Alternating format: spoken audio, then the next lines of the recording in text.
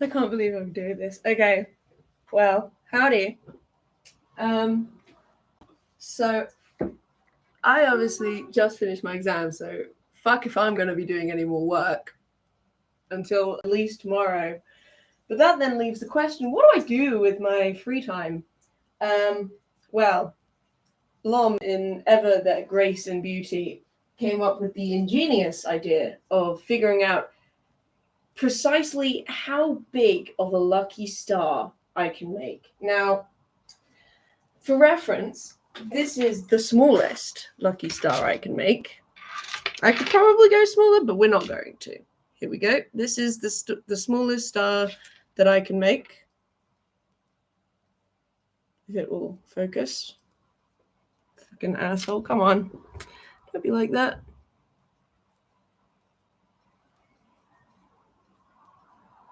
Nope. Okay. Well, it's tiny, essentially, is the point that I'm trying to put across here. She's a little baby. And, well, now I've been challenged to see how big of a lucky star I can make. I don't know whether to listen to, what's it called while I do this. I don't know. Should I? I could. I have already named the stream how big of a lucky star can I make. But having said that, yeah, I'm gonna edit the title. You know, because the Magnus archives. What episode am I on? I don't even bloody remember. 83. That's big lucky star.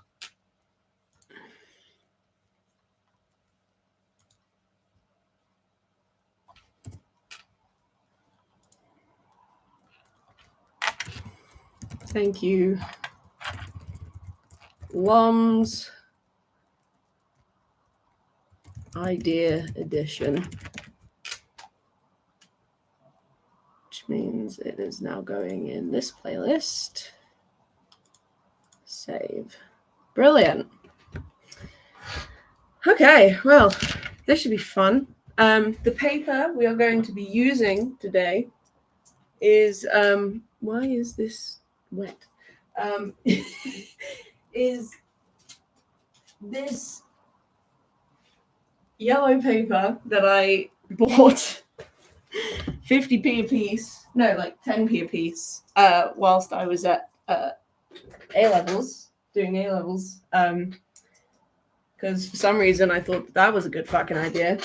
Oh god, this is gonna be a fucking nightmare. Right, we have to make some structural changes to my desk in order for this to work out the way I'm wanting it to. So you can't see it, but we gotta move shit. We gotta move shit so I can do this. Fucking, why am I so tilted? Why are you so tilted, bro? De-tilt yourself. Okay. Go on, further back. Go. Gotta clear off this space because this is going to be where all the surplus goes. Why? There are sunflower seeds on my desk. I don't want to explain that, but there are. I don't even think that they're ripe anymore. Don't think they're even edible. So here we go. Have fun, nature. Nature can have those. I think it will appreciate them more than me. Right, all of that. Okay, we've now got a clear space for the surplus paper to go to, which is obviously very important. Jesus Christ, what is wrong with me? Why am I doing this? Okay. Right. We have tape. I feel like I'm going to need more tape, but I don't have any more tape. I don't know. I don't think... Do I have more tape? Like anywhere? It's been so long since I ever ran out of tape that I don't know. Well, we'll cross that bridge when we get to it. Hopefully we won't get to it. So there are two main issues that I am foreseeing with this. How the fuck should I do this? Can I do it like that? Yeah, that's fine. You're just going to have a nice view of my crotch, if that's okay with everyone.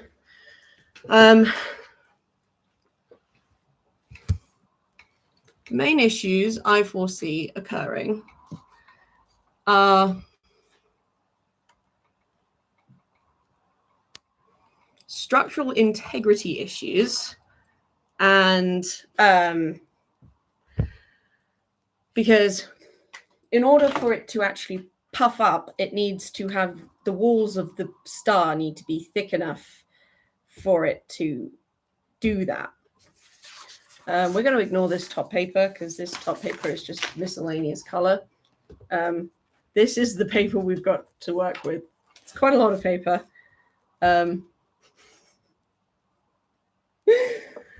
Because the whole folding it up part, I think that'll be fine. But if the walls aren't strong enough to get pushed outwards, then it's not going to be a star. It's going to become a crumpled mess. Fortunately, I have enough of this paper that it doesn't matter, but I'll still feel guilty about it. So hopefully that doesn't happen. Why am I doing this? Okay. Episode 83, Drawing a Blank. Let's go. We're James and Fuad from our podcast. I really miss AI Guy. I'm going to keep saying it. From evil headmistresses to murderous marionettes, Black Worm Parasite Rusty Quill presents. I don't want to know what that ad was for, because that's kind of terrifying.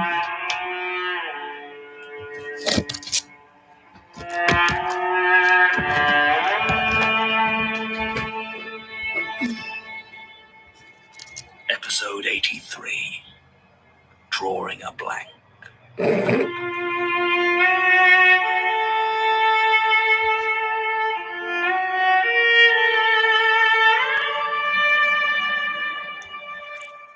we go.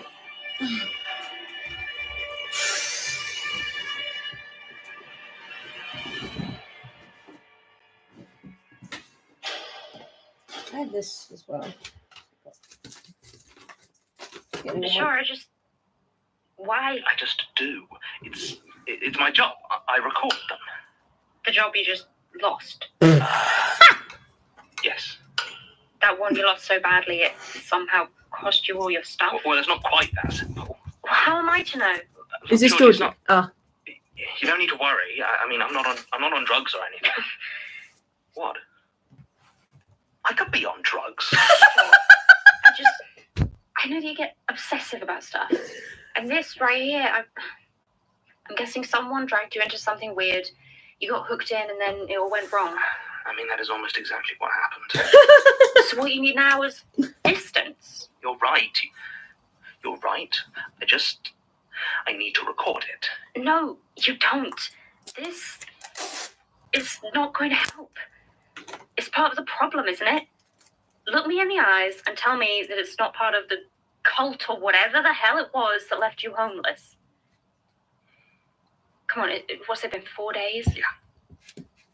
It drops through the letterbox and you spend 4 days like this. It isn't right, John. You don't sleep. I've been investigating. Please, Georgie, I need to record it. That's all. Then it's done. Fine. But you've got to deal with whatever this is. I promise. Okay. Georgie has had enough Just of so his you know, bullshit. not keen on your weird stalkers know my address. Not keen on that.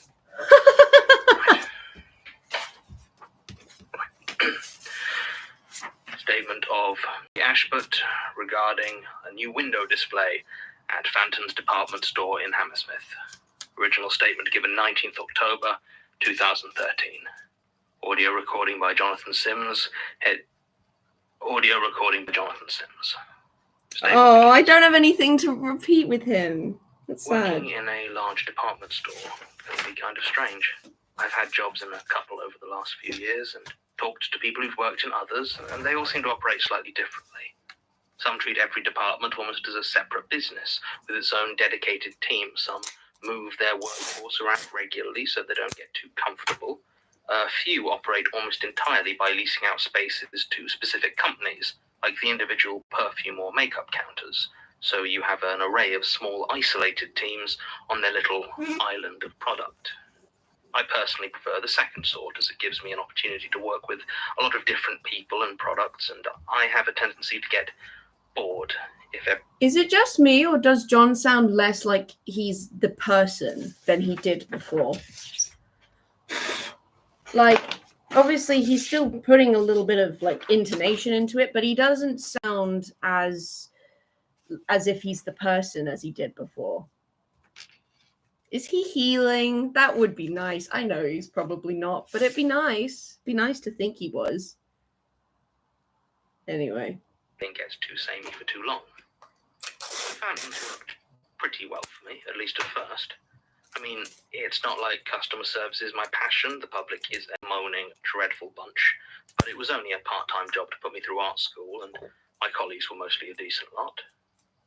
What I did enjoy, and what I tried to be involved in every time it came up, were the displays. I was mainly studying illustration, but I'd always had an interest in design more generally. So when the seasons turned, and we changed up displays in the windows and on the shop floor, I always made a point to try and be on the team helping to set them up. My line manager, Lana, knew this, and generally let me do so. I'm not sure I actually sped things up, to be honest. I'm a bit of a perfectionist, and between posing and dressing the mannequins and setting up the props, I think I probably delayed the whole process more than a bit, but everyone was very patient with me as I directed them on how I thought they should assemble the bits I couldn't easily reach. Oh, that's nice. I sometimes wonder whether It's if the I'd little left this things. display alone, or even let Lana do it, things might have turned out differently. The But in fuck the end, did you is do what to is, it? and I'm just going to have to live with it. Mm-hmm. This was about a month ago, just as we were starting to put out the autumn displays. These are always my favourites, because aside from the obvious duffel coats and Halloween stuff, the slightly more unexpected or avant-garde displays tended to be up over the autumn. The theme for this particular one was Nights at the Circus. There were acrobat mannequins in hoops, a rather well-made papier-mâché lion, and the centrepiece. A mannequin set up like a ring mistress, dressed in some of the more theatrical clothes that Phanton's was selling that season, topped with a bright red top hat and clutching a whip. It created rather a striking effect. I spent longer than I should have trying to get it absolutely perfect. When I was done, though, I knew it had been worth it. The shiny, blank face stared out from below the vivid red, and the hand clutched the whip at such an angle it seemed as though the smooth plastic flesh might leap to life any second with a crack. There was one other reason I quite enjoyed working at Phanton's, and that was it gave me ample opportunity to practice my figure drawing. Because of my classes, I tended to end up working the later shifts, and Lana would usually let me stay past closing time, where I would spend hours drawing and redrawing every static figure. The different poses and Not long costumes enough. and displays gave me fantastic practice. I feel like I should explain, because okay, so this is normal star paper, right? It's pretty long, and it's this wide. Now, if we look at roughly the size I use for my micro ones, it's this long and about this wide. Sorry, my camera's really slow, so I can't tell if I can. There we go. And it's about this wide, yeah. So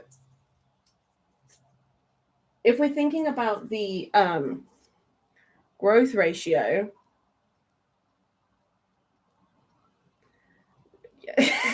we got a long way to go. essentially every time you double the width, you have to more than double the length. So if I'm using A4 sheets of paper as my width, then because if we now look at this is now a normal piece of fuck. I may have fucked up. I can't lie to you guys, I may have fucked up, but it's gonna be funny as hell. And if I can actually do this, it's gonna be sick. So carrying on. It was almost meditative.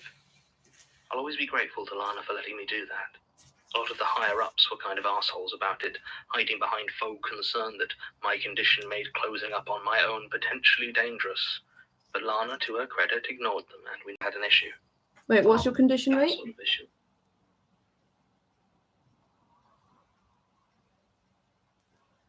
At least. So obviously, once the Nights at the Circus display went up, I spent several evenings drawing and redrawing it, copying every curve of the almost featureless face, the line of the limbs, the poise of the feet, over and over until I got it right. So when I came in one day to find that the ring mistress mannequin had been replaced, I knew instantly. It was wearing the same clothes, certainly, and was posed the same way, but I could see the difference. If I hadn't known it in such detail, I never would have noticed. Certainly no one else mentioned it. And when I asked Lana if there'd been a change, she just gave me a blank look. I was sure, though. The arms were just a little bit longer, the neck ever so slightly twisted, and the face, where before there had been the faintest hint of a nose and a slight smile, was almost completely blank. Oh dear. Save for a small patch of broken plastic near its forehead.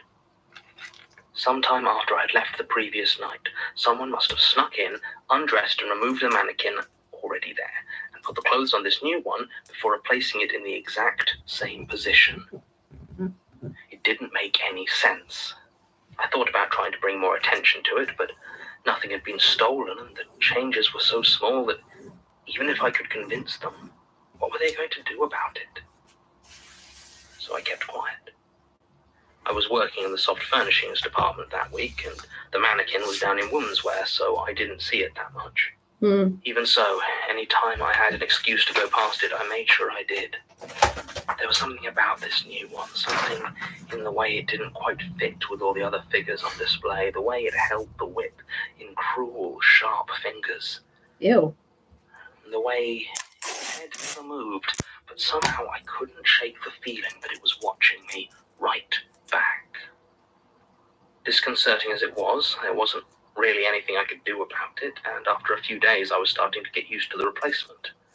I'd almost convinced myself I was overreacting, if not actually mistaken, when I was called into Lana's office just as I got into work. Her expression was stern, and she told me to close the door behind me when I came in.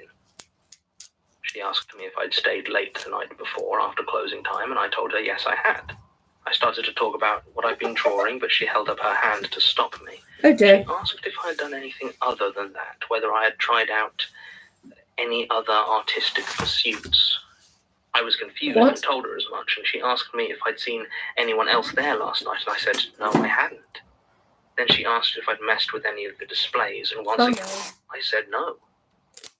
She sighed, and I couldn't tell whether it was in relief or exasperation, but she opened her desk drawer and retrieved some printouts. They were photos of one of the autumn displays. I had noticed on the way in, when I'd gone past that particular window, which had previously been showing off raincoats, I believe it had been empty. In the picture, however, it was not. The raincoat mannequin had, it seemed, been disassembled, then rebuilt into a tangled bunch of limbs and joints. Oh, that's the torso fun. was upside down, and the two arms jutted out from the front and back of the pelvis, bending up to hold the mannequin's head aloft. It had been dressed in an assortment of lurid red and purple shirts from our pajama range, and Someone had clearly stolen some paints from the craft department and daubed a colourful, smiling face on top of the blank space that had previously been there. They had finished it with a red pom-pom crudely glued onto the top of the head. The effect was alarming and put me in mind of a clown. I looked up to see Lana's eyes staring at me, acutely scrutinizing my reaction. The confusion and mild horror on my face seemed to put her a little bit at ease, but she was still a long way from relaxed. I told her it wasn't me, that I had no idea who would have done it or why, that I definitely didn't see or hear anything out of the ordinary, all the standard excuses. She nodded, though it was clear nothing I said was really helping the situation. Finally, I asked about CCTV and she shook her head. There hadn't been any focused on the vandalized display, and whoever had done it had clearly known enough about the camera placements to avoid them. Another reason, apparently, they suspected it was done by someone who worked there. We went back and forth for about 10 minutes, until at last she said she believed me and wouldn't pursue disciplinary action, but that without any other credible explanation, there was no way she could keep letting me stay behind alone. Not least because, technically, she shouldn't even have been doing it in the first place. I was upset, of course, but I also realized I was getting off comparatively lightly, so I didn't make a fuss. The next couple of weeks were difficult.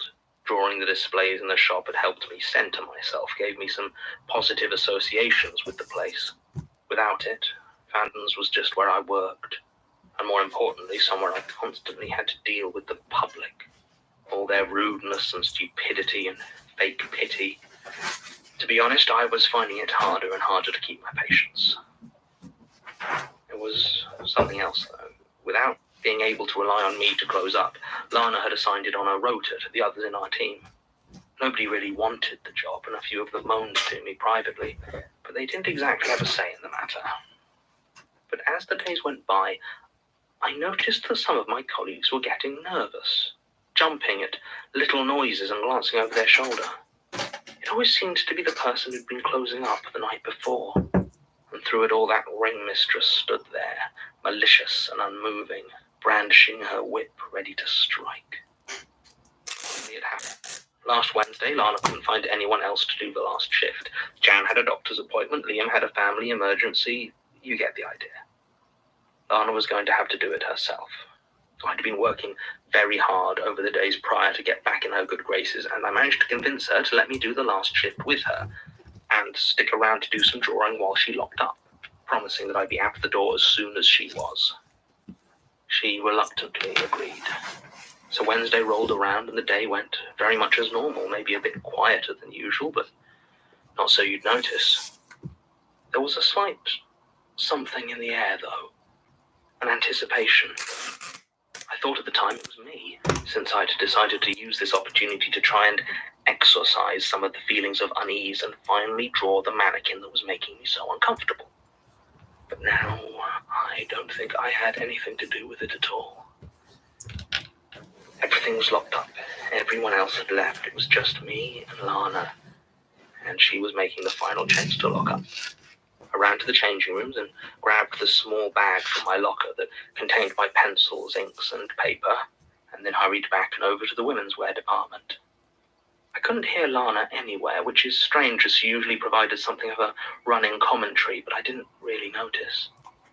I rounded the corner of the aisles and stopped dead. The mannequin was gone. Oh no. The pedestal where the Knights at the Circus display had stood was empty. Oh save no. for a torn pile of papier-mâché and the headless figure of a plastic acrobat. I stood there, my mouth hanging open, as I tried to figure out what was going on. Had Lana done this? Was this all some elaborate ploy to frame me for something? Vandalism? That didn't make any sense. The store around me was still and silent, and it felt as if all I could do was wait for something to happen. I apologize that I'm so quiet. I'm very focused right now, which is kind of ridiculous. But she's a long boy. She's long. And I've had to put these as weights because if I the paper's gonna fucking project itself off of my table. So yeah. That's why we now have the rubber at first was enough, but now it is not. So the glass bottle has joined the fray. I'm very focused because I'm trying very hard to make sure that all the paper is like lined up perfectly. Right now I'm going for length, and then what I'm going to do is I'm going to go back and I'm going to put little bits of tape right at the very ends of where the paper connects, so that when it's folding, it's less likely to cause issues. But for now, it's I'm trying to conserve tape whilst getting length in, and then at the end, I will go back through my paper, make sure that all the tips have got paper like covering them, like fold it over almost. So I'll just show you with this one, just because it's fine. So let's see, I'm gonna put my tape on like that. But then you see you got like these, which I feel like is going to cause issues. So then the plan is to essentially get a little piece and then wrap it over like that, so that it's essentially like one just long piece of paper with no breaks. And I'll do that on both sides. But yeah, that's the plan. I'll do this one as well whilst I'm here as well.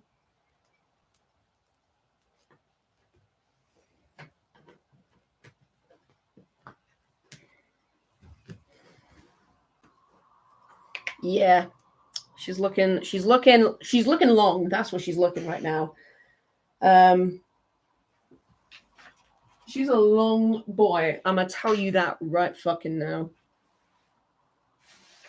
Goodbye.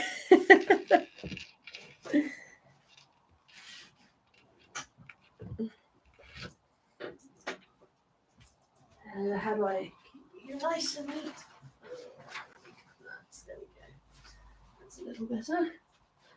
Don't want it to get all creased and gross. That would be very sad. All of that work, and what did it get me? Why did I do it? And sure enough, after a minute or two, I heard Lana's voice calling to me. Except it didn't sound quite right. Oh no. There was a strangled, hoarse quality to it, like the words were being pushed out against her will. I was terrified of what I would see when I reached her, but my only other option was to run, and if she was in trouble, I'd never forgive myself.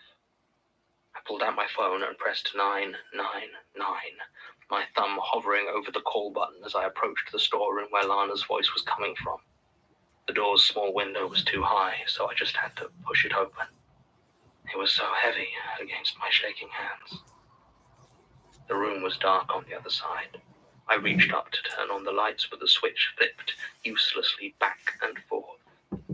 The light from the door illuminated a few boxes of leggings, but I couldn't bring myself to go any further in. Just beyond the light from the door, I could see a figure, tall and thin. Oh no. It could have been Lana, but I wasn't sure. At least until it began to move. Its steps were jerky and stiff, arms snapping out and back as it moved towards me step by step. I felt my own limbs seize up at the sight. Oh god. And my phone slipped uselessly from my hand. Oh god. The faceless figure loomed over me, and when it bent down, the finger it placed upon my lips was cold, hard plastic. Oh! Shh, it said. Don't do that! Though it had no mouth to form the sound. That's horrid. The next thing I remember is the police. I must have pressed dial before I dropped my phone. They found what was left of Lana further into the storeroom. I was questioned for a while, but much to the dismay of tabloid headlines everywhere, it became clear quite quickly that there was no way I could have done it. The CCTV showed me almost constantly during the period Lana would have been killed, and the only blood on me was a single, neat line across my lip. Oh. Of course, that's not to say the police believed my version of events either. They are currently working on the theory that a killer had been stalking the store for a while and finally chose that night to strike, but they didn't expect me to still be there and fled when it was clear I'd called the police. Ah, classic But police. I remember. Don't worry, the police have this nasty habit of making up bullshit. Don't worry, babes. The police in this in real life as well, have a very nasty habit of just, fucking lying. Taste of blood Ew. and plastic of that stiff and lifeless hand. The statement ends. As I have discovered in the few days since this statement arrived, it is far harder to conduct a thorough investigation without the resources of the Institute or the expertise of my assistants. I have located a few stories about the death of Lana Billings, found strangled and partially skinned in the storage of Fenton's department store. But the rather lurid newspaper coverage is as much as I could find, and it gives no further information of use. Well, that's not quite true. No. The Express illustrated their story with a picture of the service entrance to Fenton's, the entrance the killer is assumed to have used to access the storeroom. I do not know whether this picture was taken before or after the crime, or whether it's a stock photo, but I cannot help but notice, parked just at the edge, is an off-white delivery van. Oh, God. The resolution is not high enough to make out the name on the side, but I'm not sure I need to. I've had little luck in tracking down Ms. Ashburn herself. I managed to find a legal transcript from 2011 regarding a wrongful dismissal case she brought against a previous employer, the firing she claimed as being motivated by her dwarfism, but none of the parties involved had any up-to-date information on her. Something of a dead end. There are some connections here, though. What they might mean, I just don't know. Circuses, skin, things just a few degrees off from human. The mannequin, I would assume, has some connection to this stranger being. The same one we've had such problems with already. Brecon and Hope might also be connected to it. I recall they made a delivery to a taxidermy shop in a previous statement, I think, which brings us back to skin. Not to mention... I think Beacon and Hope's deliveries kind of function the same way as Mary Key did. You know how Mary Key said, I'm not particularly attuned to any one of them. I kind of dabble. I think that Beacon and Hope deliveries functions in a similar way to that. Like, it's like they just kind of... They're almost like the messenger, they're like the one thing that all the fears share. It's like, yeah, that's the thing that everyone uses. So they're kind of middle ground, where they're not the enemy nor the friend of any particular fear entity. They just function for all of them. More than one witness has described them as uncanny, not quite seeming like real people. Until I am more certain of the identities of the other powers out there, I am going to assume Brecon and Hope are at least working with, if not part of, the stranger. Of course, the biggest mystery to this statement is who sent it to me, and why. Oh, There's no you know return who address. and why. Something I'm glad Georgie didn't spot, no postmark, which means it was delivered by hand. Does someone from the Institute know where I am? Yes, darling. Or is it someone else? And why this statement? It links in with a lot of what I'm already looking into, but if there were any revelations in it, I can't find them. Or is it a warning? Emphasizing that if I simply wait and see what happens, if I don't act on what I know, then someone I care about may pay the price. Well, that's already happened. If that's the case, then I think message received. Hiding won't bring any answers, and it won't stop whatever's going on. I'm going to keep looking into where this statement came from, but it wasn't sent in vain. I've got work to do. Yeah, you do. Recording ends. Hell yeah.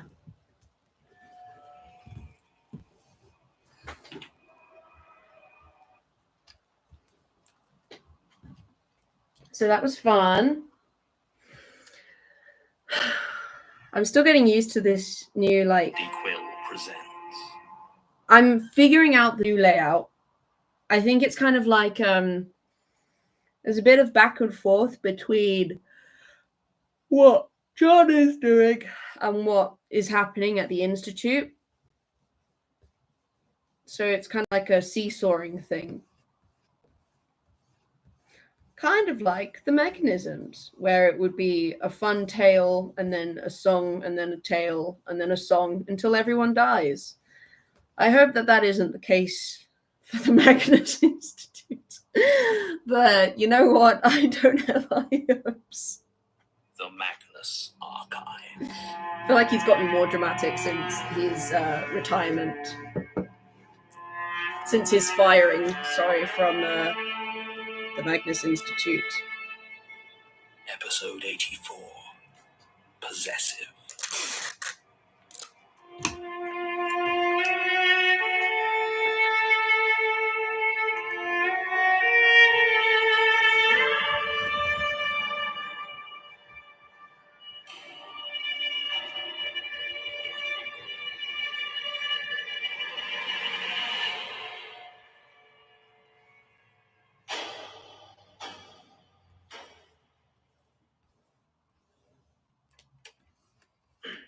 Right, Martin Blackwood, archival assistant at the Magnus Institute, recording statement number 9900112, statement of Adrian Weiss, given December 1st, 1990. Yeah, Martin! Martin! I fucking love you, baby boy. You're so cute. Yeah, you get that archive statement energy going, my precious baby. That's my wife. When I was about 10 or 11, my parents moved us from Ipswich out to a small village in Suffolk called Cratfield. Okay. I'd tell you what the nearest notable town was, but there really wasn't one. Nothing much near us at all. It was open and rural, and the way I saw it, absolutely filthy. Mm-hmm. I was used to the dirt and grime of a city, so all that manure and rot that gave the countryside its particular odour made me feel like I could never quite get clean. Still, I was happy enough to be living there. My school in Ipswich had been very difficult for reasons I'd rather not discuss, and I had no friends to speak of that I was leaving behind. For all the isolation and muck out there, I still felt like I appreciated the fresh start. Mm. The village kids were an insular lot, but they accepted me much quicker than I had expected. I guess they couldn't really be picky. A place that small, you end up hanging out with all sorts of kids that you wouldn't normally look twice at. That's how I met Gordon Goodman. He never really fit the name. He was about 14, a bit older than most of the other kids back. Before we proceed, we're gonna. Oh, sorry. There you go. Now you can see me. We're gonna see how much progress I have made with my document. So we're gonna. Come on, darling. Oh, she's long. Oh no. Okay. I might not have thought this one through. Right, let's try that again, shall we?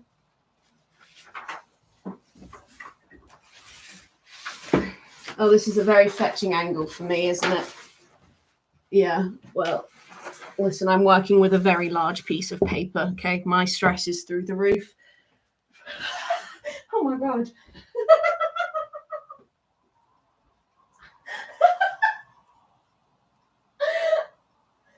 This is my front door.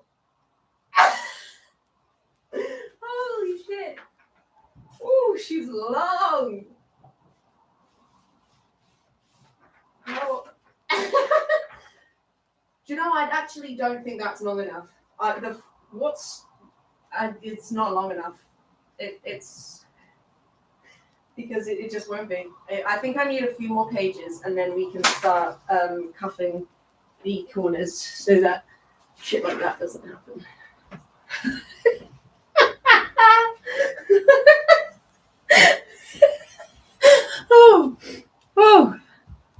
Oh, that's tickled me. Oh God. Okay. Let's plug you back in so you don't die, Don't want you dying on me. That would be really very unfortunate. Okay, there we go.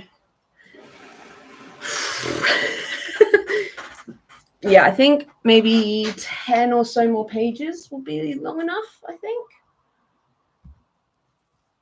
Because again, if we're thinking of the measurement, it's like 1, 2, 3, 4. 1, 2, 3, 4. 5, 6, 7, 8, 9, 10, 11, 12, 13. Yeah, so a few more pages. Just so I've definitely got that structural integrity that I'm going for. Couple of years, but still one of the smallest. Barely 5'2" and scrawny as anything. So is Martin gonna be like the audio person now? That's so exciting. My baby.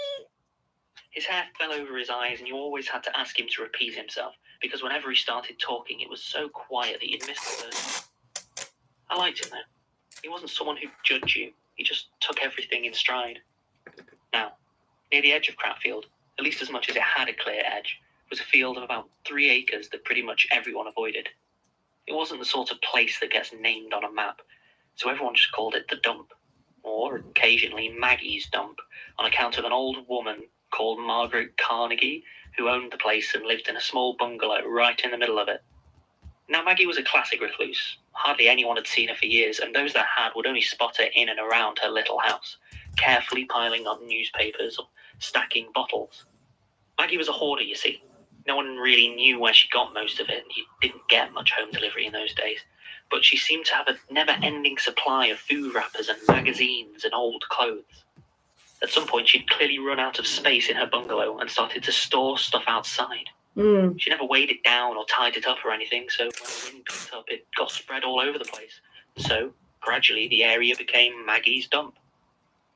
Cratfield was a good ways away from the nearest actual rubbish tip, so it wasn't long before local families started to use it as well.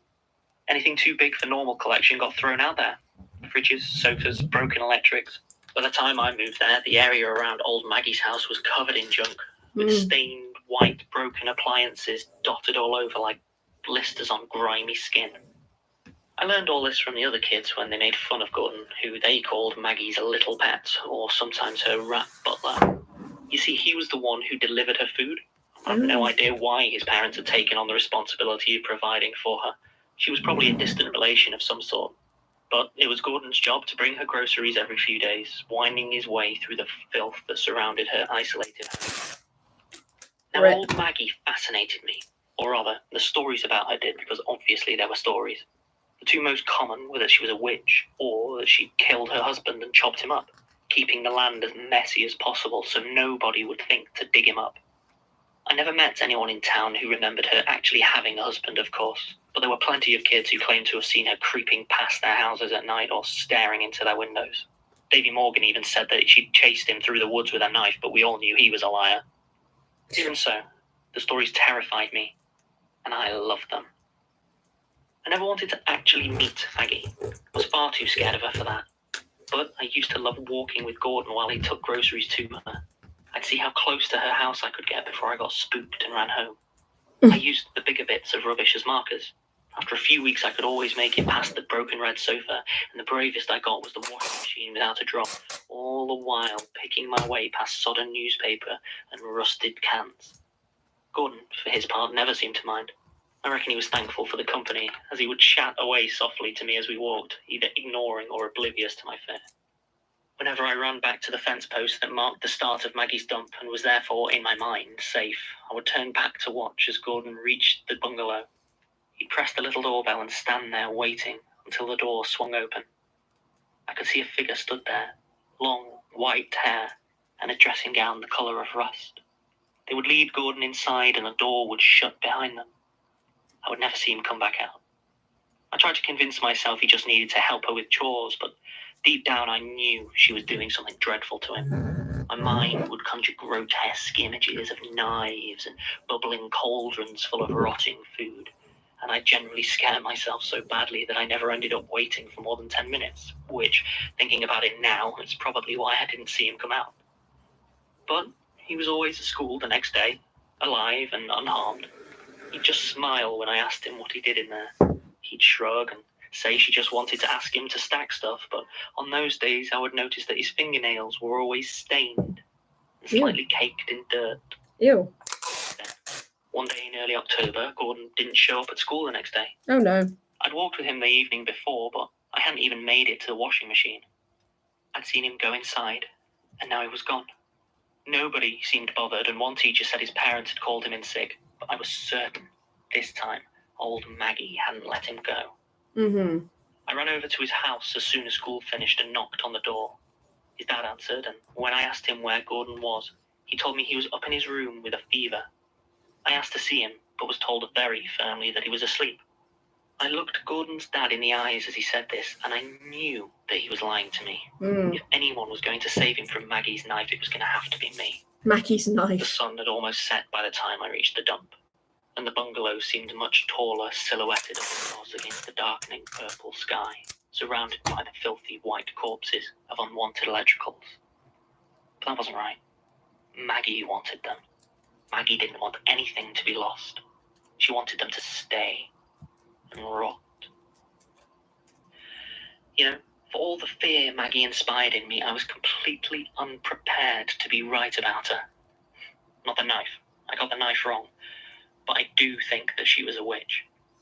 In the years since then, I've tried very hard to convince myself that what I saw that night was a dream or a false memory or something, but it wasn't. I was past the washing machine before I'd even registered what I was doing, and when I realised where I was, I felt my legs begin to seize up. The lights in the house were on, dim through the filthy windows, and they cast a diseased yellow glow that reflected off a pile of clear glass bottles stacked outside. I don't know how I'd never noticed the smell of that place before, but now the stench of it hit me like a wave. I gagged and fell to my knees, not wanting to put my hands anywhere on the litter-covered ground. As I looked around desperately for a patch of actual grass which I could use to support myself, my eyes fell on something that seemed out of place. A pristine, unopened can of baked beans. The absurdity of it overcame my fear for just a second, and I steadied myself enough to get a closer look. It stood upright, about 2 feet from a fallen grocery bag, one of the bags that Gordon always brought when he went to see old Maggie. Behind it was another bag, and another, and another, until I saw, propped up against the back of the house, dozens, if not hundreds, of shopping bags. Oh God. Some seemed to be almost new, while others had clearly been there for months, and all of them were full to the brim with unopened food. I found myself reaching for the tin. I just wanted to touch it, to feel something clean and real, to make sure I was still in the world. But as my fingers brushed against it, the can began to shake violently. The metal bent and warped like something inside was growing rapidly, bursting to be free. I fell backwards, now fully panicked, and started to crawl away as quickly as I could. The throbbing tin was nowhere to be seen now, but as I tried to get away, I felt the ground give way beneath my hand, and it was sucked down up to the elbow in clinging muck. Oh God. Somehow, I managed to choke down a scream and pulled my arm free, ripping soil and dead grass out in clumps. It was covered in a wriggling mass of earthworms, squeezing and pressing their slimy bodies against my skin. Still, I didn't scream as I shook my arm wildly, flinging them away from me. My head was swimming, searching for something I could focus on, something normal, if only for a second. What I saw instead was Gordon's face. Oh no. Staring at me from the mud, Oh the hole I had torn in the ground. no. Oh no. His eyes were vacant, and his skin was marked and discoloured. Then I realised with a start that it was a mask. Old newspaper and wet cardboard formed into a perfect recreation of my friend. Oh God. A fleshy knot of worms slithered through the hole of its mouth. And then, all at once, my mind snapped back to Gordon's plight, to why I was there in that awful place. The light was still shining through the grime of the bungalow windows as I gingerly placed my foot on a pile of old newspapers and lifted myself up to get a look inside. My fingers gripped the edges of a window pane slick with some sort of dark oil. It took a moment for my eyes to focus on the figures inside, and even then they were blurred by the slime-encrusted glass. I could see Gordon sat in a thick, threadbare armchair motionless. Bent over him was the thin, hunched form of old Maggie. Tiny shapes moved over my friend's still form as her thin hands smoothed pieces of ancient yellowed paper over his face. Ew. Her dressing gown was wet, and her wrinkled skin glistened with the pale fluid that dripped from her fingers as she smoothed the strips in place. I could hear her singing a soft, crooning song, and as her voice got louder, the things crawling over Gordon got faster and more agitated. Then my foot slipped, and a glass bottle fell from its pile. It wasn't loud. It didn't even break, but that was all the excuse I needed to run. I don't know if she heard it. The mere idea that she might see me was enough to send me sprinting all the way back home to safety. When my mum saw the state of my clothes, she sent me to bed without dinner, which was fine by me. I crawled under the covers and lay there until sleep finally came. Gordon was fine. He was in school the next day like nothing had happened, and we never spoke about it. He stopped delivering to old Maggie, though. At least, I think he did. I lost touch with him about a year later when my family moved again, this time to Liverpool. I tried to convince myself that it had all been a dream. I'd almost managed it as well, until I found myself in Ipswich last month on business. My drive home took me near to Cratfield, so I decided to pass through for old time's sake. I stopped at the White Hart for a coffee and ended up chatting with some locals. We talked about nothing for an hour or so, until someone mentioned offhand about having to swing by the dump with their old mattress. I asked him when Cratfield had gotten a dump, and he explained it was actually just a patch of old waste ground where folk tossed their rubbish. Did it have a name? I asked, and he nodded casually, like he had no idea that what he was saying mattered in the least. Sure, he told me. It was named for the weird recluse who owned the place. They called it Gordy's Dump. Statement ends.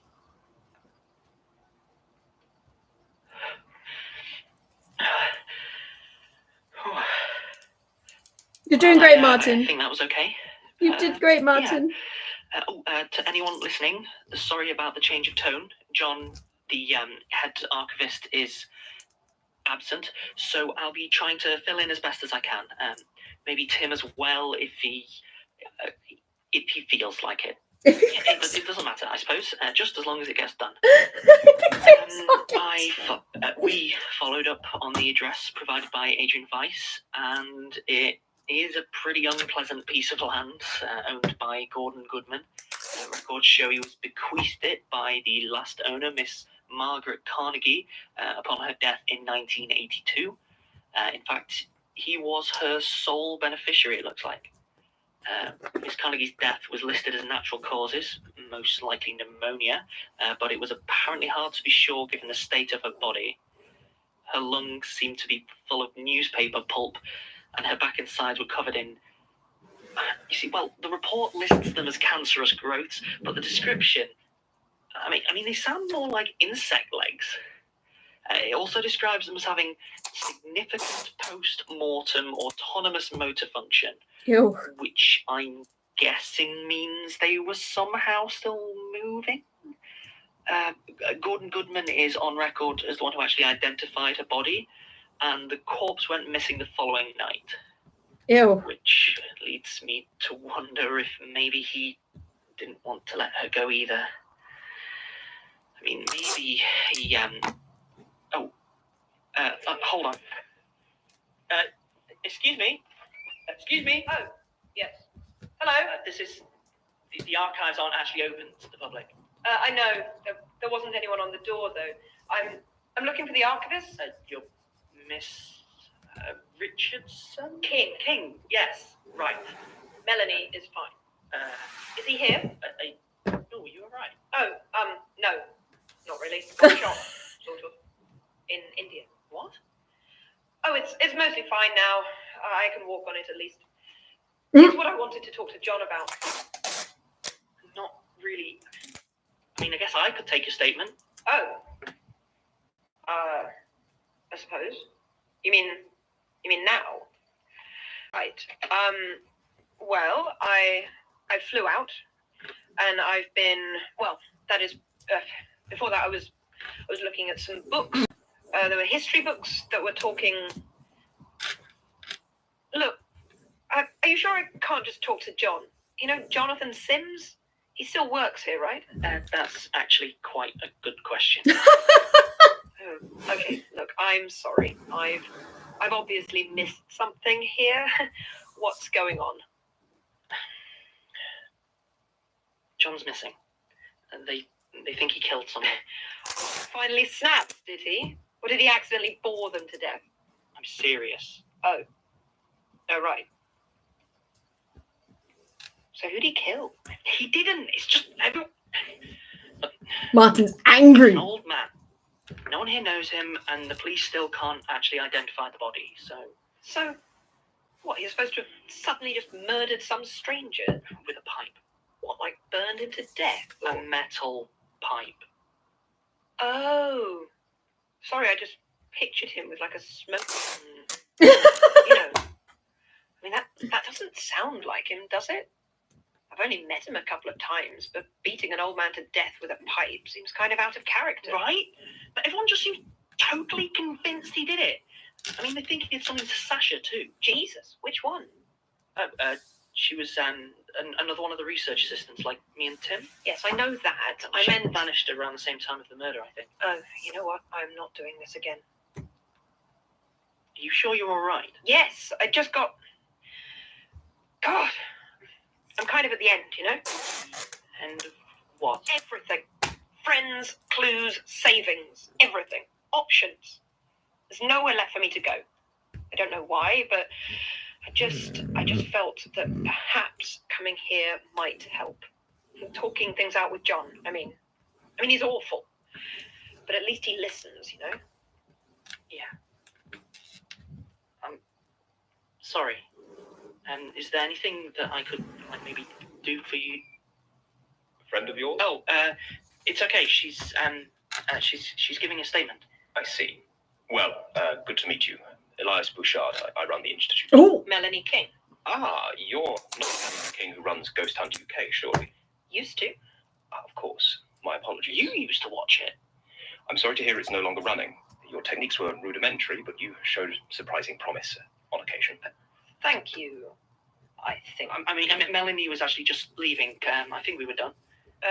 Yes. Yeah. One moment, Miss King. Martin has filled you in on recent events, I believe.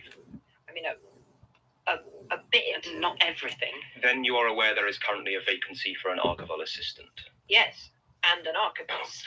I don't think we need to worry about that just yet, but the assistant role. Hang on. Are you offering me a job? What? You have some experience in the field, I believe. Well, yes, but... I mean, I'd like to make her qualified. Formal qualifications aren't everything. Martin. hi, Maria. Do you like Hi. the job, Melanie? Hello. Oh. I'm making a massive lucky star. That's why we're looking at my crotch right now. Because this goes on for my entire apartment. Because Lom challenged me to try and make the biggest lucky star I can, because I can make very tiny ones, like these, but they wanted to see if I could make a massive one, and the issue is that the paper I use needs to be long enough to have the structural integrity to not crumple on itself when I fold it. Yeah, and I make a lot of them. I mean, they're pretty much everywhere in my background. But I am yet to try and make a massive star. So that's what we're doing. And Elias just offered Melanie King a job for no reason.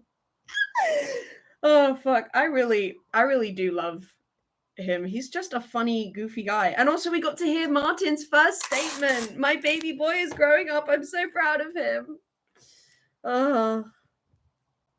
It's everything is...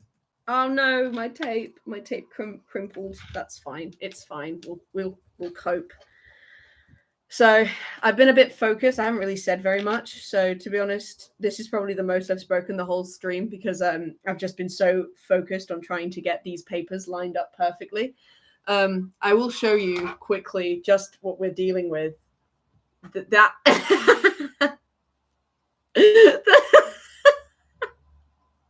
look at this absolute monstrosity. It's so long. Oh god. It's so fucking long. And it's not, what's funny is I don't think it's long enough.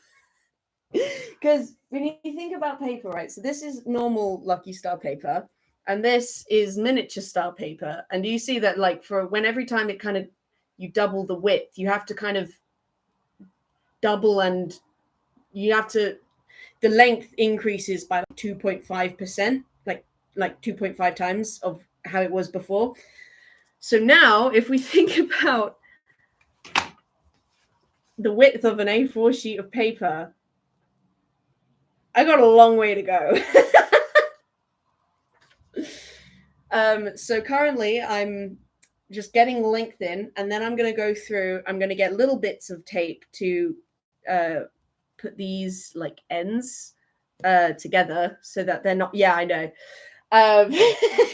So that it's all more consistent, like it's less likely to tear, almost, like, because sometimes tape can like tear between the papers.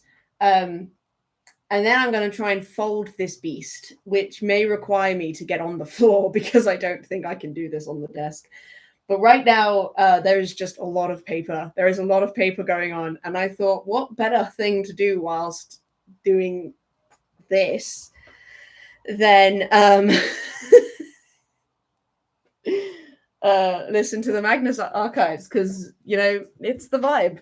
I love that Elias is truly in his unhinged phase. He went, I've been normal for too long. I've been treating people, you know, to having totally normal experiences, a totally normal boss, you know, and I think it's about time I just went fucking ape shit, you know? So, honestly, it's kind of funny, kind of chuffed. It's rather sudden, but, I mean, sure, yes. Yes, I do, Melanie. I'm really not sure that you actually... Problems, Martin? Oh! No, Daddy's angry. No, I guess Yeah. not. Good. Well, if you want to come on up to my office and we'll have a proper interview. Hopefully get all the paperwork signed. Lead the way. Oh, Elias. Naughty boy. Great. Oh,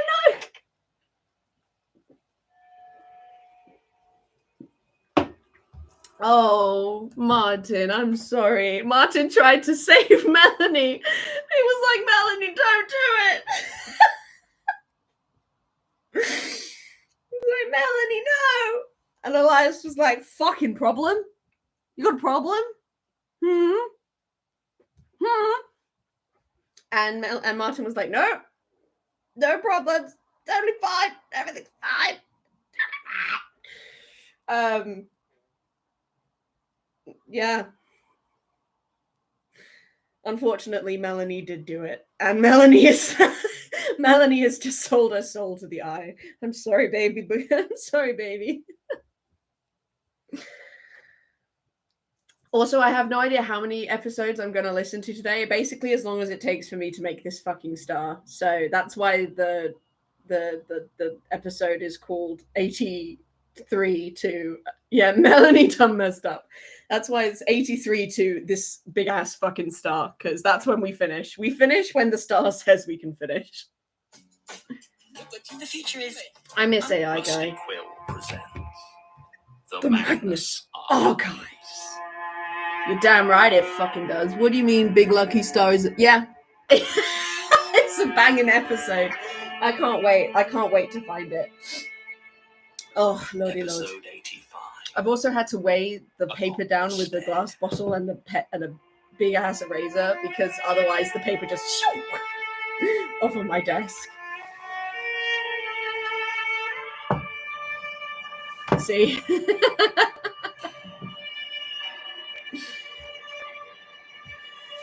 Oh, lordy lord.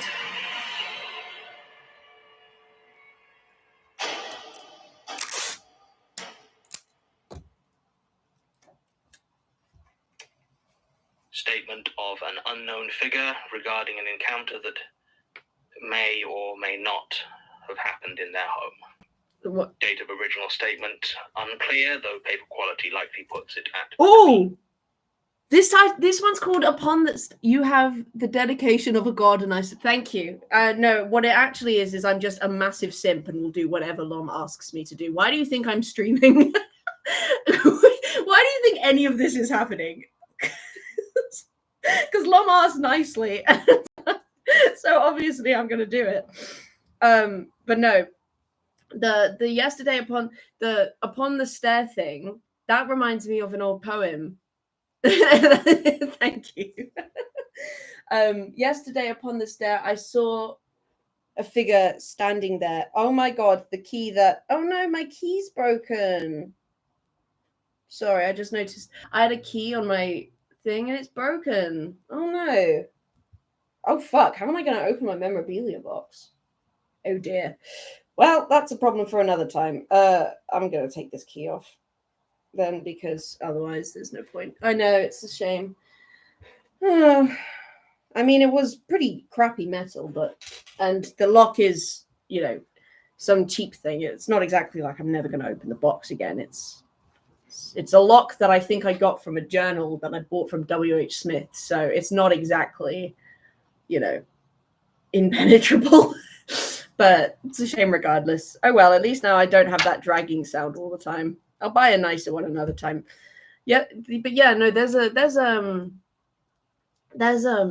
poem that's called Upon the Stair.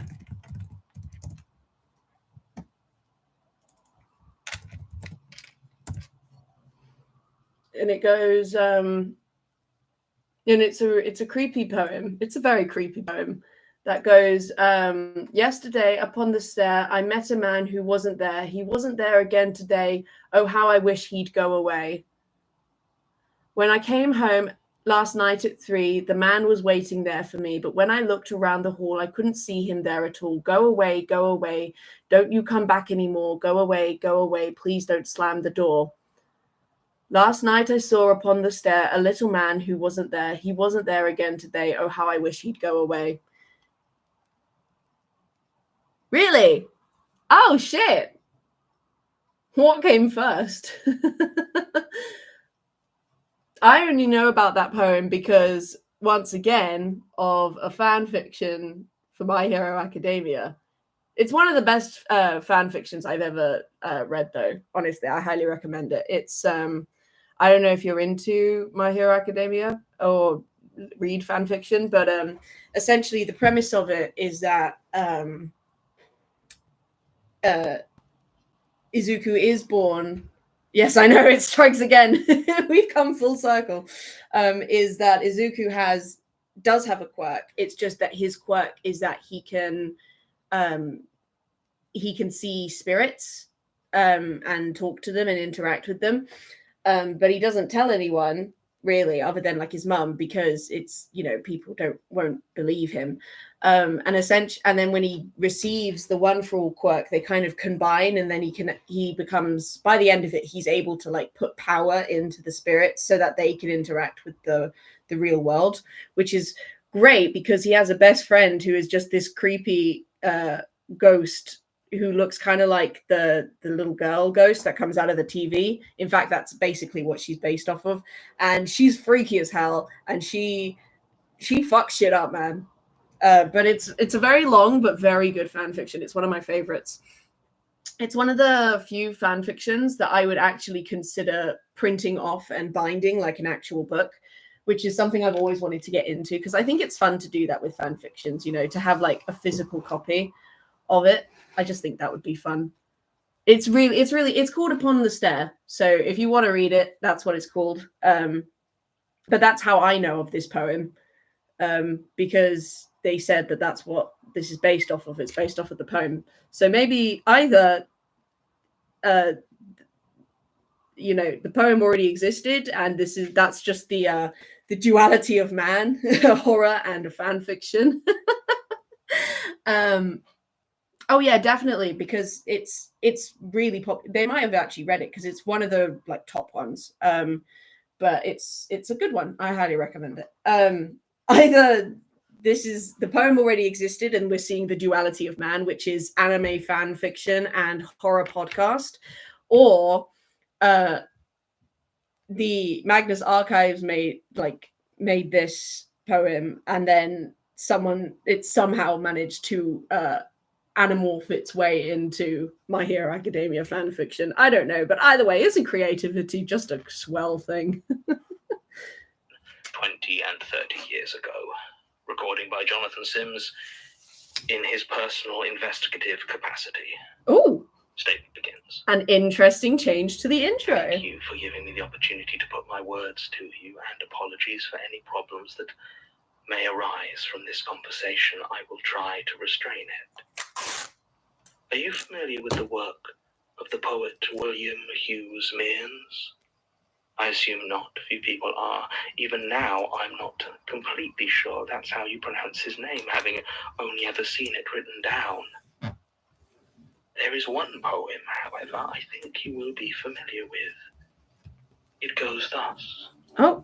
As I was going up the stair, there it is. I met a man who wasn't there. He wasn't there again today. Oh, how I wish he'd go away. When I came home last night at 3, the man was waiting there for me. But when I looked around the hall, I couldn't see him there at all. Go away. Go away. Don't you come back anymore.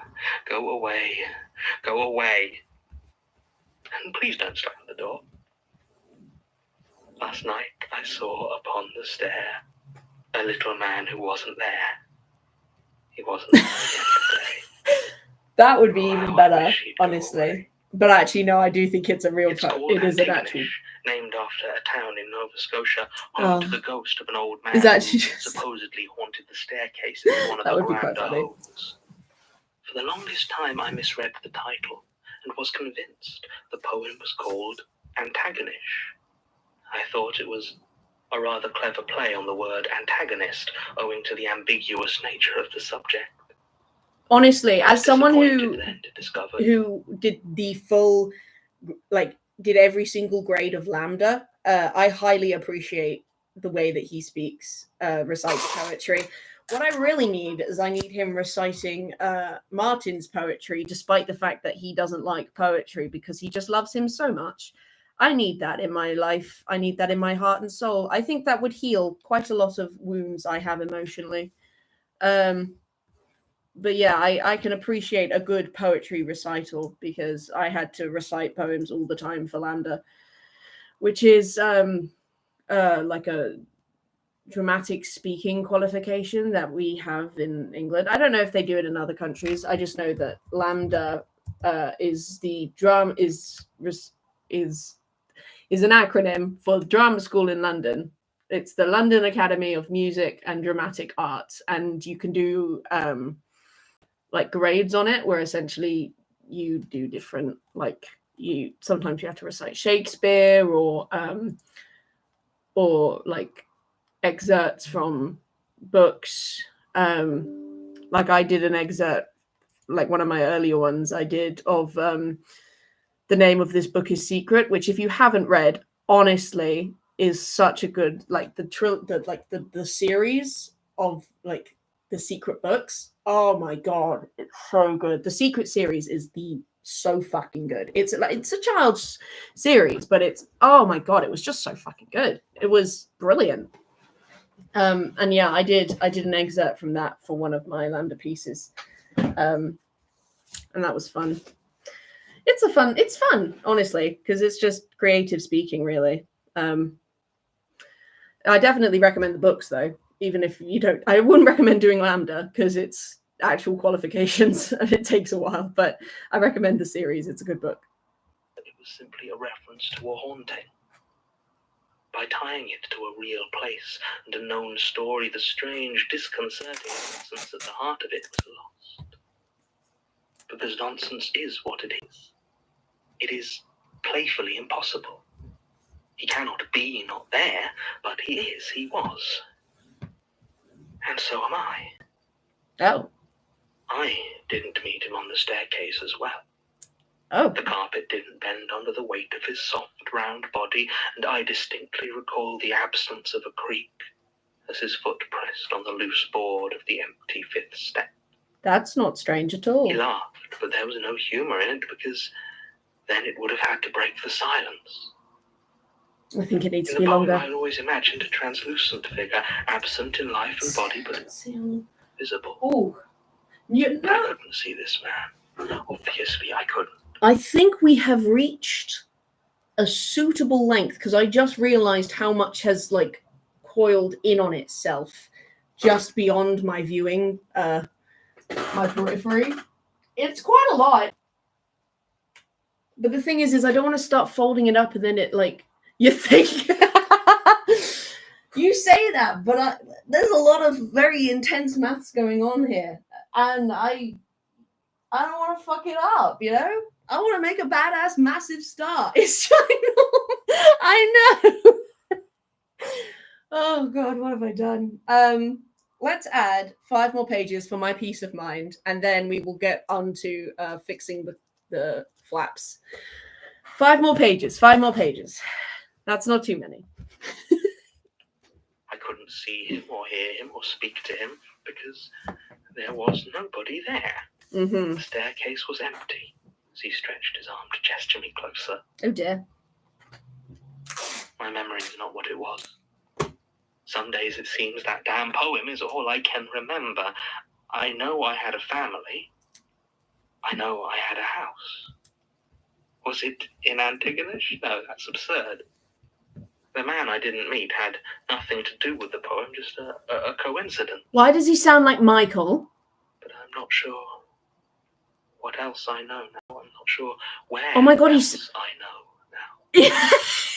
I'm unsure where I've ever been. Don't come for me like that. I think it's decently big. Listen, okay? I need, because I'm going to be pushing the sides into this. This needs to have the structural integrity of a building, okay? I'm not sure if it's big enough. It must be. But I am still going to add a few more pages. So, but I might be overthinking it, but he sounds kind of like Michael. Because you know how his voice starts to emulate the person? He sounds a little bit like Michael. And that's kind of creepy. I had a home, a house. I know it had at least 2 floors because there were stairs. The stairs were real. He wasn't there, but the stairs were, at least to begin with. It was dark when I didn't see him, and I was about to walk up to bed. I remember being cold, damp. Had it been raining? No, the water was still. This man could just voice. Yeah, exactly. Warm in my bed, and I couldn't because, in spite of his own absence, this The man vocal the variety stairs. that this man has never ceases to amaze me. I think I would have asked others to tell me what or who they might or might not have seen if that had been an option, and I didn't. So I must have lived alone. I don't know why the lights were off, but the moon was bright and cast stark shadows upon the empty floor where this figure stood. For obvious reasons, I can't describe him. I can barely describe his absence. I could try to say that his hypothesis was tall and wide. His hypothesis, Conceptually, I like that. Could have had arms that stretched away from a soft-looking torso with stubby fingers that did not grip the banisters tight enough to splinter. If he had had a face, it would have been unremarkable, with a small, plump mouth that failed to quite turn into a smile. He didn't speak, so I couldn't hear his offer to join him on the staircase, but I accepted. I don't know if I was just desperate to try and get up and into my bed, or if I was generally curious as to what this man had to offer me, when he didn't even have enough wherewithal to exist. Mm-hmm. So I placed my foot on the first step, and I began to walk. If he'd been there, it might have been hard to get past his bulk, but as it was, I continued up without any problems. Did The it? staircase in my house was not long, and it wasn't steep. It's very disconcerting, like the way it's like there was not a man, but he's describing all of this, but he's very adamant about the fact that there is no man. Like, that's kind of creepy to me because it's, I don't know. It's just like, I don't know, it's just kind of weird. You know, the way he was like, it was dark when he was not there. It's like, oh, it's just like, it feels uncomfortable. Went straight up to the But also just landing very by a depressing. It single feels, right there's something very angled turn. depressing about it. It was not a spiral staircase. So after walking down that corkscrew for almost a half hour, I knew it couldn't be mine. The man hadn't come with me, of course, so I wasn't able to ask how it was he could always stay 3 steps in front of me without once moving his legs. I walked, and then I didn't walk, and that got me moving much faster.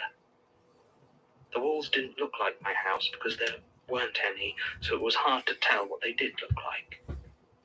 Eventually, I must have reached the end because I woke up the next morning in my bed. It's really My long. bed was at the end of the staircase that was there.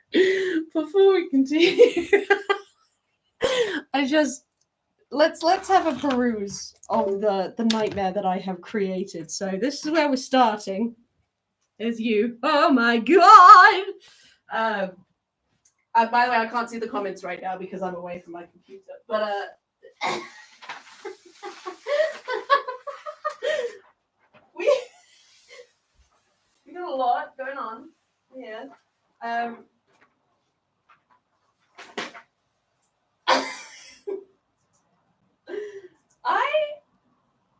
That might be long enough. Might not be though, but for now I'm going to assume it's long enough because, good God, I think that's enough. So yeah. Now we're just gonna go through the process of taping all the edges so that it's nice and smooth. Because, you know, I ain't a bitch. When I commit, how do you even? Honestly, I don't know. I do not know. I don't know how we got here. I don't know how to leave. Wait, have I got it? Yes, screen dimming's on. Sorry, I had to check a little setting to try and reserve some battery. I honestly don't know how we get this.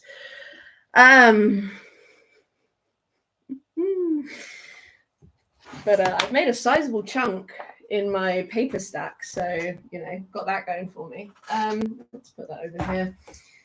I'm going to fold it all up, put it there, and then kind of push it away again like I did when I was making it, to like do all the corners and stuff. Because there's, oh, don't run away now, please. So just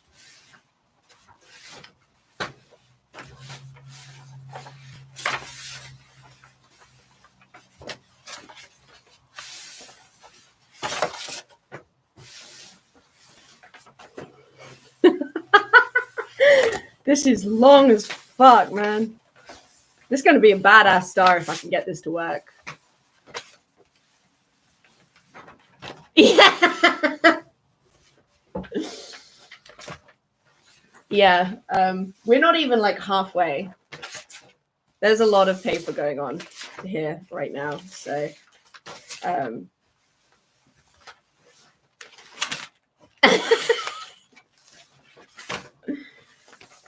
oh my god. It's still not like finished. I can't even see the end yet. This is, I may have made it too long. I don't actually think I have though. All right, it is, I can see the end. Oh my god, it's actually heavy. This is a lot of paper.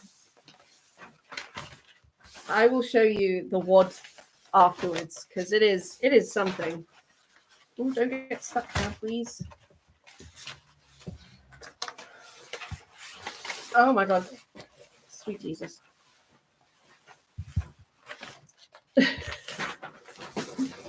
Almost there. Oh, careful.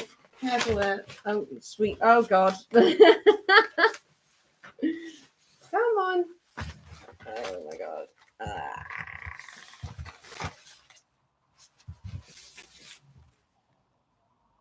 I'm not complaining. I mean, to be fair, I've owned this paper a long time, so the trees. There we go. Right, this.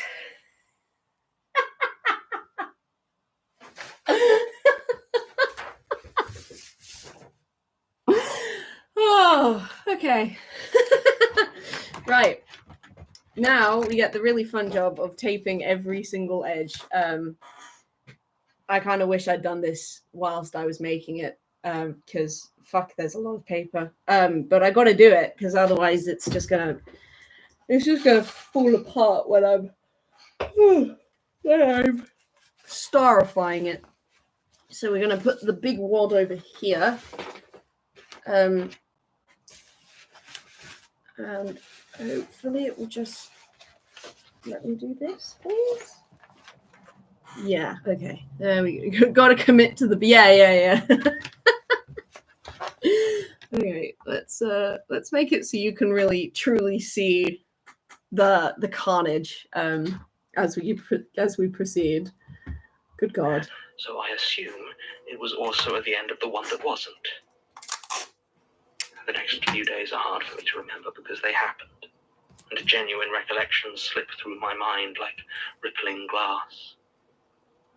But the man didn't come back. He didn't come back every night. He didn't come back until I made a horrid mistake.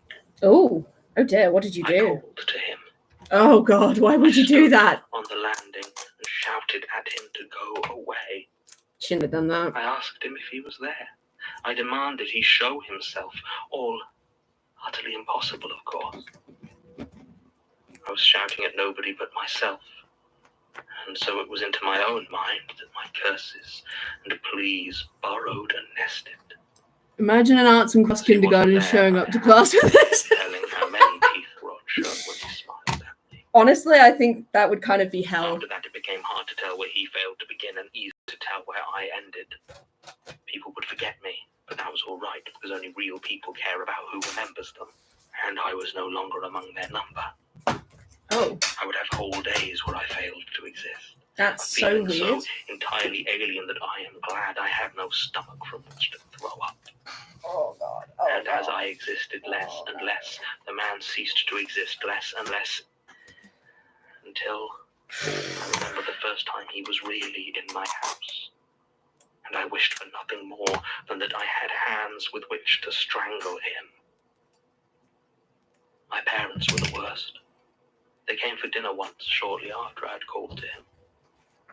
They looked so confused when I served them their meal, and the conversations would die after only a few words. My mother's eyes were bloodshot, and I could see them unfocused when they tried to look at me. Oh She no. dabbed a napkin at her mouth and asked me where her son was. I asked her what his name had been. She didn't know.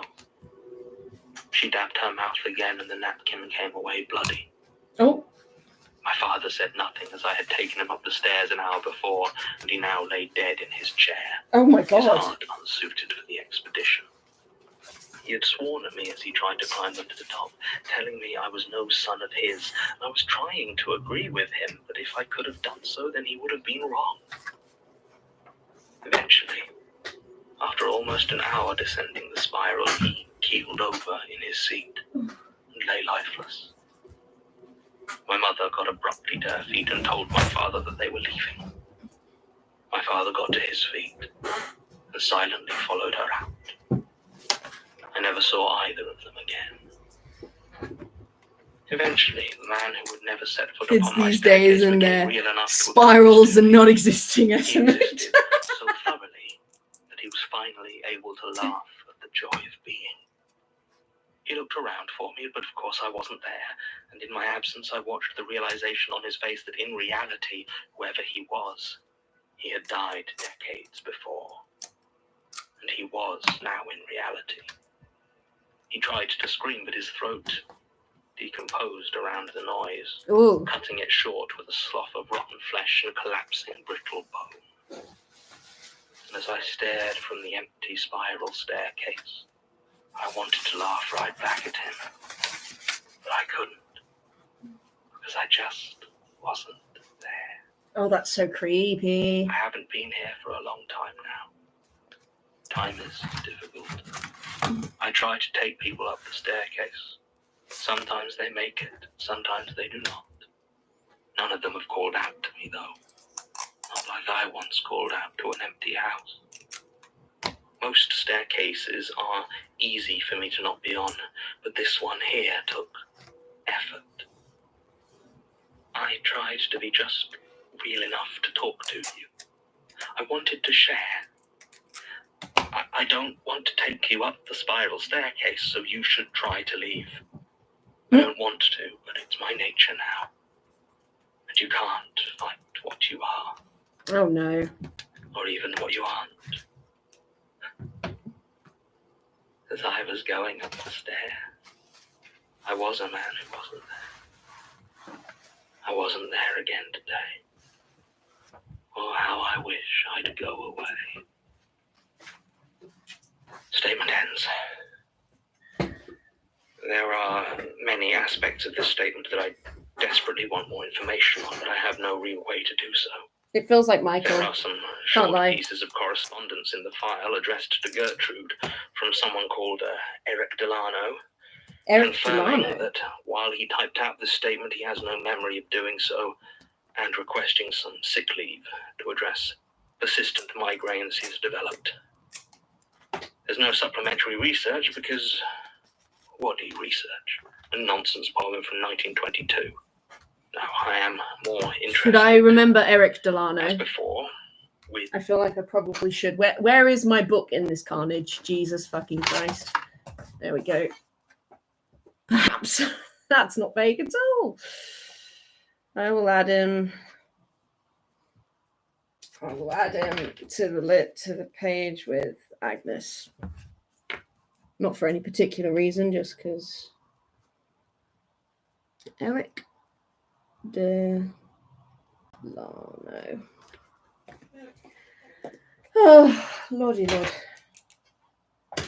There's so much paper going on. I don't think I'm ever going to sleep now without thinking of fucking paper. Jesus.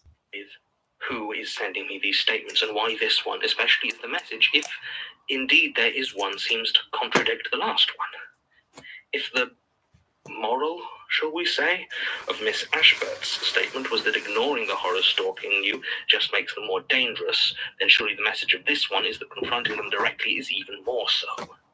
Yeah, I suppose that probably. leaves skulking around the periphery, which is what I was already doing. There is, of course, a different reading, which is that this is a targeted warning about trusting Michael.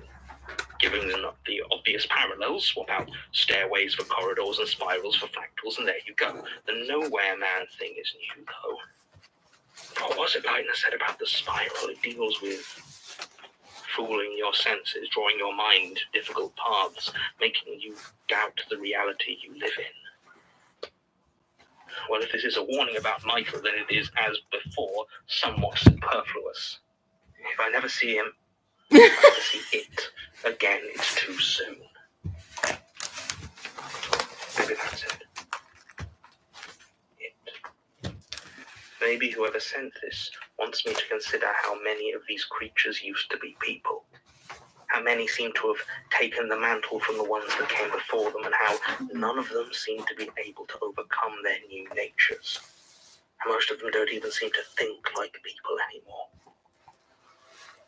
Given that there is every possibility I've taken on one of these mantles myself, this is not an interpretation I'm keen on. Or it could be someone in the archives randomly sending me statements with no curation, rhyme, or reason. Assuming they come from the archives. Yeah, they're just trying to fuck with you, bro. Institute statements, but I have no idea who's sending them. Probably Elias. I feel like I've been seeing a lot of police cars about.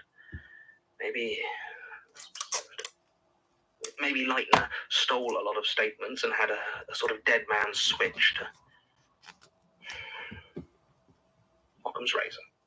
For now, it makes sense to assume they're coming from the Institute. And they're only coming one at a time, so I will work on the belief that they are some way curated. Mm-hmm. So the current questions are who and why.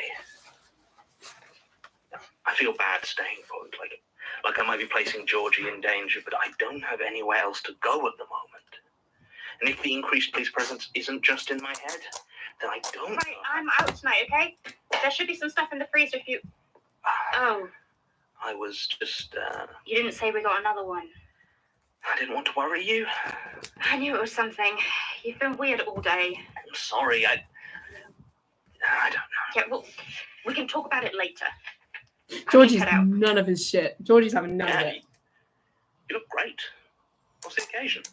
I have a date. Ooh! Oh, do you need me to get out of the house? Oh, no. Trust me, nothing's happening tonight. How are you so sure? Check out his profile. Good Lord. Yeah. I mean, he does know what a book is, right? Unclear. He climbs mountains, though. Yeah, I got that. Face to face with your own mortality on the frozen peaks, staring death in the face and saying, "Not today, dude." And why are you going out with him again? He likes Hungarian food, and the place just opened. You're serious? You're going on a date with the dullard of Skull Mountain just so you have an excuse to eat a Shopska salad? I made my sheep's cheese, John. No one else will go with me. You hate Hungarian food. Jeff says it tastes too Soviet, apparently, whatever that means. Melanie says it's too salty. Everyone I know has bad taste in food. I don't hate Hungary. Hold on. Melanie's back. You didn't hear? Hear what? Yeah, she had a bad time in India. She got shot. What? Jesus. Yeah, I know. Is she... I mean, she survived. I hope so. I'm going for a drink with her on Thursday. Be a bit awkward if not. Fine. I'd take you along, but, you know, she thinks you're a dick. Another startling insight from the piercing investigative mind of Georgie Barker.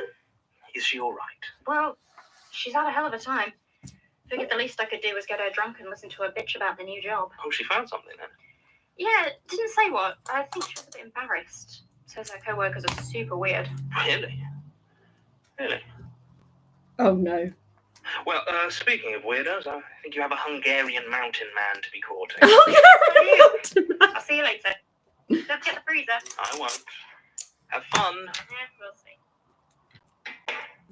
see. Georgie and John are so funny. I fucking love them. They're so funny, man.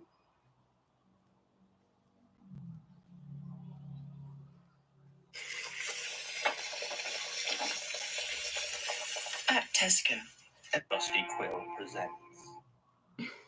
They're like, because he brought up Georgie that one time, he was like, we didn't end on the best of terms. So not the Tesco ad, but I thought that they were like not good. I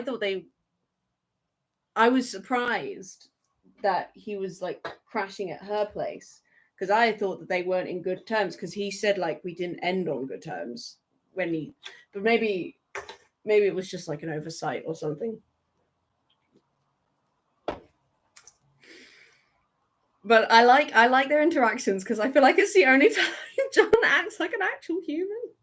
Do you know what I mean? Like, it's the only time they really are.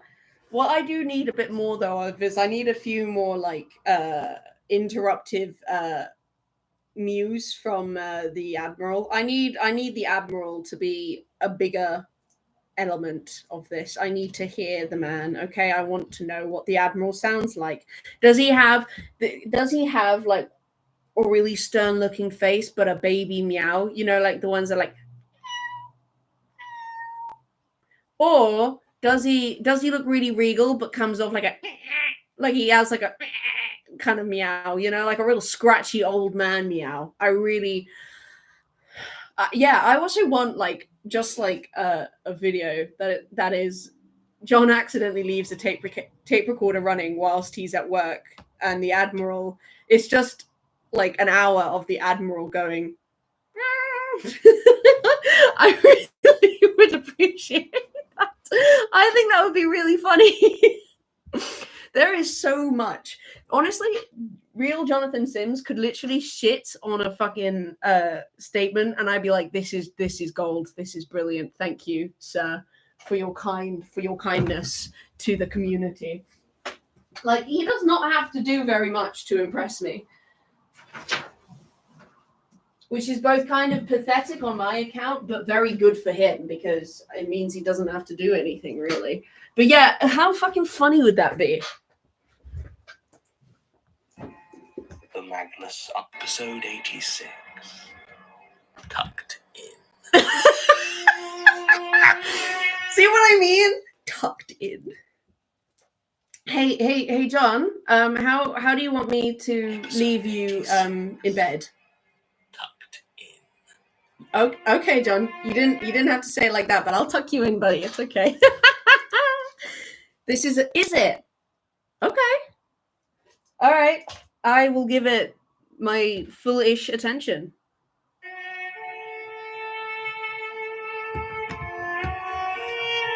I'm sure I bloody will. I'm fucking excited. If it's a fan favorite, then it's got to be good.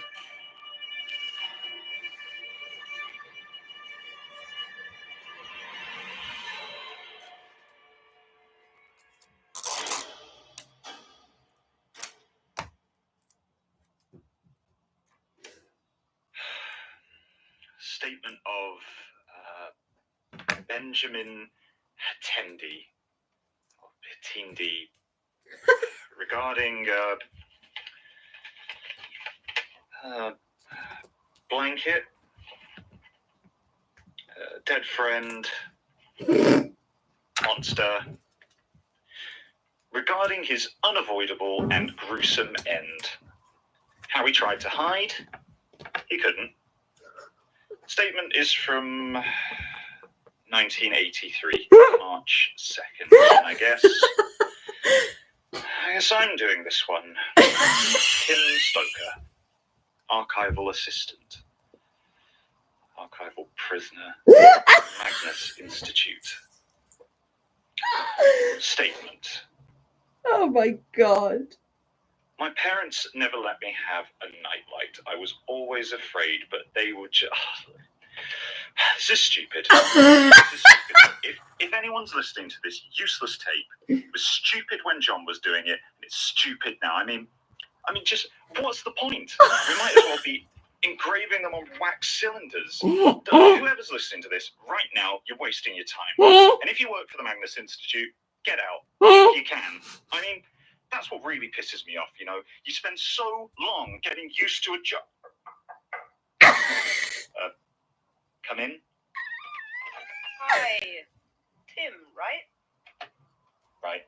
Melanie. Right. Right. Melanie King? I know who you are. Oh! Did Martin not explain? Yeah. Yeah, you work here now. You sound thrilled. It's not you. It's his fault. He didn't warn you properly, and now you're trapped here with us. Oh, is this whole you can't quit because of spooky magic deal? Yeah? Yep. You tried. No, and I'm not going to. I need a job, and it's fine here. I like it. It's quiet. Sure. If you ignore all the corpses, and the monsters, and the disappearances. Oh, trust He me, you'll did. find plenty of those elsewhere. If this whole give quitting a try thing is meant to be some kind of subtle hint, I just feel like the two of you don't want me here. We don't. Martin's not big on change. I don't want anyone to be here. Well, Tim sounds for making fucking me feel depressed. like part of the team. You're suspicious Melanie, of girl, you have a storm coming. bored. Good talk. Wait. Tell me about the two sashes. What? Martin said you were rambling about there being two sashes. Look, I don't know. Sounds fucking depressed, bro. the first time I came to give a statement, there was a young woman working here named Sasha. And then when I came in again, there was a different woman working here. And everyone called her Sasha as well, which I didn't think was too strange. I mean, it's a common name, but everyone kept saying they were the same person, and they weren't at all. Yeah. Everyone kept saying there'd only ever been one Sasha working there, but they were totally different. And everyone's been giving me really strange looks whenever I talk about it. What did she look like? Oh. What? Sorry? The first Sasha. What was she like? Oh. She was, Oh I don't, maybe I'm getting it wrong. I just, okay, I can't, No, I think I understand. my god. Oh. or can you explain? Who am I even sad for? I'm sorry, I don't, I'm gonna lie down. Can you record this for me? It's part of your job now. I guess the tape's already running. sure. Oh my Sure thing. god. That. Oh, Tim. Tim, you're breaking my heart. Right. Benjamin Hattendy's account of a strange encounter. Statement date March 2nd, 1983. Melanie King recording. Apparently. Apparently. So, marker. Right. Here we go. My parents never let me have a nightlight. I was always afraid, but they were just that sort of stubborn, which doubled down when I screamed or cried about something, instead of actually listening. So no matter how terrified I might have been, I would always end up sleeping in the dark. I don't know why it was such a cornerstone of their vision to see me grow up strong, but even as an adult, they would tell me how they helped me get over my fear of the dark. It was such a point of pride for them that I could never bring myself to tell them, to say that the fear never really went away. Mm. I've heard that being exposed to the source of your terror over and over again can help break its power over you. I mean, it did for me, but that's just because But in I my had experience, psychosis. It just teaches you to hide from it. Sometimes that might mean hiding in a quiet corner of your mind, but sometimes it's literally a blanket. It wasn't a specific blanket either. I didn't have it from childhood or carry it for security. It was just whatever was on my bed. Thin summer sheet or thick duvet, it didn't matter. As long as I could duck my head underneath it and curl into a ball, I was fine. Weirdly, the fact it was still pitch black when I was underneath those covers didn't bother me a bit. The darkness beneath the blankets was my darkness. Mm. It was warm and cozy. I can understand that. But that cold, hateful gloom waiting just beyond the thin wall of my sanctuary never really left my mind. Eventually I grew up, like pretty much everyone, and as the years passed I forgot my childhood fear. The blanket was just there to keep me warm. Until last week. Oh dear. The mother of an old friend of mine, Robin Patton, called me out of the blue. Now, at that point, I hadn't really seen Robin in about 3 years, but she sounded close to panic, so I listened. She told me she hadn't heard from him in almost a month and was convinced something terrible had happened to her son. Mm-hmm. Apparently, he lived alone, and I was the closest friend to Robin's address. She begged me to go over and see if anything was wrong.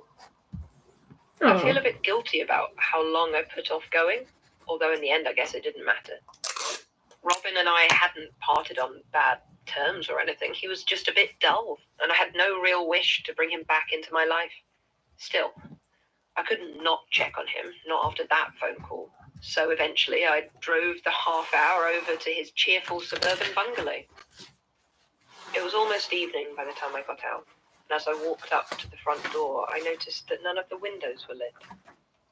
I was reassured, though, when I saw a shape watching me from the kitchen. I couldn't really make it out, and it disappeared almost as soon as I'd seen it, but I managed to convince myself that it was Robin, probably wondering why I'd shown up at his door unannounced. I kept telling myself there was no reason to feel so uneasy. When I reached the front door, I saw it was open, and shadows filled out of it like paint. Oh, fun. It wasn't open so wide that you could have seen it from the street, but it was immediately clear that something was very wrong with Robin. And I already regretted getting involved. I managed to convince myself it was Robin is the least reassuring sentence that they could have written. They could have said it was probably Robin, and I would have gone, yeah, that's fine. But I managed to convince myself it was. That's no, that motherfucker ain't Robin. I don't, you don't have to. I'm not even gonna put a spoiler alert on here. That's not fucking Robin, and you should probably run. Run, Robin, run. Creak when I pulled at it, but the hinges moved in complete silence. Inside, everything was gloomy, lit only by a few stray beams of sunset that had managed to slip in past the heavy curtains. There was no sign of any figure watching from the window. Something in the light made the shadows seem as if they were moving. Oh, that's fun. Forwards and backwards, shifting to a beat that only they could hear. They just vibe into their own tune, man. For a moment or two, looking for a light switch, until I was able to flick the ceiling lights on, and the shadows retreated back to where they should have been. Inside, the place was an absolute mess. Robin had never been a tidy guy, but it looked like it hadn't been cleaned in weeks. A thin film of dust coated everything, and there was this rancid smell pervading the place that I thought must have been coming from the fridge. Yeah, On love the a good wall hung a spooky shadow. calendar still pinned to January. From the looks of things, he hadn't been living there in over a month. I was about to head out and find a phone somewhere to call Robin's mother, and then maybe the police, when I caught another glimpse of movement. Oh, great. I saw through a crack in one of the doors that led further into the house. This time it was a slow, languid motion, and I was absolutely sure that I'd seen it. Oh, great. I called out for Robin or for anyone who might be in there to respond, but I got nothing but that same thick silence. My heart was thumping so hard I could feel my legs shake as I approached the door. I pushed it open and reached for a light switch on the wall. I found it, turned it on, and nothing happened. The room remained completely black. Oh, great. For the first time in almost 20 years, I began to feel that childish fear of the dark. Oh, great. Thankfully, I always keep a heavy torch in the car in case I break down somewhere at night. So I went to fetch it.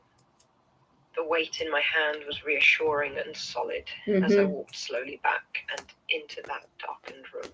Yep. In the light, I could see this was Robin's bedroom. Okay. There was a small writing desk covered with papers, a large oak closet, a single bed missing its covers, and a door to a small ensuite bathroom in the corner.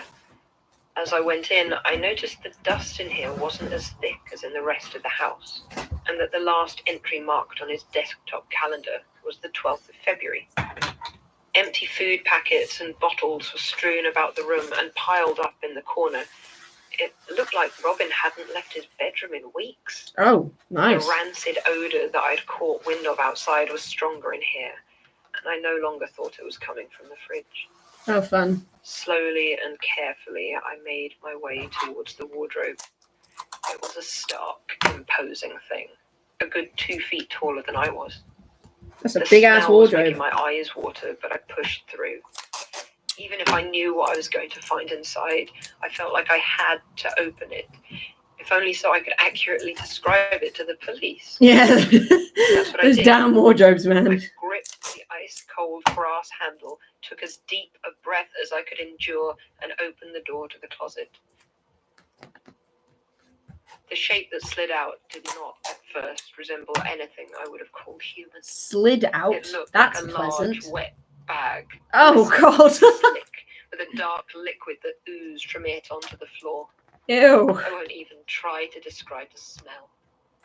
Yeah, It was please only don't. when I saw a shriveled, nearly skeletal hand gripping the edge of the bag from the inside that I realized what I was actually looking at. It was Robin. But when he had climbed into that cupboard, he had taken the sheets from his bed. He had wrapped them tightly around himself as he sat in there, clutching them in what I can only assume was mortal terror. And now, in death, they had fused to him, his own Ew. putrefying fluids mixing with Oh, God, that's so gross. into that thick fabric. How long had he sat there waiting? Hours? Oh, Days? fuck. Had it been since the 12th? 2 weeks before I had come to check on him? And as I stood there in utter horror, the growing pool of dark liquid touched the tip of my shoe. That's it. That's the moment that I believe it started for me. I don't know why particularly that moment fixates me. That there must have been dozens of other ways I called attention to myself. But even so, whenever I look back, I cannot shake the conviction that it was that moment I sealed my fate. Because I didn't watch where I put my feet. What the fuck did you do? I called the police at that point. I'd fucking hope so, mate. They were very understanding. Although once a search turned up nothing, they didn't pay any attention to my insistence someone else had been in the house. For all the strangeness of it, there didn't seem to be any actual evidence of foul play. So I was really just offered some condolences and sent on my way. They were the ones that called Robin's mother in the end. And to be honest, I'm glad. I don't really think I could have handled that conversation. No, I wouldn't have thought so. And then it was over. Nothing for me to do but go home and try to process what I was feeling, what I had seen in that dusty bungalow. God, seeing like a decomposing corpse is horrid, man. At least while the daylight held. But that night it came for me. I woke up at 2:40 in the morning. They found a weird blob of darkness. Yeah, that's normal. Just a sudden. Honestly, the people in this universe seem really fucking stupid. In my eyes, I felt that old fear of the dark hit me again with such force my muscles began to seize up. I raised my head just enough to get a clear view of the door to my room, and I saw what I somehow knew I was going to see. It was impossible to make out any details of the form that stood in the doorway. It was simply a patch of shadow even darker than the night that surrounded it. A silhouette in the pitch black. At first, I thought it was a trick of my eyes adjusting to the dark, but then it began to move. Its body was fat and bulbous. Oh, great. No limbs or love that heads. description. When it came towards me, Delicious. it did so with a slow, undulating pulse along the floor. Oh, wonderful. I could see its outside was covered in what might have been feelers or fleshy as it gradually made. I learned a really horrifying fact about the human body today, by the way, and we're all going to experience it together because fuck that shit, man. I found out that fallopian, they do that, and engorged and distended. Disgusting. Only, I found out that fallopian tubes have little fingers on them that kind of looking for the egg.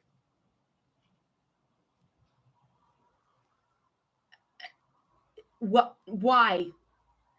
Yeah, I know. Just little tiny fingers just going, trying to find the fucking egg. Stop it. Stop that shit. Stop looking. Fuck off. Ugh. I'm being groped by my own body, apparently, internally. Ugh. I can't think of anything worse, man. Made its way towards me. I could see them flicking out and spasming wildly in what looked horribly like excitement. Ew. Instinct, honed throughout my entire childhood, kicked in, and I pulled the thick blanket I was under up and over my head. I gripped the edges close to my chest, weeping and muttering desperate prayers. I clung to it, my tiny island of safety and protection, not even daring to stick my arm out to grab my phone from the nightstand. Who would I have called anyway? Who could possibly have been prepared to deal with something like this? As my mind raced through the possibilities, I gradually began to realize that I could hear nothing from beyond the blanket. Nor did it appear I had been devoured by whatever the thing in the darkness was. Very gently, I poked my head out from my sanctuary. Oh dear. It was still there, I would. looming in the doorway, utterly still. Oh, fun. As soon as I saw it, though, it convulsed back into movement and started once again making its way towards me, painstaking and slow. I dived back under the covers, Ugh. gripping them tighter than ever. Another hour passed, and then 2. But it was only when I poked my head out that the thing would move. As ridiculous as it sounds, it seemed that while I was under the covers, it couldn't move. It couldn't get me. Nice. I stayed So under we the so rest we of the were night. all correct. Our childhood instinct to hide under the covers was accurate. Oh, thank you, Jesus. Do you know, I knew I was born with some sort of survival instinct, and it was that. You know, whoever said that I wouldn't survive anything? Well, no one's ever said that to me, but if they ever do, I'm going to go, nuh-uh. Nuh-uh, because I hid under the fucking blankets. I'm a genius, bitch. When the daylight began streaming in the next morning, I finally left the safety of my bed to see what had become of the thing. It was gone, unsurprisingly, Oh, good. and in its place there was simply a small patch of dark, foul-smelling water. Ew. I wasn't quite ready to celebrate, though, and the following night proved me right, because it came back.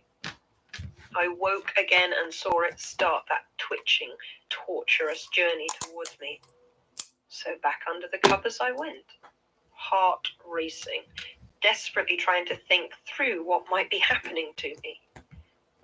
In retrospect, it's odd. Yeah. At no point did I even consider that I might be The hallucinating. blanket definitely fucking I wins. never had any doubts that the thing was real.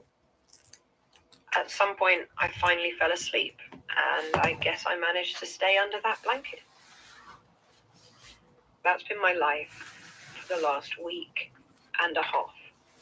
I wake up, gripped by terror of the dark, and hide under the covers from this thing that only comes closer when I leave their protection. It's been awful, obviously, but in the end, it wasn't the gradual wearing down of my nerves that got me. If anything, it was the opposite. I got too comfortable. Last night, I woke up like before. I sensed it there. But as I raised the covers over my head, I realized that I wasn't worried. Fear had given way to routine. I lay there, warm and protected, and simply waited to fall back to sleep. But this time, what I felt instead was a sudden weight pressing down on the end of my bed. Oh no! Whipping tendrils began to smack and grasp against my flimsy fabric barrier. Oh I god. could see that shape of absolute darkness looming over me, quivering with triumph. Then I heard a voice, crisp and clear, whispering, and it said, "The blanket never did anything." Oh, that's horrible. I won't describe what happened after that. You've taken plenty of photos of my back and shoulders already. That was cruel, Maria. To That say was it cruel. hurts is the least of its horrors. That thing will come for me again tonight. That's I what... know it will.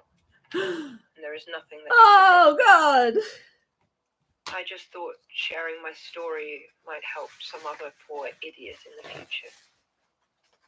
I miss my blanket. Hiding was always so much easier. Listen, I didn't write. all right. I apologize. My anger is Marker, poorly directed. statement ends. Well, that was, I suppose this is what I do now. There aren't any photos in the file. Certainly not of strange supernatural injuries. There's a photocopy of a death certificate for Benjamin Hatendi. Looks like Martin has highlighted the cause of death. Says unknown. Possible biological agent. All samples incinerated.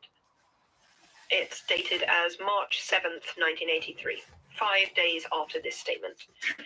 Then there are some old cuttings about Robin Patton, profiles from magazines. He must have been quite something in the hiking community. Apparently he wrote a book, something about the best natural pools and lakes for swimming. Yeah. Mostly just background fluff and pictures of the guy emerging topless from waterfalls. Nice. Wasn't bad looking. Well, Thank you for that, that. Melanie. Anyway, doesn't look relevant. I suppose that's it. The only other thing in there is a sealed Ziploc bag containing an old fabric tag. Fantastic. Looks like it might be from a mattress or a duvet, maybe. It's got some rather pronounced dark stains on the end. Oh, great. It's probably nonsense. It's all probably nonsense. Yep. You know who you remind me of, Melanie King? You remind me of season 1 Jonathan. Denial, denial, denial. You know, denial is a river in Egypt. We're not in Egypt, are we, darling? So keep on denial. For real.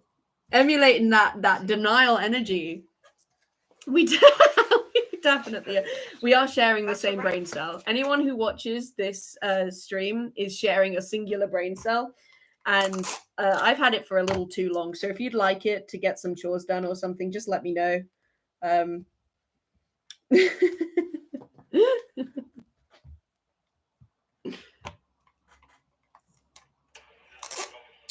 Thank you for meeting me. Well, why wouldn't I? It's not like you're wanted for murder. Can you keep it down? Sure. I'll just quietly sit here and become an accessory, shall I? You know I didn't do it. Oh, do I?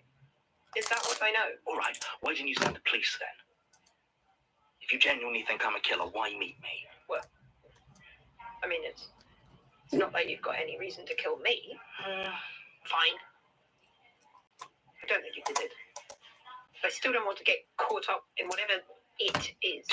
Should have thought about that before you joined the Institute. What is the deal with you people? Look, I know it's kind of a boys' club, but you all really hate me being there, don't you? But no,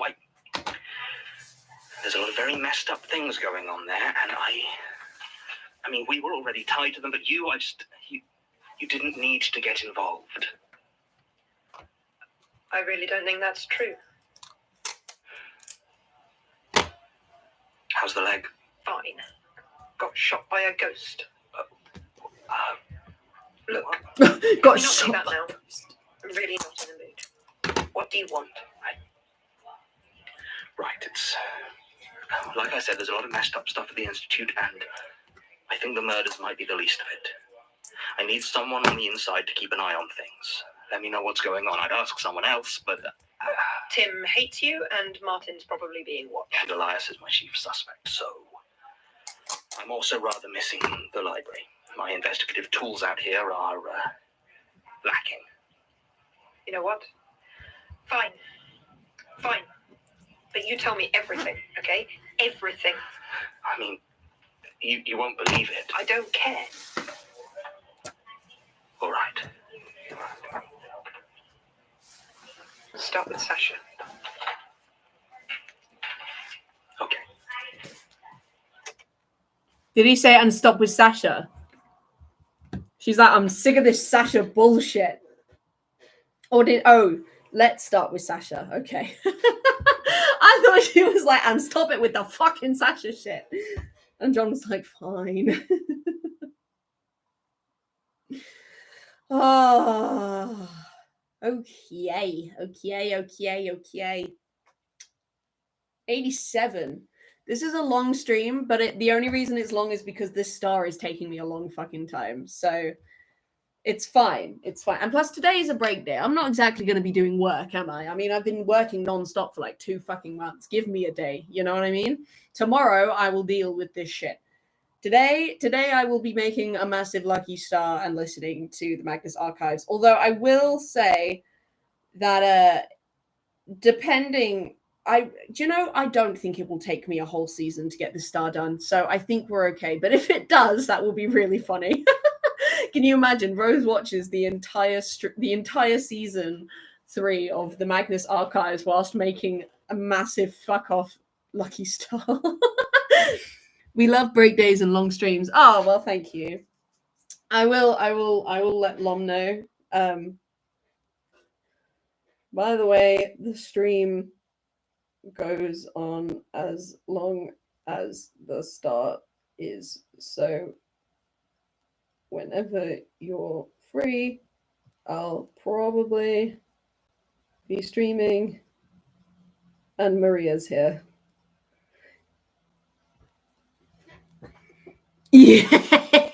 Yeah, somehow I managed to watch 20 fucking episodes. 40 episodes, good God. Oh wow, that would be something. Lordy Lord. Okay. The episode 87, I'm gonna get another Coke, actually, real quick. And some snacks, because oh my God, there's the mess of paper is incredible.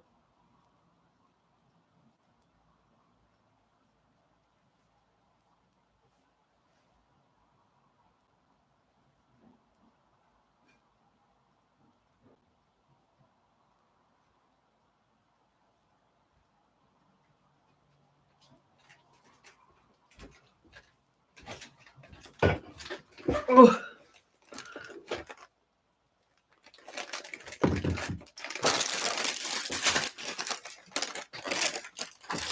I've got Snacker Jacks. It's a good time to be me. Oh, lordy Lord. Nearly done making the paper, though. So, hello, second person. I'm making a massive lucky star and listening to the Magnus archives, so feel free to stick around if you want, but no pressure. But I'm sure Maria would appreciate the company.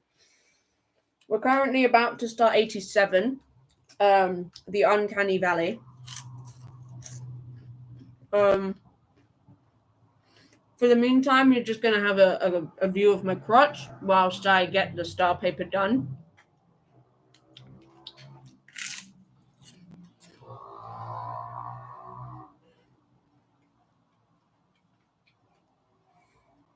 And they left.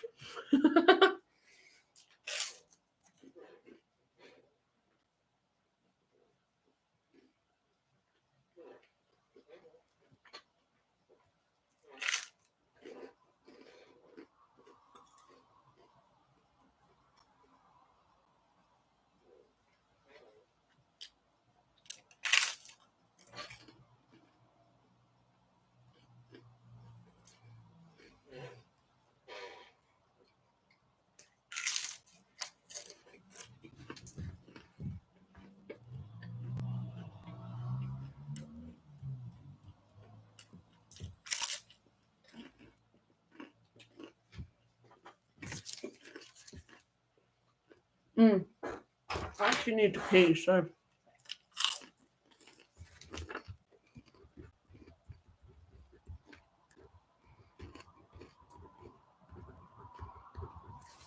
Just put that there. Yeah, that works. And mute myself.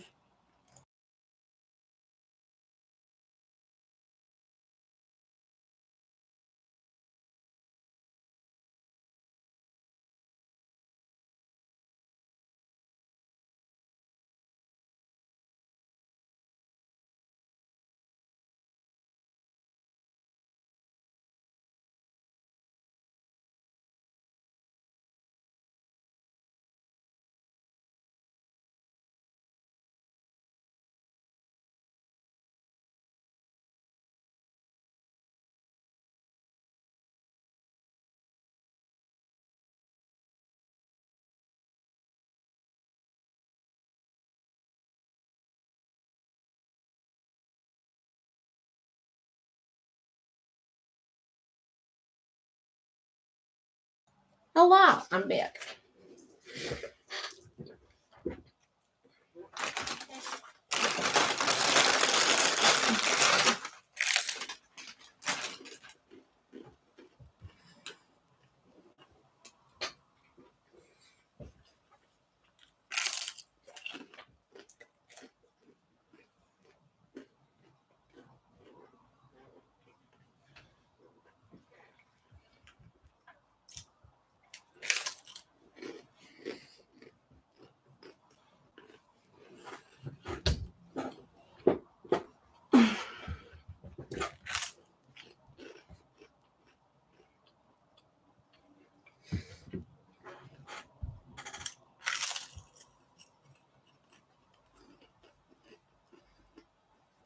Oh.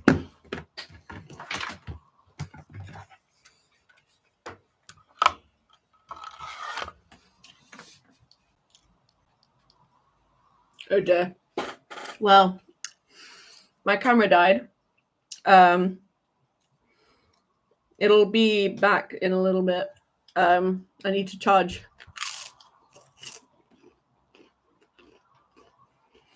Hello, I'm here, but my camera died because I'm stupid.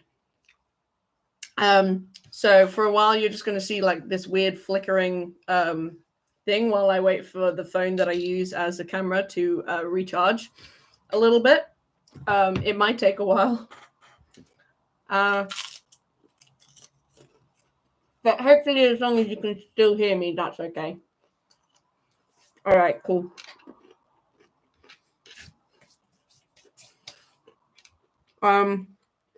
So the next one is the Uncanny Valley. Hi everyone, it's Kareem, the voice of Simon Fairchild.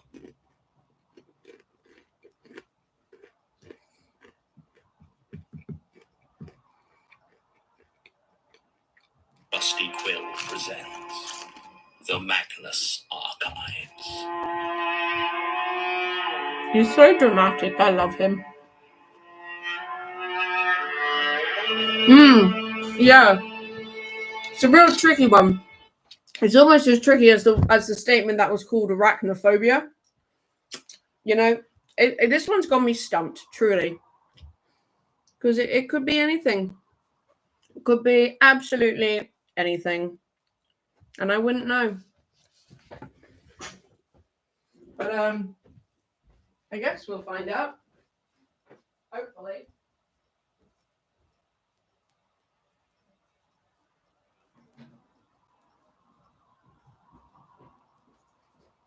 Sorry, I put my camera phone on charge in the other room. Took me a while to really understand what fear that. Yeah, I bet it did. Episode 87 The Uncanny Valley.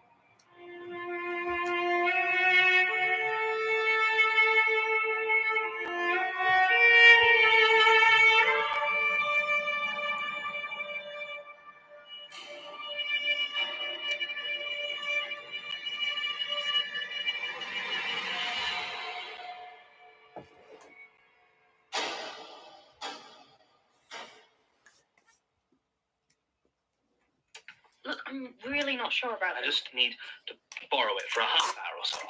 I'll look after it. No, I don't. You can blow it up for all I care. It's been in the loft for like 20 years. If I need tape hiss, I'll add it in post. So what's the problem? With playing an unmarked tape from your stalker. Look, you just have to trust me, okay? Yeah, and I want to do that, but how can I when you still won't tell me what's going on? You wouldn't believe me. Try me. Georgie's like, just fucking be honest with me, please. You're right. It's all right. I can just go. Come on, I'm not throwing you out, John. I know you wouldn't be here if you had anywhere else Georgie, to go. why do you even let Right, but, for real? you know, you're a good person. You were, at least. Oh. But whatever this is, it's messing you up. Look, I've got work to do. You listen or don't listen or cross-record or whatever you want. Just think about it first, okay? You can choose to leave it alone. That's a good point. But he can't not know, Georgie. Don't you get it? Case 0141010. Gertrude, my girl. How are you doing? It's been a while since I heard your pretty voice. Forest, North Wales, September 2014. Statement given the 10th of October 2014. Committed to tape 4th of April 2015. Gertrude Robinson recording. Everyone always tells me I don't notice things. Sebastian, they say, you wouldn't notice if you grew a second nose. And I suppose in many ways that's true. It's not that I'm forgetful or stupid, you understand. Just that I'm not very good at spotting things that are out of place. The mind has a way of filling in things it's not concentrating on, just wallpapering them over with what you expect to see. For real. He's like, I need to be more open with people. And then is just like, I can't tell you because you're different. I don't know why. I just can't. And it's like, John, I understand that you have the intention to be more open with people, but you're really shit at it, my guy. Like, oh my God, you fucking suck.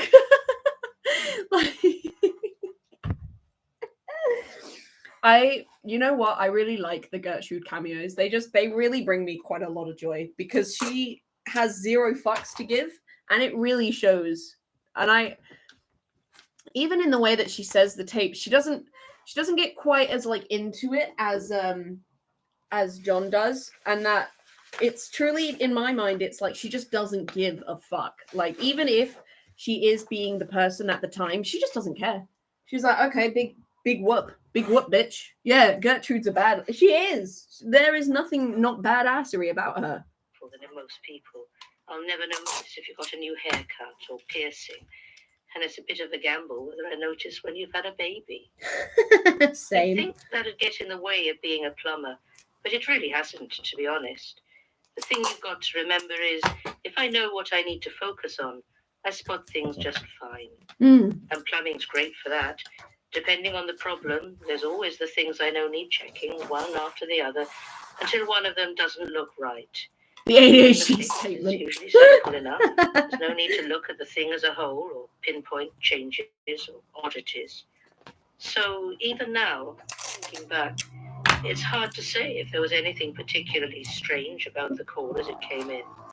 Saying that I didn't notice anything out of the ordinary doesn't really mean anything in that context. I suppose that the location they gave me was a bit of a surprise. I run my business out of Penmachno, out in Gwydir Forest, and it's not exactly a densely populated area.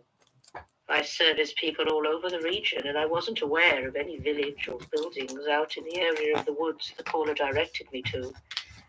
I mean, they had coordinates on GPS, as there were no street names they could give for reference. It was an area I did sometimes drive through, and I didn't remember anything being there. But I also didn't really think about it at the time. I suppose I reasoned that maybe there were some houses out there, and, well, I hadn't noticed. The problem sounded like a simple enough blockage, so I packed up my van and started the journey over. It shouldn't have taken nearly as long as it did, but the roads aren't all that easy to navigate at night, even with your sat-nav doing its best, and especially when heading towards somewhere you're not familiar with, trying to find the right road to get into some hidden valley or other. The call must have come in about 7:30, as I'd just finished my dinner. I don't normally do night call-outs, but something about it had seemed urgent, and they'd agreed to double my standard rate. Oh, but that's cool. I pulled up to a small collection of ramshackle-looking buildings, made of wood and corrugated sheet metal, all set up around a large central building that seemed like some sort of workshop or small factory. At first, I thought it might have been a logging facility, but we were only a few miles from Penmachno, so if there were trees being chopped down here, I'd have known about it. Probably. I mean, even I'd be hard-pressed to miss the sound of industrial chainsaws. I pulled off the side of what seemed like a makeshift car park and got out. Somebody came over to meet me. Megan, she said her name was, and that we'd spoken on the phone. She was very still when she said this, and seemed to be waiting for me to respond, so I grabbed my tools and told her to show me to the plug hole. She seemed a bit taken aback by this, so I apologized, assuming I'd been a bit too crude for her, and I asked her where I could find the problem drain. She led me up to the big building, gripped the door, and flung it open wide. There was a damp, metallic smell that came from inside, probably from the backed-up drain, I thought, although I will admit it didn't smell much like anything I'd encountered before. Megan was stood in the doorway, arms spread wide for some reason, but to be honest, I'd been checking my tools and hadn't really seen what she was doing. I asked her again to take me to the drain, and she made a rather odd noise and led me inside. We walked through the main floor of the workshop with people bustling about either side, doing whatever it was they were doing. My mind was focused on the job at hand. Megan took me into a back room full of pipes and gratings and pointed to a drain in the center of the floor where dark water was pooling out of the top. You'd have thought the dark red would have clued me into what was happening. But honestly, there are all sorts of industrial chemicals that turn water that color. Oh, are so there? Didn't really register as This worry. man is just hip plumbing, doesn't even know. Honestly, And got to work. I think that he is Joseph Gillespie's distant cousin. You know, because Joseph Gillespie was very much aware of the horrors, but chose to ignore them. Whereas this guy is just so ignorant to the world around him that he's just living in naivety. And I rate that. Honestly, their bloodline is strong. All through it, Megan was chatting with me quietly. She was whispering, making it a bit hard to hear her over the noise from the main building. So I mostly just nodded and made the appropriate sounds of interest. And I thought she was talking about her hobbies. After all, I'd never actually heard the term fencing before. In the way she was talking about it, I assumed it was some sort of a sculpture. I mean, you meet all sorts of strange people in my line of work, and I pride myself on being able to keep up a gentle conversation with all of them.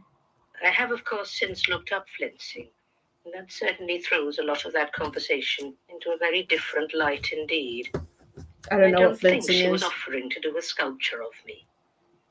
Anyway, soon enough I'd found the blockage, a big old wad of hardened fat and oil that had congealed at one of the bends, and removed it for them. It wasn't nearly as big a job as I'd been afraid it might have been, and I talked Megan through my invoicing procedure as we walked back through the workshop floor. She was silent as I left and seemed as though she was trying to get over some sort of shock. I guessed that she'd come over a bit queasy when I pulled out the blockage, and was embarrassed to admit it. It's a common enough thing.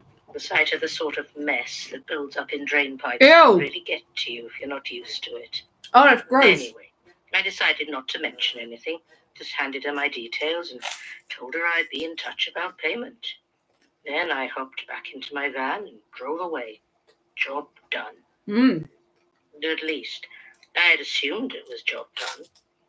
I very much wish that it had been job done. It was the next day that the phone rang, about midday, and the now familiar voice of Megan asked me to come back. She said that they were having the same problem, but with a different drain. And this struck me as a little bit odd, since I'd been pretty sure a building like that would only have one central drain, which I'd already sorted out. Still, there was no harm in going to have a look, I told myself. After all, they clearly didn't know anything about plumbing over there.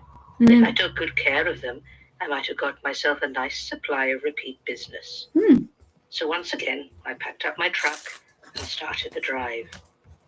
It was the most infuriating thing. Even in the daylight, having been there once already, finding the little valley proved remarkably difficult. I'd set out in good time, but it was still getting well into the afternoon when I finally pulled up into the small dirt clearing. I hopped out to a sight that, in the daylight, even I noticed was deeply odd. Megan was stood there, waving a greeting at me, dressed in some sort of bright blue and red costume, like a jester or a clown. How odd. Had she been wearing that the night before? Surely not. Although, I suppose I didn't really look at her clothes.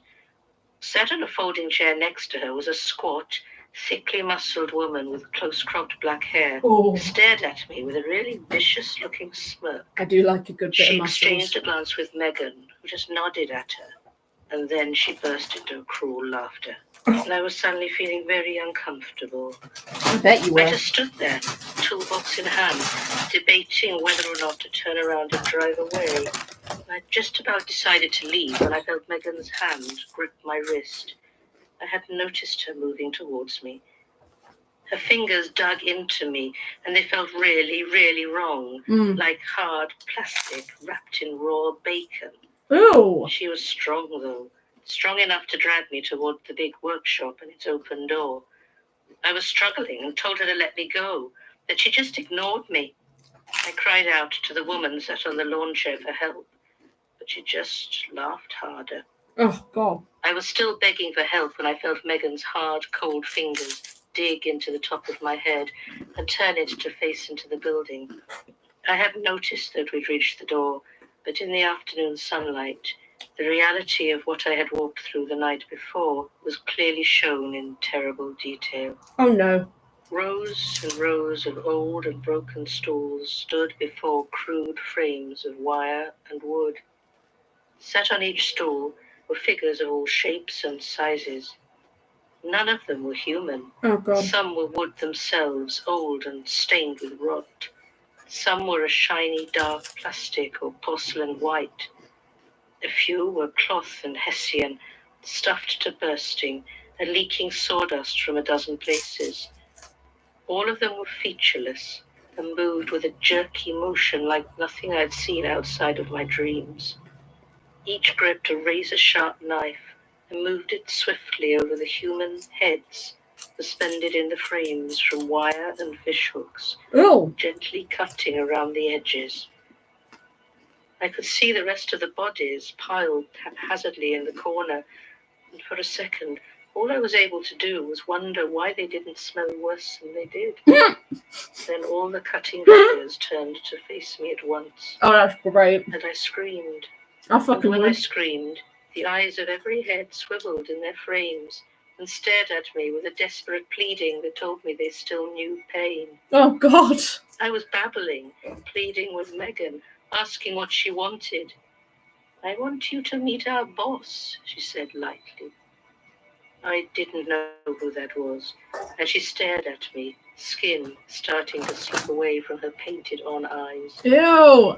You may call them, I do not know you. I don't know why those words filled me with such deep dread, but I felt every muscle in my body tighten. On instinct, and without warning, I swung the toolbox up with all the force I had in me into Megan's face, and heard the crunching crack of something brittle shatter. Holy fuck. My hand released my arm as I stared at her, face now twisted and hanging off the dark plastic of her head, the empty mouth moving, trying to match them. You didn't see it, but I just got this bastard of a fly. Because I'm a legend. This is about the uncanny valley, right? Oh shit, yeah, you're right. Fuck, how did I miss that? Wild sounds coming from the rest of her. I ran, sprinting back to Yep. my van as fast as I could, only to see that the woman with the cropped hair had stood up and moved to the driver's side door. I didn't have time to slow down. I just prepared to try and tackle her, and she did something I didn't expect. She opened the door for me and stepped back. Not taking time to consider this, I leapt into the seat and started to fumble for the keys. The engine roared to life immediately, and I was just about to get out of there when I realized I could feel the woman's hand on my shoulder. I looked at her, the door still open, and she winked at me. Without warning, a terrible blistering heat erupted on my back, and I screamed again, this time in agony. Reflex slammed my foot down, and I felt the car start as she removed her hand. Right, hang on. Laughing Hang and on. saying, And this only occurred to me because I happen to be very affiliated with the muscles.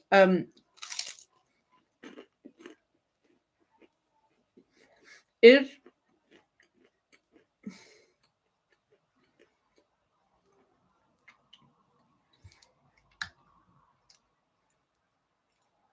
on the folding chair next to her. Oh, but of course my mum is calling. Oh my god.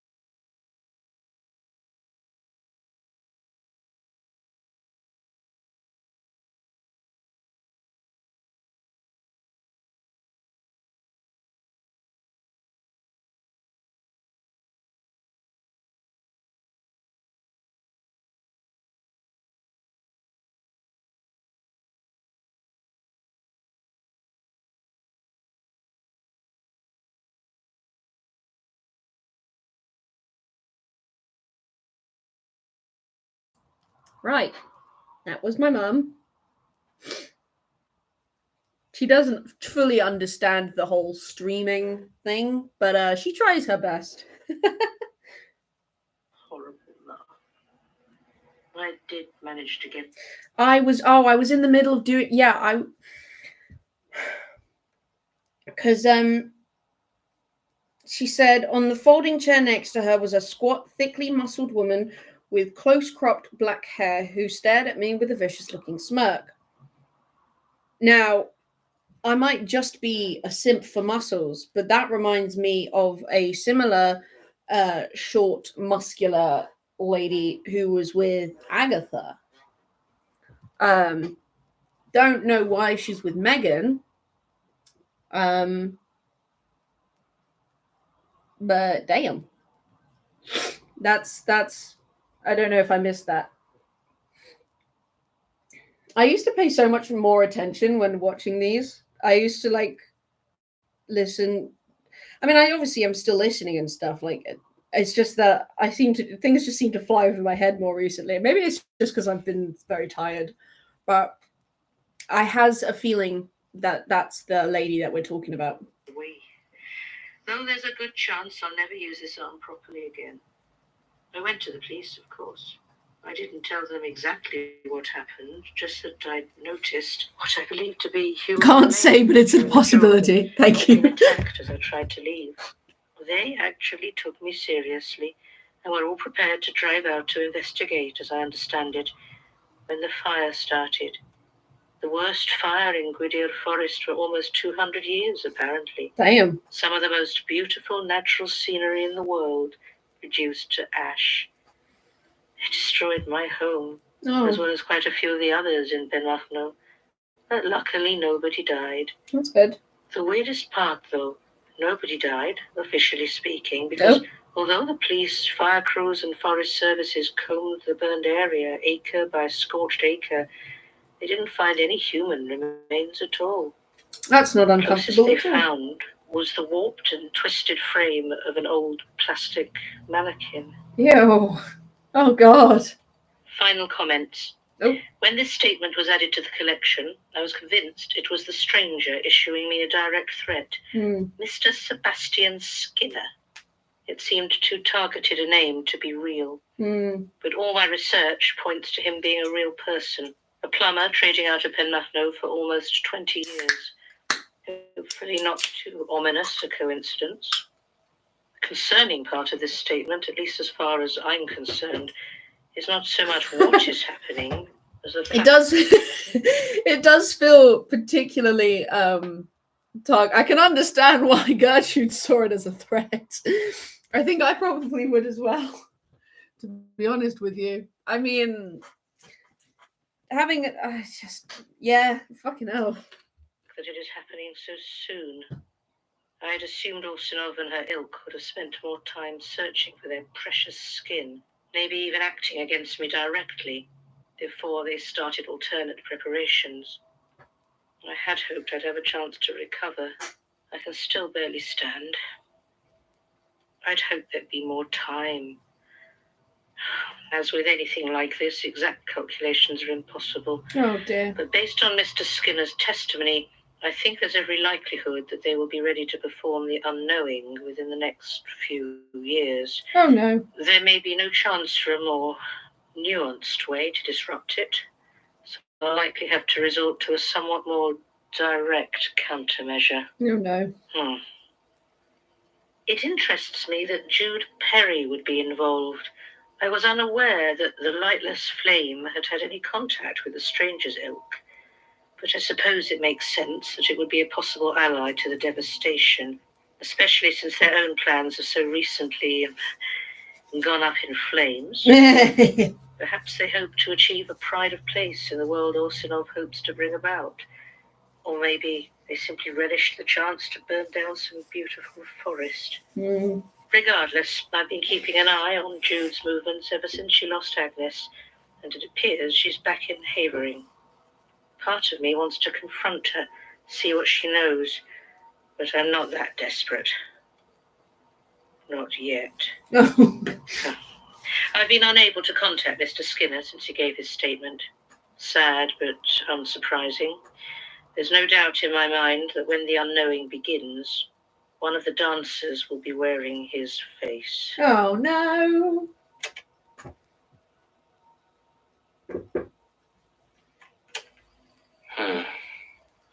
What strikes me more than anything else here is the date. Yep. It's only a year or so before she died. Mm-hmm. I had assumed Gertrude had recorded to tape for a while and then stopped, but it seems she was recording them right up until the end. But if they did span decades of working at the Institute, why aren't there more? And what decided which statements she transferred? Regardless, whoever my mystery pen pal is, it seems they're pushing me in a very deliberate direction. It sounds like the unknowing is a ritual, one connected to the stranger, this I do not know you. What did Gertrude mean about skin? The page she was given by Mary, maybe? Or no, that doesn't add up. God, this is confusing. For the first time, though, I feel like I might have a lead. It's tangential, not directly connected to the stranger or the unknowing, but I have a name now. Jude Perry. Ooh, And I she didn't was hear still that. living in London less than 2 years ago. It's not much, but it is a start. I don't know if I have the resources to track her down myself, but if Melanie's willing to help, the Institute might have more luck. If she is an active member of the Lightless Flame cult, there's every possibility tracking her down will be dangerous, but it's also the only... Oh, no.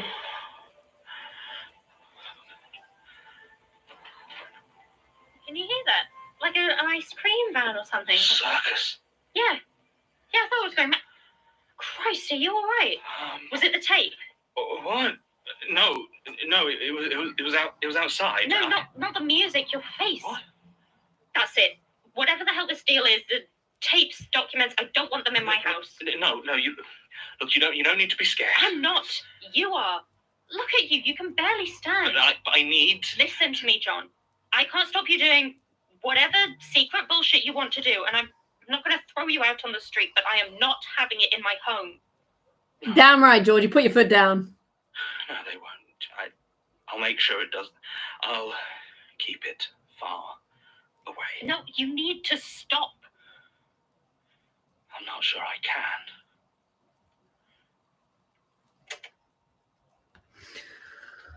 Why the fuck could we hear like clown music? Ah! I'm afraid. I fear. I really do.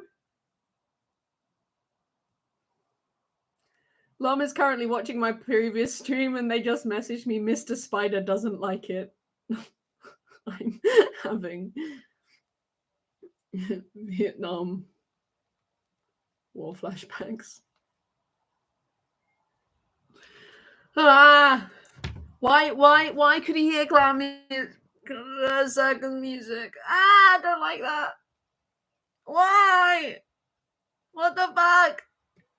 I feel like I've been getting too comfortable. Do you know what it is? I've been getting too comfortable because before now I was very alert, you know? Nothing was getting past me. I was names, I had them down within the second. Themes, I had them down, I had everything. I was on top of things, but I keep on being like, oh, let's just do random shit while I was watching these streams. And I cannot rest whilst watching these streams. It has become evident to me that is not an option. I have to give it my full attention. But that is not going to happen today because I haven't finished making this stuff. So, for now, the archive wins, but not forever. Let's check to see if...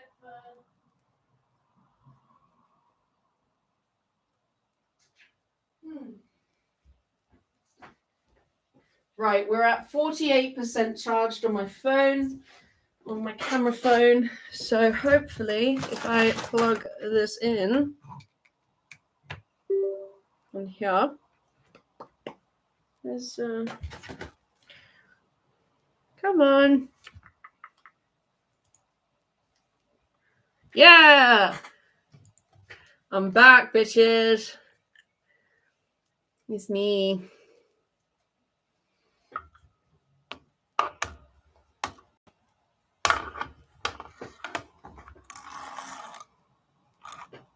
Bet you missed this fucking ugly ass mug.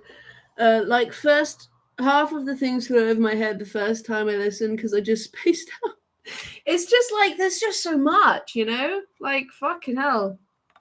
I mean, I love that there's so much because it means that I always enjoy everything to the fullest. Like, I will learn every piece of lore. I will, read on every single character. Like, I am one of those people that can't casually enjoy something. It must either take over my life or be of complete use or be of complete beniety to me. So I know I'm going to listen to all of this again, and by the end of probably my 5th reading, this book is going to be absolutely gorgeous. The fact that I'm even making this book in itself is just proof of my insanity. I haven't added anything to it yet, like from what I showed last time.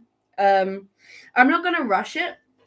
Like, I'm just going to add to it as and when. I think for the most part, this is still just going to be where I keep notes of everything for now. But, throughout time, the years, who's to say, I will, work on the book and make it really cool. And, yeah. But, we finished the paper. We finished doing all the sides and stuff. There is a cascade of paper down, oh, sweet Jesus. Down over here. I don't know if you can see it. There it is. You can see the beginnings of it. It is truly hellish. Yeah, I know. But hopefully, no, don't make that noise. Don't make that noise. You can't. Don't make that noise. Fucking everything's going wrong. Everything's going wrong. Everything's going wrong.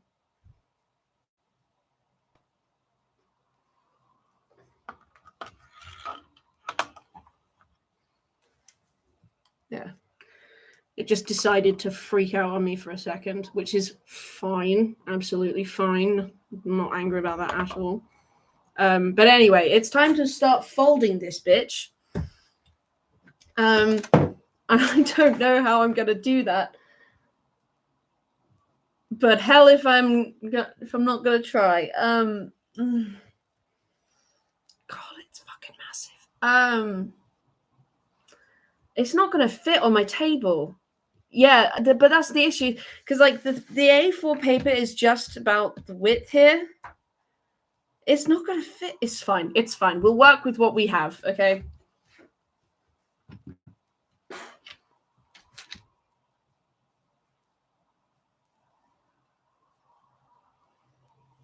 So,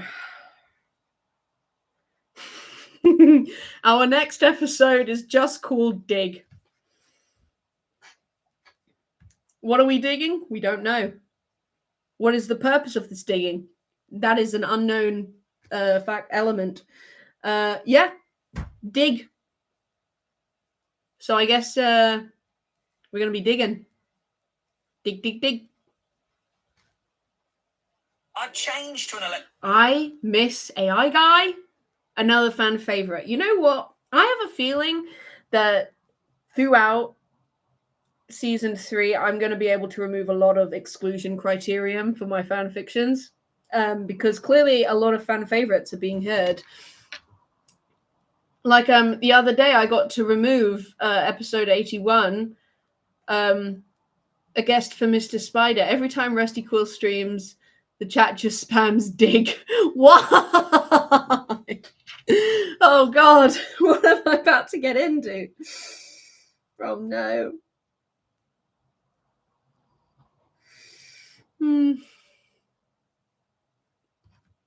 Dig. Okay. Okay. Rusty Quill. I'm definitely not stressed. The Magnus Archives. Alright, time to fold this absolute monstrosity. Get my hands ready. Episode 88. Dig. Oh, I should probably move my camera up, actually. you get a better view.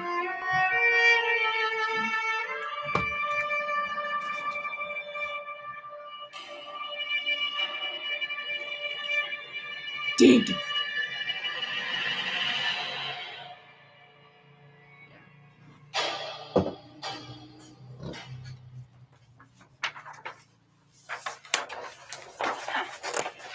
Are you still recording then? What? Well, I thought that was John's thing. I mean, yeah, a bit. Wanted to see me? Yeah, well, your boss is busy, and I tried talking to Tim, but and he said Sasha's gone, so I thought I'd talk to you. Okay, what do you want? I'm looking for Daisy. Okay, I don't know where she is. I don't know where anybody is. Why does everyone think that I always know where everyone is All right, all the okay, time? all right, sorry. Well, they said at the station that this was the last place she checked in. She was interviewing us like a month ago. Yeah, I haven't heard anything, so I went to check in with her at the station, and they said she hasn't been in since February. No one's looked into that. I mean, they don't take a close eye on. Well, she goes off the grid sometimes when working a case. Never this long, though. I thought it might have something to do with... This is a nightmare. Look, he didn't kill anyone, okay? I think something's going on, okay? I actually think he was framed. Yeah, well, I hope so. If not, well, just can't believe I was so stupid, you know? He really got me. But you how? I actually thought I misjudged him. Hell, I liked the guy. Wait, you mean like you? No, what? Ugh, no. Why does everyone... Right, yeah. No. You know, when he wasn't being a paranoia machine. He was funny, you know? Chop. Yeah, I don't think I've ever heard him tell a joke. maybe you weren't listening. Right.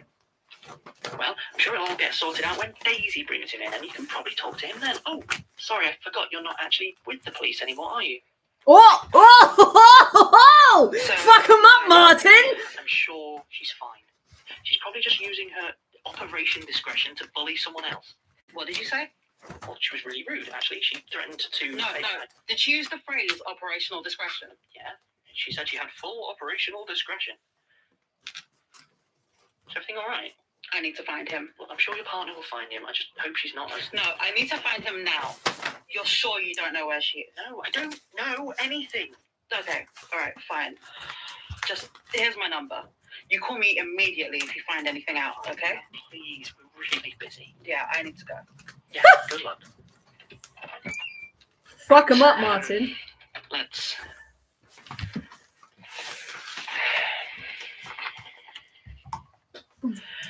Martin Blackwood, archival assistant at the Magnus Institute, recording statement number 0031104. This is a nightmare. This paper is a nightmare. Given 4th November 2003. This is hell. I'm in hell. This Statement is... begins. I'm in... I never really loved the digging. Too much like hard work, I always used to say, and I'm not a young man anymore. So generally, if the finds aren't near enough the surface for me to just pick them up, I'll leave them be. Sometimes, though, you just can't help yourself. You need to know what's under there. So you get down on your Let's see knees if this helps. and dig. Dig. Last Saturday was like that. I hadn't thought it would be, really. My knees had been acting up all week because of the damp, and I was mainly going out for a walk rather than looking for any particular finds. To be honest, I was in two minds about taking the metal detector at all. It's not exactly a lightweight piece of equipment. Back when I lived in London, I always used to do mudlarking down the Thames, wandering through the low tide with nothing but a bag, my eyes, and a pair of thick gloves. I miss those days, without the weight of the detector, without the need to dig. Dig. I don't even know why I took it. In the end, that stretch of beach is hardly virgin territory for hobbyists like me, and it's usually been picked perfectly clean. So you can imagine my surprise when I started to pick something up just before Smeaton's Pier. It was almost dark by this point, and the cool salt air of St. Ives Harbour blew a fine spray of sand against my cheeks. It stung slightly, but not in an unpleasant way. Bracing, I think the word is. It was peaceful, quiet, and I was lost in my own thoughts, staring out over the darkening ocean, when the metal detector interrupted, breaking the That's trance. so... I pulled out my little torch and shone it at the spot, looking for the telltale glint. There was nothing but sand. Whatever it was must have been buried. I was debating with myself whether to leave it be when the detector barked again, more insistently. I hadn't found anything else that day, so I sighed, pulled out my small metal spade out of my bag, and started to dig. Dig, dig, dig. It was only a minute or two before I saw it. A hint of gold-plated metal amid the coarser gold of the sand. Oh, right. The face was First cracked down the middle, and the hat... First obstacle done. It is ridiculous how long it took for me to get this fucking knot done. But we finally have a relatively flat knot. I'm gonna try and flatten it out further by sort of going underneath my computer so it's completely flat. Like that. Okay, perfect, flat, lovely.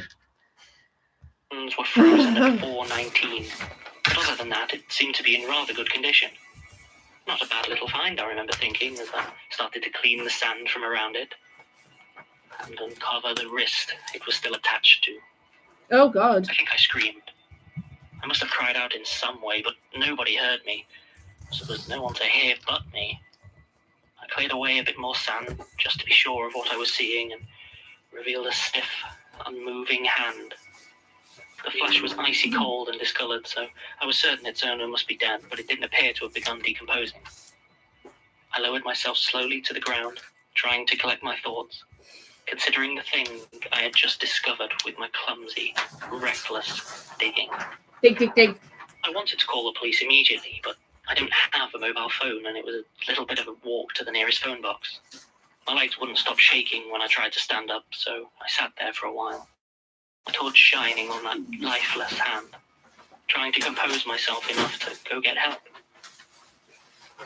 It was an odd thing, that hand. The fingers were bent and bloody, and the nails had been chipped and broken. From the looks of it, the damage had happened before its owner had passed away. Then I noticed something else in the sand next to it.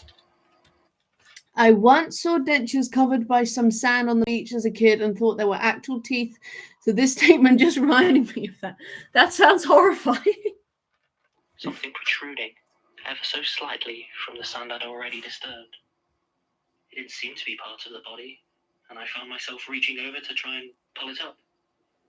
It slipped out of the sand easily, eagerly even. I didn't even need to dig. It was a book. The cloth of the cover had worn away. It was still wet from the seawater that covered the area at high tide. I expected it to be a useless lump of wet paper mush, fused together and unreadable, but when I pulled it open, the pages came apart easily. There was a label at the very front, but the ink had run, and I have no idea what it might have said. So I turned to the first page. It was very strange. It was just the one word, solid capital letters in a small, neat typeface at the very center of the page. It said, dig. Dig, dig, dig. I took that to be the title and turned to the next page. Dig. Dig, dig, dig. Exactly the same. The third page. I think you did. The fourth Dig, dig, dig. page. Dig. Dig, dig, dig. Dig. Dig. Dig, dig, dig, dig, dig, dig, dig, dig, dig, Dig. dig, dig, dig. Holding it in my hands. You know the way that if you say or read a word over and over again, it starts to lose all its meaning? To just sound like a jumble of noises or unrelated letters. Well, this was the opposite. Dig, dig, dig. Every time I read it, it was like the meaning of the word became more solid in my mind. I knew what it was to find your meaning buried in the earth, to claw your sense from under the sand and mud and soil. To dig. Dig, dig, dig. I had almost completely unearthed the body when the police arrived. Apparently a late-night jogger had spotted the scene and called them. They believed me when I explained to them how I had found it, though they were none too pleased that I had so thoroughly ruined what may well have been a crime scene. Yep. I don't think it was. And one of the friendlier officers later told me that the man had probably dug himself too deep a hole in the beach, and it had collapsed on him when the tide had come in. A tragedy, but not unheard of. They still weren't pleased with me, though, and once they had my statement, I was sent on my way. The book was in my bag, and they didn't ask to look inside, so I kept it. I probably should have mentioned it to the police, but they were very rude. I understand now, of course, that they were simply irritated that I had robbed them of their opportunity to dig. Dig. Perhaps they sensed it, that need inside of us. Above us, you see, there's only the sky, the infinite, a void of space and emptiness, so incredible that to think of it in detail is to overwhelm the mind. Mm-hmm. Down into the earth, through the many layers of this globe, this sphere built and crusted upon a single beating point. The center of the universe for each and every one of us, that glorious convergence from which everything, everywhere, I know. to reach it. His To poetic approach that justice source, is really that just... rolling, Oh. molten center of it all. Yeah, The it's definitely only not thick thing enough yet, you so I'm glad I have to made this do as long as I did. is dig. Dig. I've dreamed of it, of course. Safe and happy below, wrapped on all sides by uncounted miles of crushing, loving earth and stone. I see it and watch the passing of history build upon it, layer after layer. To travel down into the ground is to travel through time. That's what I always used to say before I found my book. And I still believe it. But time is the least of the things that waits for us down there. Things I can barely think of without collapsing in fear. 1,000 terrible things trapped and alone, out of air and out of light, all contained within those 3 hideous letters. Dig. Dig. Dig. In those dreams, I hold a spade. Man's got a dig. It screams when I plunge it into the weeping soil, and the voice it cries out with is my own. My level of Soft focus right now blood is begs me to astronomical. stop, trying in vain to save me, but I do not listen. Of course you don't. Why And the would you? pitted No one ever ruin does. of my shovel moves lump after lump of it, tearing it free of itself and piling it around me, sculpting my own grave, bringing the ground up to meet me where I must be buried. It fills my lungs, and I am free. I am awake.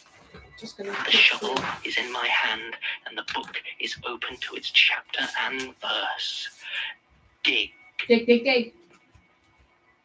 In the moments without the shovel, without the torn ground, I have tried to find out more about the book. Maybe even get rid of it. A bookseller I asked about it pointed me towards you and yours before I dug into him, and so here I came. To tell my story, of course, but another thing as well. Cold, empty, and calling. There's something here, you see. Something to be dug up, rooted out, buried within. A hollow space that all eyes point towards. Okay. And I intend to reach it. If my fingers don't give out first. I know where to dig. Dig.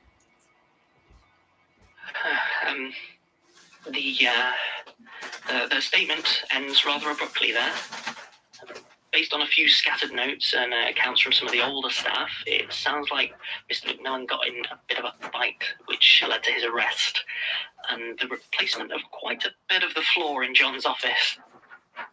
There are still a couple of boards with marks on them that I'd always hoped weren't fingernail scratches, but I guess.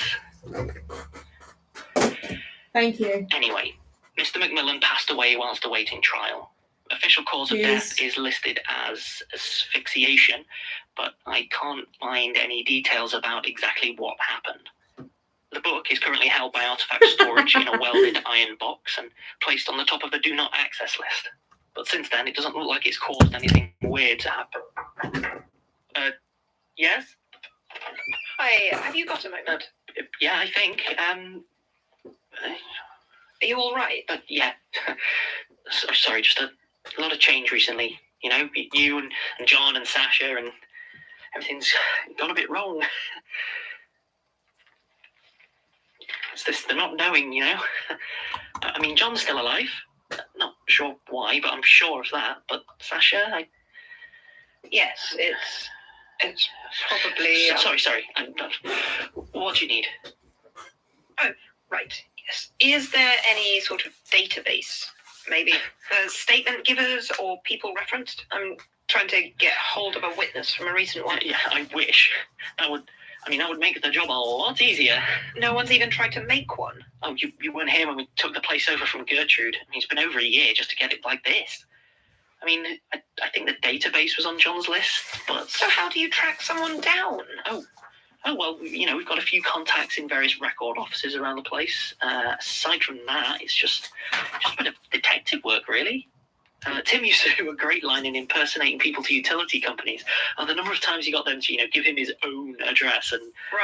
Right. This one, the name is Jude Perry. Doesn't mean anything to you, does it? Jude Perry. No. Did you give a statement? Not yet. Well, sorry, I can't be more help. Sure. One other thing. Who do I talk to about artifact storage? Oh, depends what you need. Probably Sonia? Why? Are you sure you're ready for it? What's that supposed to mean? No, I just, you know, it's... there's quite a lot of weird I'm not stuff an amateur, Martin. Yeah, I know the sort of thing that's in there. I just need to know who I talk to about missing pieces. Yeah, probably Sonia. Stop being mean to What's gone Martin. missing? Melanie, An old okay. calliope organ. It's there in the inventory, but no one can find it when I ask. Huh. I mean, that's not great. Did you need it for something? Just following up a statement. Trying to get a few answers, you know? Well, if you find any, let me know.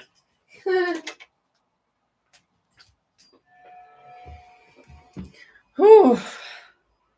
Genuinely has, yeah, I know. She. Ooh. This star is fucking massive, by the way. This is my hand. This is a roll of. Wait, okay. This is a Coke can, right? Where the fuck? There we go. This is a Coke can by comparing to my hand. This is fucking massive. And folding it is surprisingly difficult. I wasn't expecting the folding bit to be as hard as it is, but it's surprisingly really hard.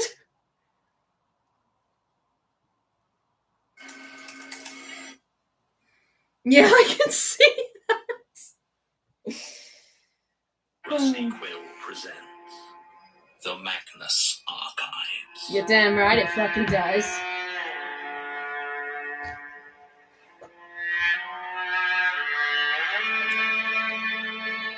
Here, Episode 89. here is a mini star. This Twice is one of the as bright. smallest stars I make. It looks so ridiculous.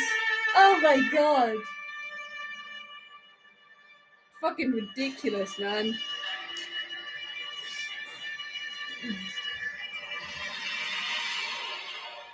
That's the sun. Yeah, a little bit. Something funny, Ms. Perry. Yeah, Care to share? I think it's pretty obvious. Look, I lost my normal coat and it's cold, so I must actually feel it, you know. You wouldn't shake my hand. Well, no, I'm not stupid. Whatever the lightless flame is. Look, will you stop that? Oh, all right. I hate explaining jokes, but imagine you're a butcher, and one day an injured little lamb walks into your workshop and strides right into one of the mincing machines. But when you go up to it, knife in hand, it shakes its head and says, "I'm not stupid." You get why that's funny. Right. No more abattoir metaphors, please. Jesus I Christ. suppose it's not really me, is it? Can't call that a star anymore. Her voice, is this, okay, question, is Jude Perry the short, muscular lady? because if she is, I didn't put the two together. But I also love her voice. Oh, brilliant. What the fuck is the notebook? I think I may have put it there as like a question.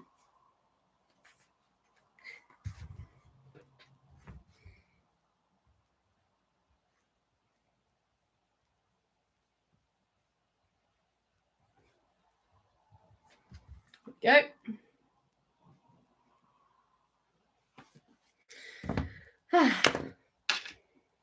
Stupid piece of firewood? I just have a few questions. Did you burn down a section of Gwydir Forest last year? Not alone, but yes. You should have seen how devastated they were. Such a loss. I'm sure the Forestry Commission were mortified. Why? Stop that!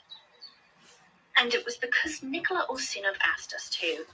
She was done with the place, and we're always happy to help. When that help is destroying something someone loves. But No more questions, Archivist. Oh, just, you're a friend of Agnes Montague, correct? Lom just said,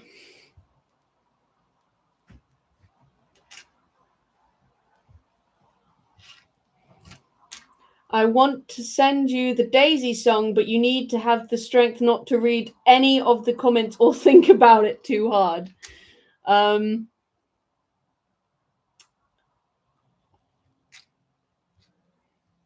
I'll do you proud, darling.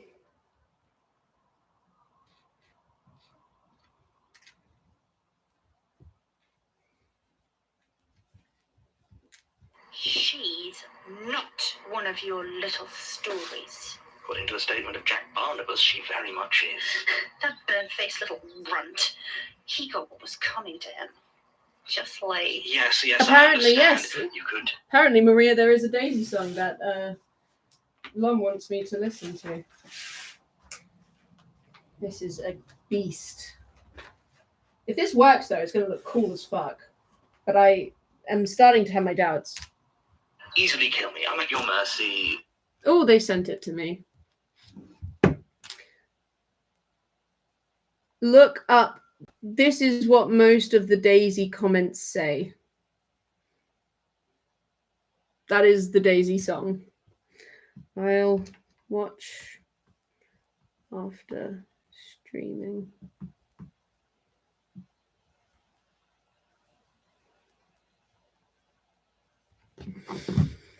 Don't listen to any other songs by this artist until the end of season 3 at least.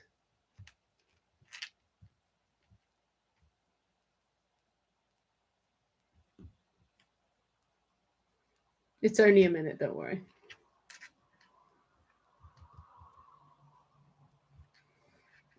Blah, blah, blah. I've heard it before, and from things much scarier than you. That a fact? Okay, so why haven't you done it? Yes, I understand. You could easily kill me. I'm at your mercy. Blah, blah, blah. John don't give a fuck anymore. Things much scarier than you. That a fact? Okay, so why haven't you done it? We're in public. Well, you're hardly keeping your voice down. You talk about God and death and demons, nice and loud, and watch people bend over backwards not to listen to what you're saying. No one cares. You say so. Are you trying to talk me into killing you? If I wanted, I could reach through your chest like Ronnie Wax and hold your heart while it cooked. No one would even notice if I didn't give you time to scream. Right. So why don't you? Does your God not want you to? Hard to say. When I look at you, I feel that burning liquid pain, eager to flow out and purify your rotten carcass. But I feel that a lot. Oh. More or less than normal. Hard to say when every nerve ending's on fire. Hard to tell degrees. 3rd degree, maybe? Oh, sorry.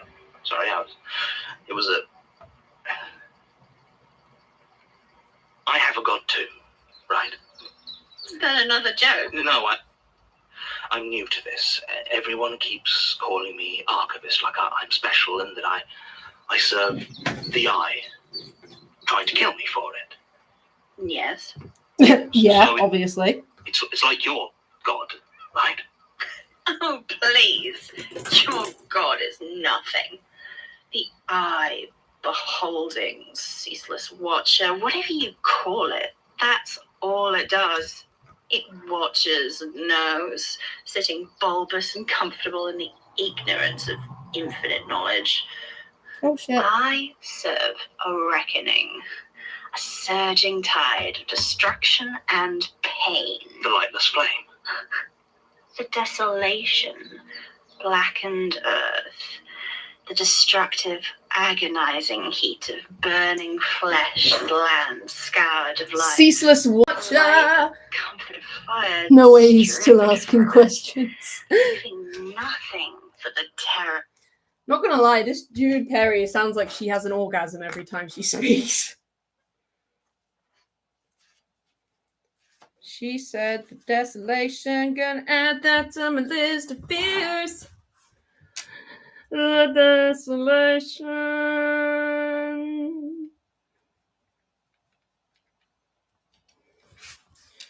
Ceaseless watcher.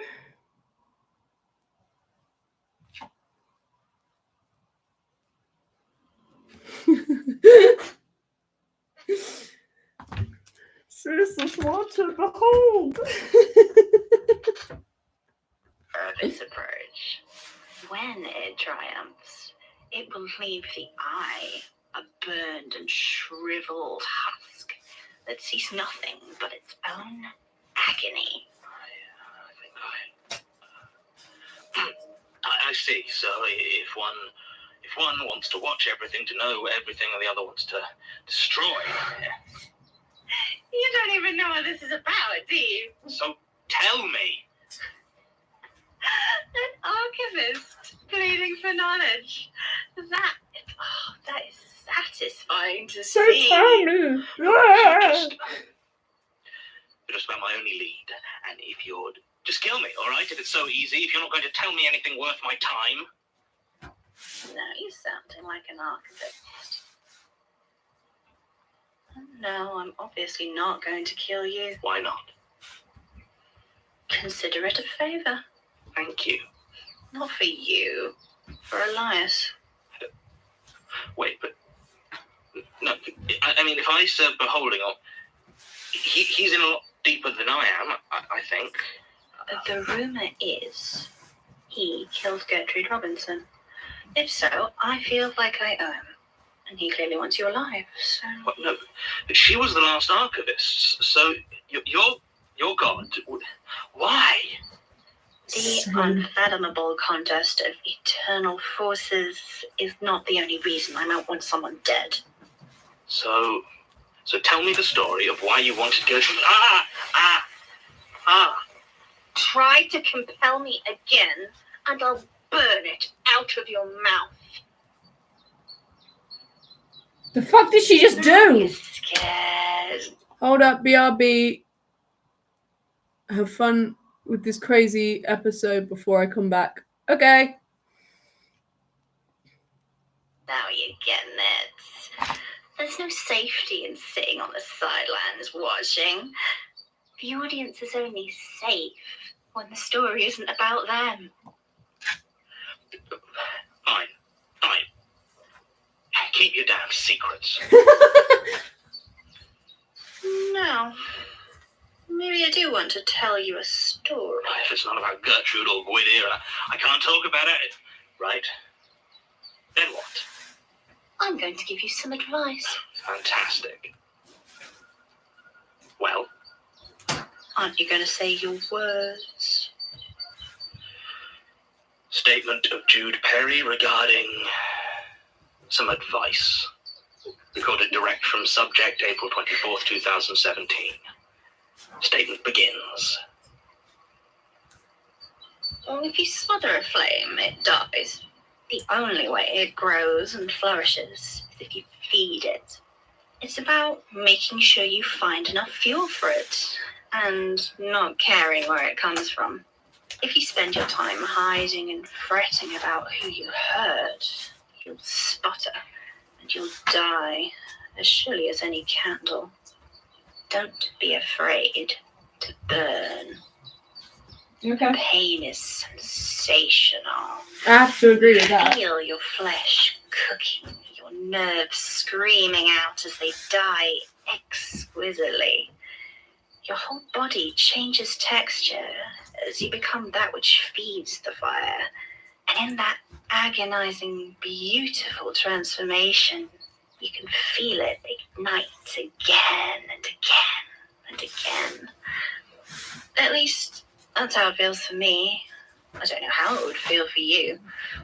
Maybe you get an itchy eye. I don't care. Point is, whatever form it takes, you have to feed it for it to grow strong. Otherwise, you're the one that gets consumed. I never hid my flame. Not once. Even before I found my god, I burned as bright as I liked, and those who came too close simply ended up fueling my brilliance. At the time, the closest thing I had to God was cocaine, though I also spent my evenings as an acolyte to alcohol. But my true thrill was money. Not mine, of course, though I had plenty, but the money of others I could fling upon the pyre of the stock market. Whether it ignited into something more or simply burned down to ash meant nothing to me. It was the thrill that I craved. This was decades ago now. The star I is was one of now the top quite bankers, girthy. It's quite a thick but boy. it doesn't matter, they're not important. Not to mention Still that can't a hold its own series weight, of though. severe fires has long since put them out of business. The point was that I burned through too much of myself because I didn't know what else I could burn. My girlfriend saw it, though she had no idea how to help with the deep depression that had settled over me. I never slept much to begin with, but now even the choice seemed denied to me. I was sluggish and listless at work, and people began to notice. My rating began to drop. My colleagues would whisper and not so subtly leave me off invitations for what little socializing there was. I was burnt out in every sense but one, and that was the one that saved me. It was Agnes, of course. I don't know where she found me. I only remember sitting in a booth with a beautiful young woman who smelled like matches and incense. I was drinking coffee so hot it peeled the skin from the roof of my mouth. But I didn't care, because looking at her filled me with every kind of heat. We were talking about sacrifice, about power, about things that even now I struggle to fully understand. She was soft-spoken and shy, and I gradually became aware of other people stood around us. There seemed nothing remarkable about them at first. Different clothes, different ages, just a dozen or so unremarkable strangers. There was something in their faces, though, a vicious hunger that I knew mirrored my own. And they all looked at Agnes with such devotion. One of them, a round-faced black woman I'd later know as Sandy, squatted down next to me and stared into my face. She made a noise of dismissal and leaned in close to stare at me. She said, "I don't think so." And her breath hit me like a furnace. I instinctively thrust out a hand to push her away, but as I touched her face, she remained still, and instead my hand sank into it like softened candle wax. I screamed, but if anyone heard me, they didn't do anything. I could only stare as thick rivulets of molten flesh flowed down my arm and onto the ground. And Sandy's body shook as though with laughter, even as my hands stayed encased in her warped and yielding head. I probably don't need to describe how much it hurt. it would be a long time before I was able to use the hand again. At last, I calmed down enough to pull my scalded, wax-encrusted hand from her head. She stood up, pressed her fingers to her face, and calmly squeezed it back into shape. It didn't look exactly the same as before, though there was no mistaking the voice that came from her lips. She turned to Agnes and nodded her approval. Agnes, for her part, had been talking this entire time, I realized, and somehow I had been listening. I knew what to do. We've made quite a bit of progress. Nicholas Tregenza was the one that I He's a chose. thick boy. I had other colleagues I hated far more, of course, and in many ways I might have even called Nick a friend, but unlike so many of the others, he had a lot to live for. His wife, Julie, had just given birth to a squalling brat that he'd named Desmond. Awful name for a baby. Mm-hmm. And he'd saved enough money to move away from London entirely. He'd just bought a house. When he spoke to me, he had hope in his face. And so much life in him, it still makes me smile to think about it. I invited him out for a drink to celebrate his good fortune, got him drunk, and stabbed him to death in a filthy alleyway near the edge of the Docklands. Jesus He Christ! had the wherewithal to look surprised. His skin didn't yield as easily as Sandy's had, but I suppose that's what knives are for, isn't it? And just like that, he was dead. And I felt no different. I had a minute of blind panic. How could I have been such an idiot? I hadn't even planned ahead to consider how I might dump the body. I was just so desperate to stoke the fire. I still felt sputtering inside me. Then, all at once, I saw the faintest tongues of smoke creeping around his body. In an instant, it was burning, and I was surrounded by that smell of matches and incense, mixed with the The sun's looking good, like thank you very much. cooking pork. And Also, as I he apologise if it burned, takes me a while to see your I comments, felt because my you're senses actually technically behind me now. sharpen.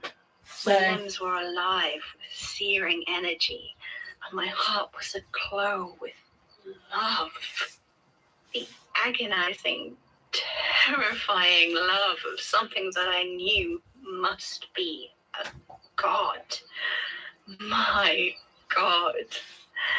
The lightless inferno of desolation, of pain, and destruction. My tears of joy were nothing but steam. Nick's body didn't completely burn to ash. Of course not. There needed to be something to identify. After all, what does my god care about death? It was the destruction of his life that it hungered for. The agony and fear of his wife and child, those that loved him. So they had to know he was dead. Killed and mutilated in a pointless and unforeseeable act of unutterable violence. Then it was simply a matter of forging his signature on a few documents, implicating him in some very illegal transactions to get his assets stripped from him. Oh, and burning down the new house, of course. And with each act of glorious, hateful destruction, I felt my god's love. Jude is insane, but oh my god, does she has passion.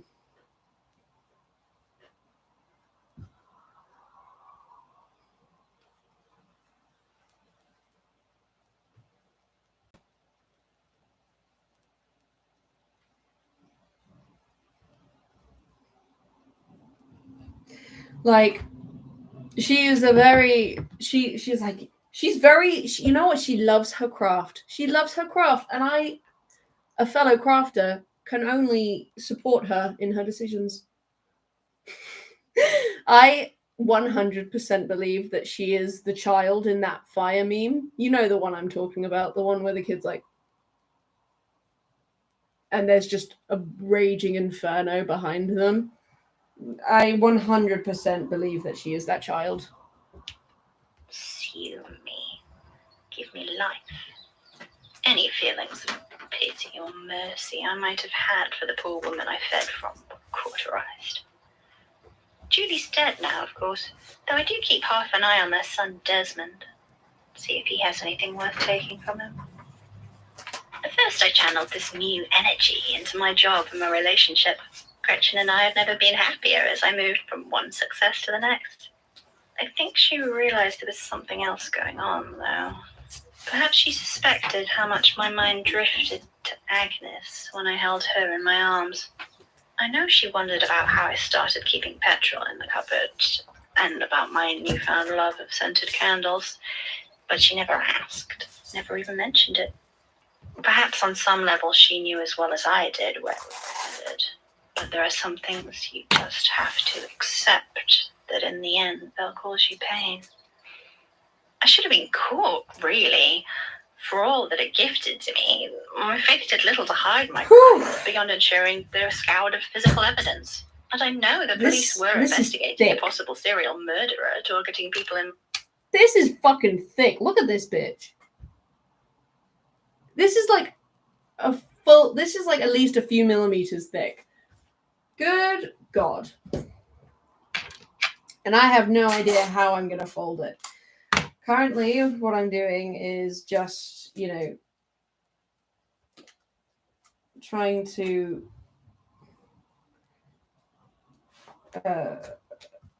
help keep everything together. It is a thick motherfucker. Oh, God. I'm actually kind of scared to fold this. I really am, because, I've put a lot of effort into this. This is like my child now. It's bigger than my head. What do I do? Fuck, man. Okay, I can do this. I don't know how I'm gonna fold this. This is now my next... For my next trick, I'm gonna figure out how the fuck to fold this shit. We'll see how it bloody goes, yeah? Industry. But for whatever reason, Thank you for they the never support. gave me a second look. I later learned my new brothers and sisters of the lightless flame had taken it upon themselves to help hide my crimes. But even they are only human. Some of them, at least. I now know they were simply guiding me upon the path to my true epiphany. All this time I was serving my God, but only for my own glory. But with each new gift, each renewal of the fire, I saw how lifeless and hollow it was, how grey and ashen my existence had become. It became clear that where once I had destroyed to fuel my life, I now live for the pain that I caused. And for Agnes, my sweet, hopeless Agnes. And so I entered it. For all the agony and pain on Gretchen's face, she didn't seem surprised when I doused myself in kerosene and set it alight. I think she screamed.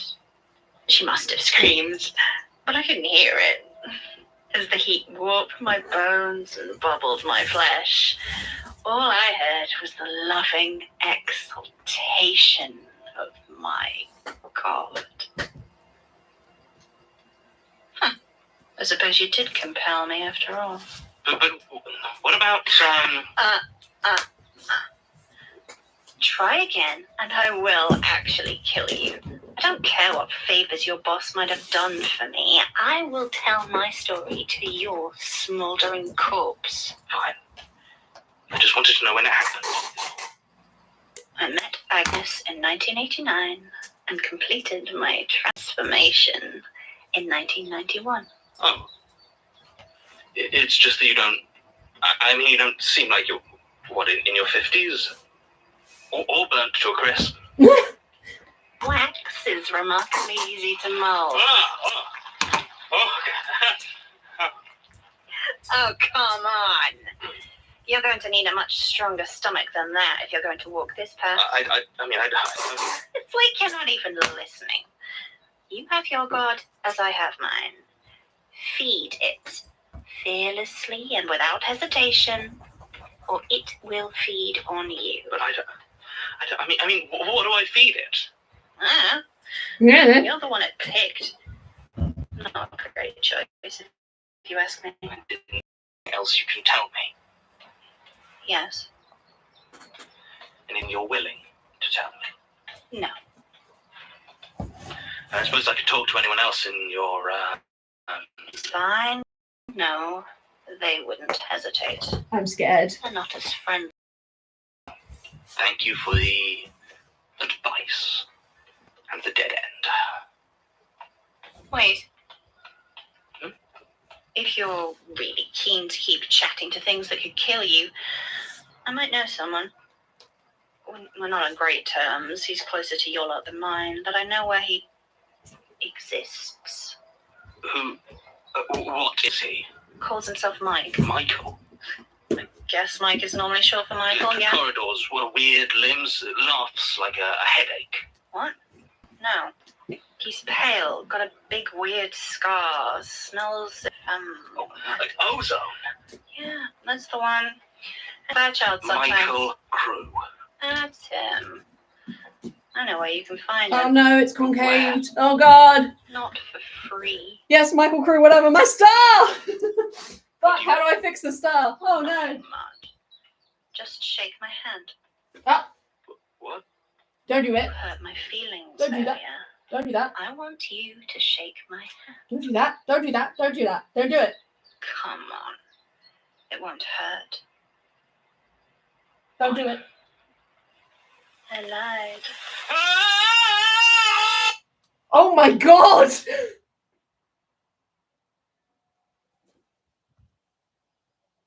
Ah!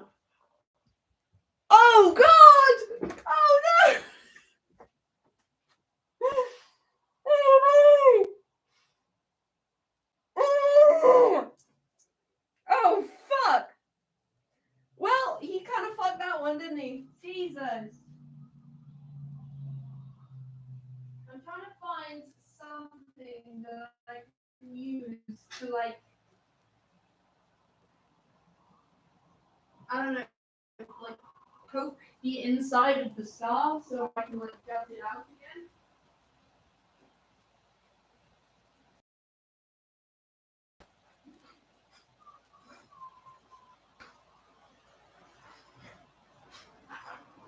I have various chopsticks in order to help me with this.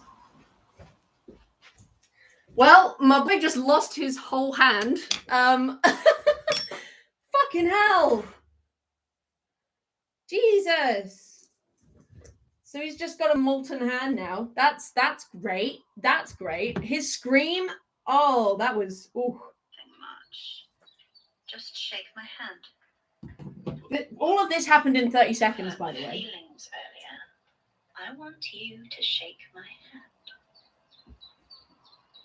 Come on. It won't hurt. Fine. I lied.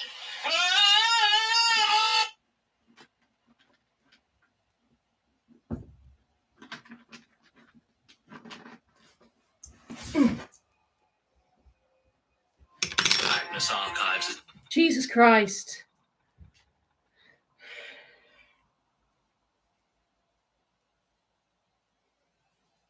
We've got through like 10 episodes. I've been here a long time. This star has taken like 4 hours. It's not even done. We were laughing about the fact that I might get to 120 episodes, but honestly, you know,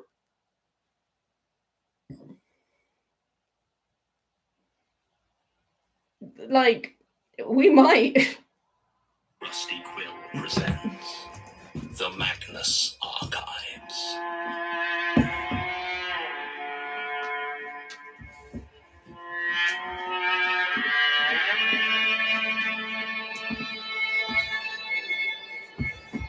Episode 19, Bodybuilder.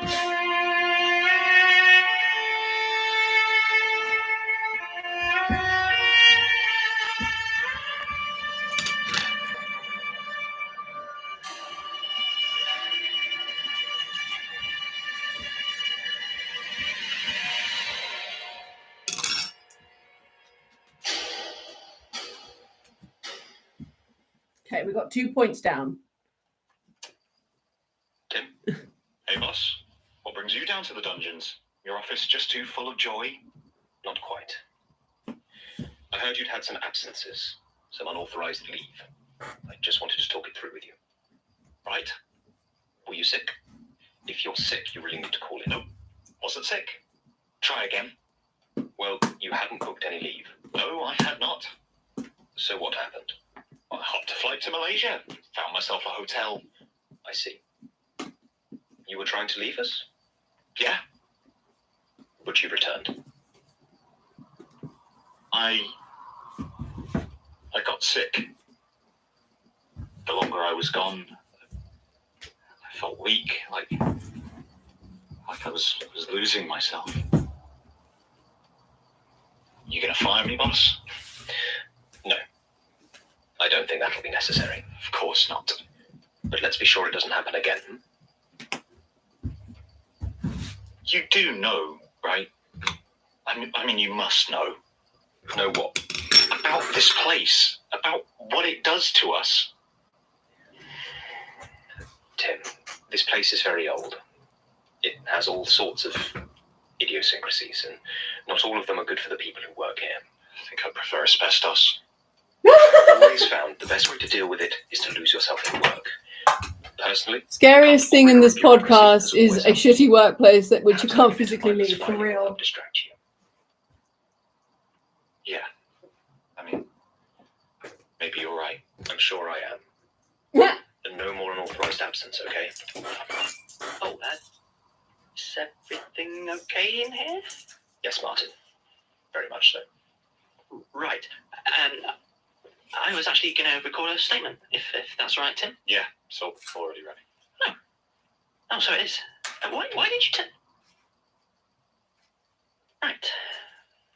Right.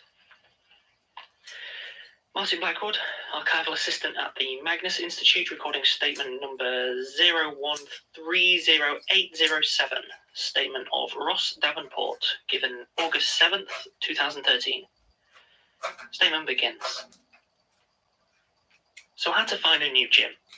It was a shame, really.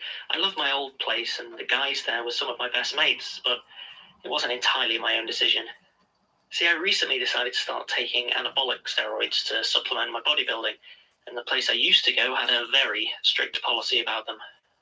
Matt, the guy who ran the place, his partner had gotten deep into them, and when he had a heart attack, Matt blamed the steroids. Since then, you get seen with a needle or pill bottle that's not a recognized supplement, and you're out of there. Still, I didn't leave because I got caught or anything like that. I hadn't even started when I left. I just felt guilty, like it was an admission of failure. 11 years I'd been going, all natural, and physically I was at the top of my game. I did well in competitions. Sorry, I'm creating a felt spike, healthy. and I'm using I was an pretty much the X-Acto knife, ideal and I don't weight want to for my get told height, off. but when I looked in the mirror, I still didn't see what I wanted to. My muscles were smooth and rounded, not like the veined, not like the veined, bulging shapes that I idolized. Even when I spent weeks dieting before a competition without an ounce of body fat, I just couldn't get there. I'd reached my natural peak, and it wasn't enough for me.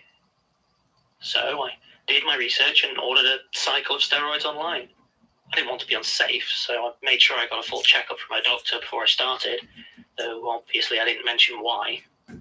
Everything came back fine, so all that was left was to find a new gym where nobody would mind me taking them. This was harder than it should have been, mostly because of my own standards. Plenty of places had an official policy banning drugs on site and just didn't enforce it. To me, though, the whole point of moving gyms was that I didn't want to have to hide like a criminal or pretend to think what I was doing was wrong. I wanted somewhere I could be honest about who I was and what I wanted to be. Eventually I found it, weirdly enough, in the yellow pages. Online searches hadn't shown anywhere promising near my home, on the outskirts of Aberdeen, so I thought I might as well try the phone book. As you'd expect, most of the listings just pointed me towards their websites, but I spotted a small square ad box in the lower left corner. It was text only and read, "Your perfect body is here. Become all you can I got be, this issue, followed by a landline number and an address about 5 minutes and I walk don't know how to from me. fix it. So I gave them a call. The voice that answered was rough and spoke in the sort of English accent that usually gets my hackles up. But when I asked him what the gym's policy on steroids was, he just laughed and said that if it helped me perfect myself, then it was more than welcome. I arranged to swing by the following day and check the place out. From the outside, the gym wasn't much to look at. Just the faded outline of a dumbbell on a grimy window and the words weights and cardio just about readable over the door. I realised I actually passed this place pretty regularly and just Yeah, always the rest assumed looks it was pretty out of good. business. The door was open though, so I went inside. It was a hot day, but the air in the reception was cool, tinged with that familiar scent of sweat and something else I couldn't quite identify. There wasn't anyone behind the desk, and the computer didn't look like it had been turned on all day. I was about to call out, see if I could get somebody's attention, when I heard the door to the changing rooms open, and someone stepped out. The man who stood there was, without a doubt, the biggest guy I had ever seen. And bear in mind, I spend my time hanging out with bodybuilders. He had to hunch down to fit through the doorway and was almost twice as wide as I was. Most of his body was covered in a loose tracksuit, and I could see clear stitch marks where it had been enlarged for him. Embroidered on the chest was the letter J. Despite his enormous size, his face seemed pretty normal, even handsome, with the sort of cheekbones and jawline I'd kill for. He smiled when I stammered out a hello and asked if I was Ross from the phone. Sure, I said. He immediately launched into all sorts of questions about my workout, what I was looking for, what safety measures I had for my steroids, that sort of thing. None of it was unexpected, and he clearly knew his stuff. But then he started asking me some slightly more personal questions. Why I'd become a bodybuilder, how it made me feel, what parts of myself I hated. It felt a bit invasive, but I answered honestly, and he seemed satisfied, turning around and gesturing for me to follow as he headed in to show me around. The gym itself was good, but nothing special. It actually didn't have much in the way of cardio machines, but that had never really been my priority, so it wasn't a problem. There was also quite a lot of old-fashioned gymnastics equipment, parallel beams, vaulting horses, high bars, all that sort of thing. It was a huge room, and to be honest, part of me just assumed that they were there to use up some of the space. It certainly had everything I needed, although I did wonder why we were the only ones in there. It was the changing room that really struck me as odd, though. It was just the one, apparently unisex, though I doubted any women members. It was decent size and had plenty of showers, good water pressure, everything you needed. It seemed perfectly normal, except for one thing. The lockers were absolutely enormous. They came right up to the ceiling, which was easily 12 foot from the floor, and must have been a good 2 or 3 feet wide. Each had what looked to be a unique lock, and only a few of them had keys in. A guide explained that every member of the gym had their own locker and kept it as long as they were a member. I asked what happened when all the lockers were taken, and he just shrugged. No new members, he said. When he shrugged, the fabric of his hoodie moved in such an odd way. It was fascinating, and I made a mental note to keep an eye out for him in the gym, so I could get a proper look at him. I walked over to one of the lockers with the key still in it, number 31, and pulled it out. I looked back at him and he nodded. The locker was just as big inside as I'd thought, and went back about 5 feet into the wall. Forget a workout bag. I could have stored my entire wardrobe in that thing. After that, I headed back into the reception, and the guy took down... Look at this fucking beast! Woo! Look at that! That is so cool! Oh my god! Let me turn on the lights. Look at this! Look at it! Oh my god, it's fucking massive! Holy shit! Damn! Look at it! That's so cool! It's probably one of the coolest things I've ever made. This is so cool! I definitely needed that much paper, because Even with the amount, I know you were laughing about the amount of paper I used, but even with that much paper, it was still threatening to concave. Like, I think I just about had enough paper. God, it's thick though. Oh. This. Yeah, there we go. That's nice. Woo! Jeez! An absolute beast. I am really quite impressed with this. I was not expecting. I'll be honest, I wasn't expecting this to work. I thought I would have quite a bit of waste paper to put in the bin, but it worked surprisingly well. I mean, look at that. That's really pretty. gotta perfect it now. But other than that, she is beautiful. I am very pleased with this. I think Mom's going to be very pleased with this. What? You say 3 hours? We've been here almost 4 hours. 4 bloody hours, bro. Whew. That. She's beautiful. She's so thick. I can't get over how bloody thick she is. I mean, look at the thickness of this girl. God damn. You're a whole bakery with that dump truck ass you are. Whew. I'm going to go around and put a little bit of tape in certain places just so that it's less likely, because I don't want the paper to get caught and shit, you know? Thick stars save lives, you're damn right they do. I signed a few forms, and just like that, I was a member. He told me to keep the key and explained that he preferred to have membership fees paid in cash. That didn't surprise me. I got the feeling that there were a few things about the place that wouldn't pass any sort of official audit. Still, it suited me perfectly, so I had no interest in causing them any sort of trouble. I gave him a big thumbs up, and he nodded, turned and headed out of the doors, off down the street. It was a bit abrupt, but to be honest, I wasn't sure he was all there, if you know what I mean, so I didn't think too much of it. I did kick myself, though, as I realised I hadn't actually got his name, so Jay would have to do for now. With Jay gone, it seemed like I was the only one there, so I got changed and got on with my workout. It was a bit eerie, being all alone in that huge room. I'm used to having the presence of others to motivate me, to push me further than I'd otherwise go, just to show off a bit. On my own, though, I found myself working out at a much more leisurely pace. I was more careful than I normally would have been, if only because I didn't have a spotter. The whole day, I kept expecting someone else to come in. We'd get chatting, I thought. I could maybe ask them to spot me, but the day slowly passed and I was still alone. Occasionally, I heard a noise from the changing rooms that I would have sworn was someone coming in, but there was no one. Eventually, I showered, changed back and headed home for a less than exciting dinner of chicken and beans.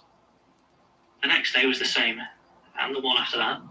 No matter when I went, the place was always empty, with no sign of Jay or anybody else. I wondered if somehow I'd been tricked into paying to use an abandoned gym or something, but it was well maintained and really clean, so someone was looking after it. In fact, thinking about it, I'd say it must have been the cleanest gym I'd ever used, although at the time I thought that was because I was the only one using it. About 5 days into my time there, I finally met someone else. Her name was Marie Belandi, and she seemed just as surprised to see me as I was to see her. Apparently she'd been using the gym for about 2 months and had, like me, thought she was the only one. She'd been off to see her sister down in Glasgow for a week and was a bit shocked I'd turned up in her absence. We got to talking, though, and got on pretty well, so sure enough, after a few minutes, she offered to spot me. Truth be told, I was a bit dubious she'd be able to keep up, but a few sets shot me right up. Whatever she was taking, she was a lot further along than me, and by the end, I was struggling when spotting her. Still, there was a camaraderie that came from being the only two people in that weird place, and it didn't take long for us to become good friends, swapping diet tips and theories about what the deal was with Jay, whose real name she claimed was Jared. Oh! There was one other advantage to knowing Marie was around. Jared! It helped me ignore the sounds from the locker room. the occasional thumps and creaks. I could just write it off as her being a bit clumsy, even when I hadn't seen her come in. Marie was apparently quite a big deal in some of the international women's bodybuilding competitions. I'd never followed them, but she showed me a few of her trophies once. The way she trained, though, it was intense, driven. More driven than I'd expect from someone with so many wins under her belt. She'd push herself way past the point of exhaustion every day, and for all the awards her body had gotten her, it sometimes seemed to me like she wanted to destroy it. Often I'd find her staring at the mirror in the changing room, her gaze locked on her shoulders, moving them slowly up and down with a look of disgust on her face. Damn. I didn't really think about it too much, though, as my own steroid course was starting to show results, and I was spending plenty of time in front of the mirror myself. It wasn't enough, though. I knew it wasn't enough. I knew I was going to have to go on another course as soon as my body had recovered from this one. Maybe even sooner. I don't know how it would have ended if I hadn't lost my phone. I don't have much of a social life, so I didn't notice it was gone until I was getting ready for bed. It must have fallen out of my jacket pocket when I'd hung it up at the gym. I wouldn't have minded waiting until the next day, but it had my training diary on it, and I always spent 10 minutes filling it in before bed. It was a small ritual, but an important one, and given that it was just down the road, I figured I might as well go and see if the gym was still open. Since no one ever seemed to be around, I figured maybe no one locked it overnight. So, at about 11:30 last Wednesday night, I found myself gently pushing open the door to my gym. It wasn't locked, just as I guessed, and everything inside seemed quiet. I headed through into the changing room, and there was my phone, where it had fallen in my locker. I grabbed it and was just about to leave when I heard movement coming from the gym itself. I nearly jumped out of my skin. I should have left. I should have turned right around and marched out of that place. But instead I felt a rage building inside me. Whoever was in there, it was almost midnight. How dare they come in sneaking around like that, trying to give me a heart attack? I set my face hard and walked through, preparing to give Marie, or whoever it was, a piece of my mind. The lights in the gym were off, but I could see movement over near the gymnastics equipment, someone swinging back and forth on the parallel bars. It was a smooth, rhythmic motion, down and around and up and over, around and over, up and down. Sometimes the movement flew up, releasing the bars for a moment before deftly catching them on the way down. There was no sound as I got closer, apart from the faint slap of hands gripping and releasing the wood of the beams. If it was Marie, I'd never seen her doing anything like this before. I walked over and turned on the overhead lights. It was not Marie, swinging round and about on the bars. Marie only had 2 arms. Oh! Marie had legs. Oh shit. Marie had a head. Oh shit. The thing that swung and flipped and twirled around the bars was nothing like Marie, though its flesh looked human enough. It did have a smile, though, stitched, right in the centre of its torso. I screamed so hard I tore something in my throat. I don't know if it heard me. I don't know if it even had ears. But it wasn't alone. And the other things in that place did hear me. Because as I ran back and out through the changing rooms, all the lockers were opening. What came climbing out of them had once been people. I'm sure of that. And they called to me, offering to help perfect me. To help me achieve my ideal body. Jay was there, standing his full height, a distended, jagged body bared in all its twisted grandeur, and he shook his head in frustration. He said something, I think, but I couldn't make it out. It might have been too soon. I tried to remember some of them in detail, the confusion of limbs and joints and muscles, but all I can remember is the happy, joyful way they called to me. Told me that the pain was worth it. It makes me sick that a small, sharp part of me wishes I'd stayed to listen. Oh God. I never went back. I called Marie and told her what had happened, but she didn't believe me. At least, I hope she didn't. Because if she did, then some of the questions she asked make me very worried for her indeed. Statement ends. Wait, what questions did she ask?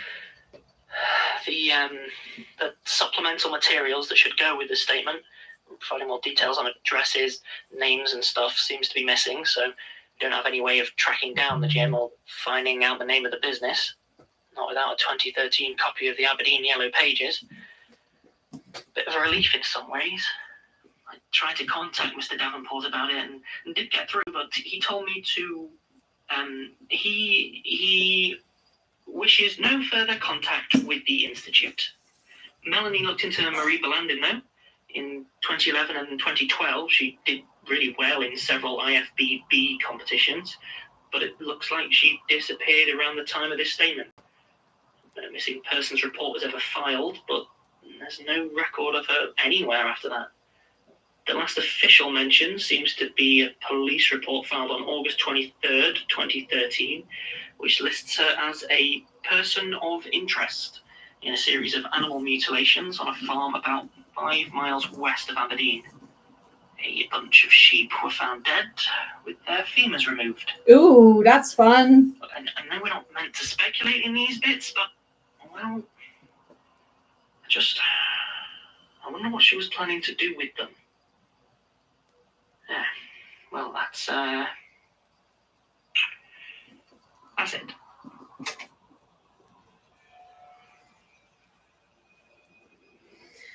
Oh, well, it took 4 hours, but we made the star. And she's glorious. She's beautiful. Look at her. You know, she's pretty structurally sound. Like, she's pretty, you know.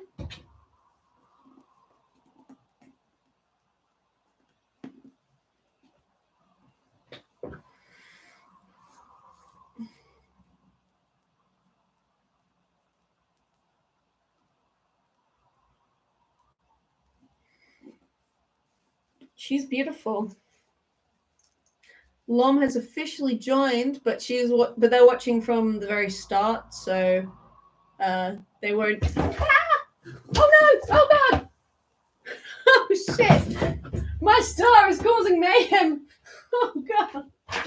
Just like Mama used to. Oh lordy lord. Dan did some damage though. Look at that. Crumpled my Coke.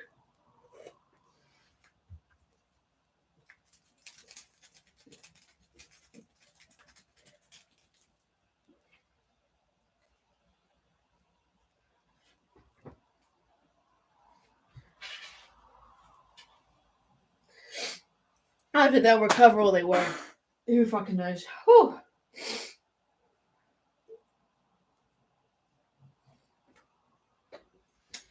I don't know what to do. I don't know what to do now. I just want to stare at this star. Hello, you just missed me destroying my wall with a Coke can by accident with this star. If you scroll back like a minute, and then you'll get to see it. Yeah, watch back like a minute before you came back, and you'll see it. I'll wait patiently. I'm deciding what to do anyway, so.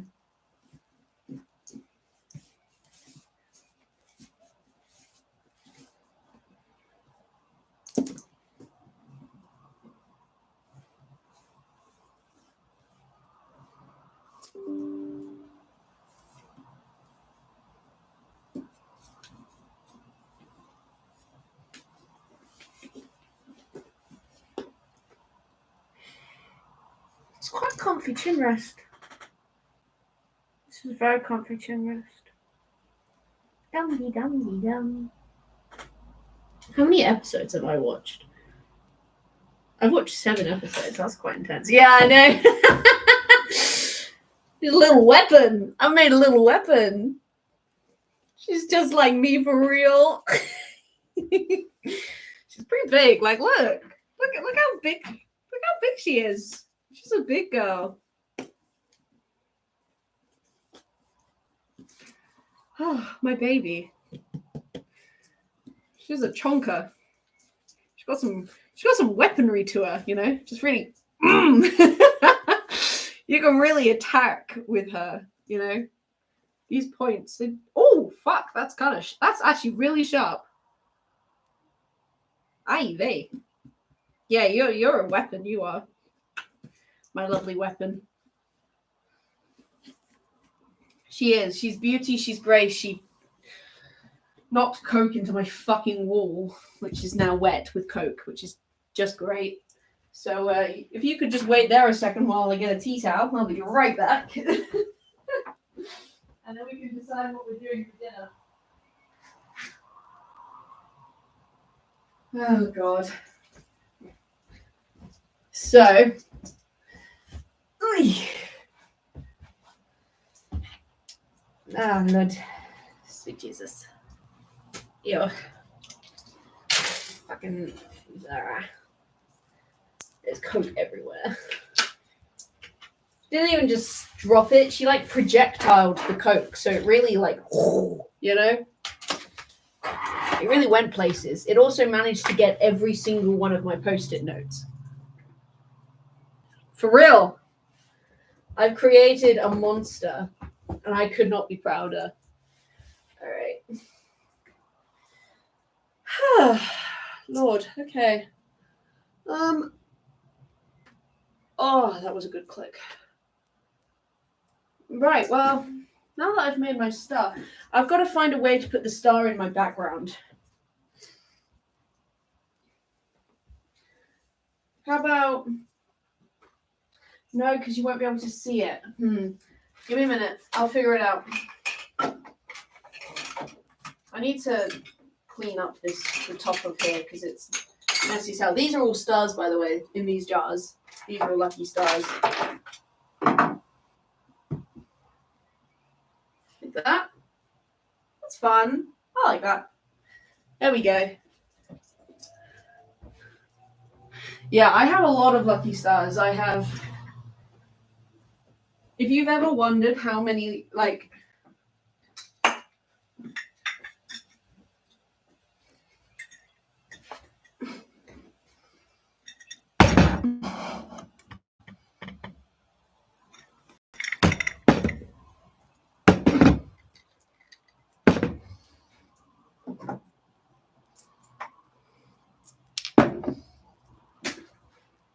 and that's not even all of them, because I've given these away as a gift.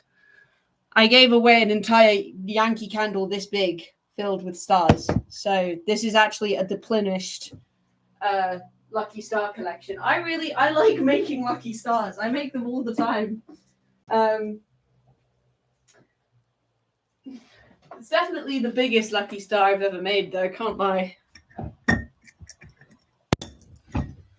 I was making them in the show, the fucking words the other day, though. These ones are fun. They glow in the dark. I can't really show you because it's light outside, so they won't glow, but that's what they do. And yeah, I like making my stars. Yeah. Oh, it does actually show. You'll be excited to know that Lom is technically here, but they're catching up. So they are watching from the start, but they are here technically. So I don't know if they know how to see the chat, because normally they only use the chat to tell me that they're not the watcher. Oh, you won't actually know that joke. Okay, so back when I first started, I would on occasion get like a random person just viewing, like out of the blue. And if I ever went, oh, hi, you know, to them, they would immediately disappear. And it was really funny to me. So I was like, oh, the watcher's here. And then they disappear. And so I told them about it. And they were like, and then when eventually they caught up with the streams I had done, they were like, should I message that I'm not the watcher so you don't freak out? I was like, yes, that would be quite appreciated, actually, because what you have to bear in mind is I don't advertise this anywhere. I'm not a YouTuber. I stream so that my my computer doesn't get filled up with videos, and but can also show me watching this because Mum asked me to, and I'm a simp. So, you know, like when you get someone miscellaneously like showing up to watch, normally they just come and go really, really quickly, and I always just refer to them as the watcher because it's just really amusing to me. I'm like, hi, they disappear. I'm like, goodbye. And then I'm like, the watcher was here and they're gone. Which is why it was well, that's the thing. You've been promoted to like someone's disappeared. Oh, they probably split screen. It doesn't matter. Anyway, you've been up because you actually talk. You're my first commenter aside from Lom telling me that they're not the watcher. So, you know, good for you, you know. If I ever accidentally do become famous, which I fucking hope I don't because that sounds actually terrifying, I will always remember you in good spirits, Maria. I will always remember making a massive lucky star in your presence. You can be the watcher if you want, but you are also now just Maria. You are Maria. Ah, I know, aren't I just a darling?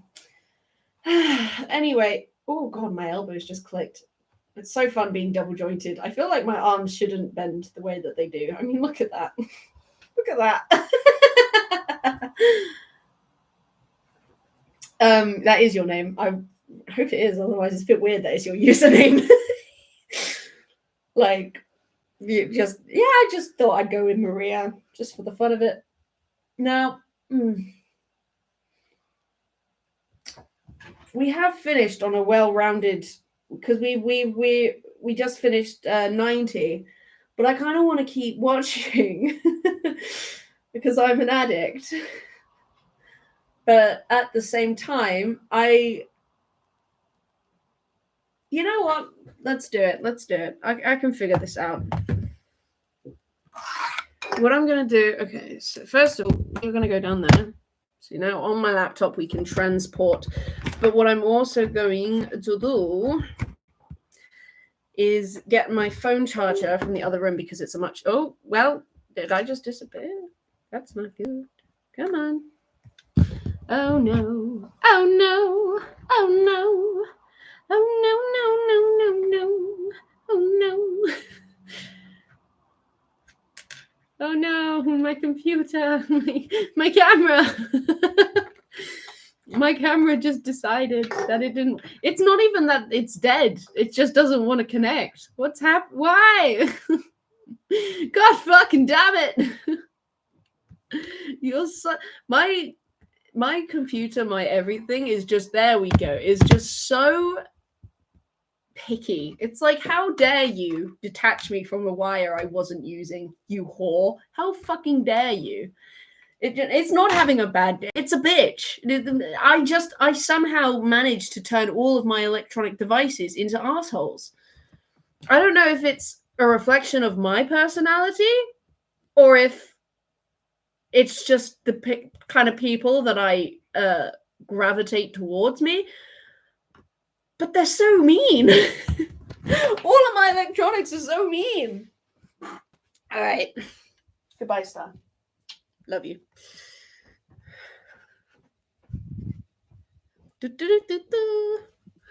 You're now in my kitchen/living room. Right there. Hate to see you leave, love to watch her go. Got a fat ass. No joke.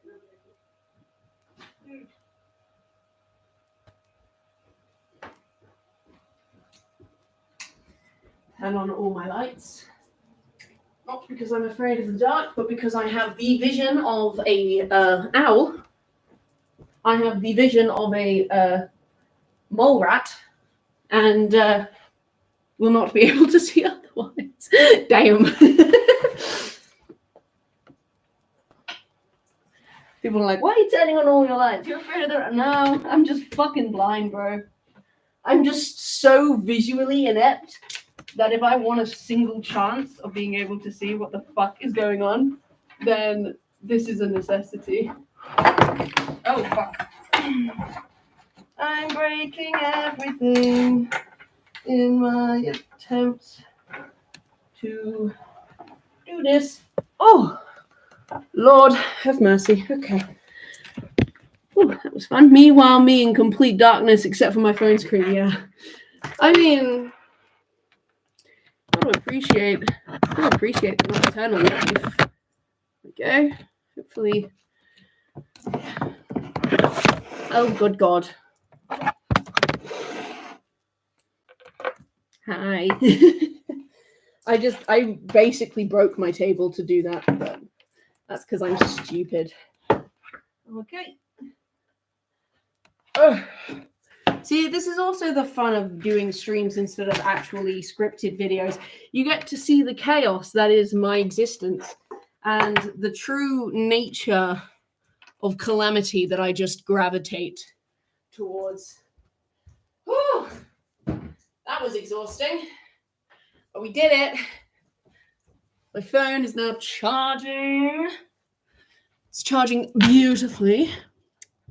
I'm here for the chaos. Good, because it's not going anywhere. Oh, we reached 420. Right. Oh, God, my back. Let me grab my phone. Have my phone. I'm alright, Kate. God. My office is a bloody mess. It's just chaos from all the paper because I had to move so much stuff to get out of its way. It's just a mess. Whew. All right. You, as one of my elite employees, gets to help me choose what I'm having for dinner. So we have we have bolognese pasta, or we have chicken with ginger and spring onion. They both freeze just fine, so do not panic about expiration dates and all that shebang. Because honestly, I consider expiration dates as suggestions, so that should not filter into your consideration.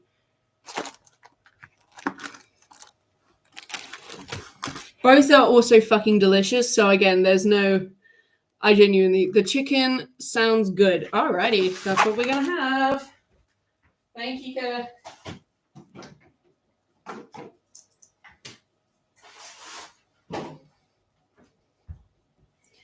Whew. And by the way, yeah, the chicken is really good. I don't know if you can get Kirsty's where you're from. The council has decided. I don't know if you can get Kirsty's food where you're from, but they're very good ready meals. And as someone who basically lives off of ready meals because I don't know how to cook that and I don't like cooking, I am a bit of a connoisseur when it comes to ready meals. So that is coming from an expertise, you know. Right, the coming storm. I miss AI guy. Asshole. Rusty Quill presents the Magnus Archives. You're goddamn right it does. Trigger warning, there's going to be some loud stabbing sounds. Episode 91, The Coming Storm.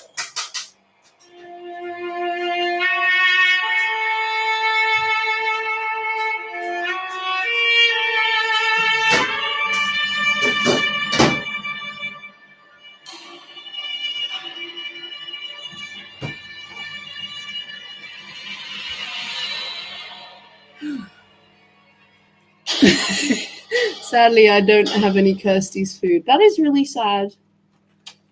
You sure I can't get you a cup of tea? It's fine, really.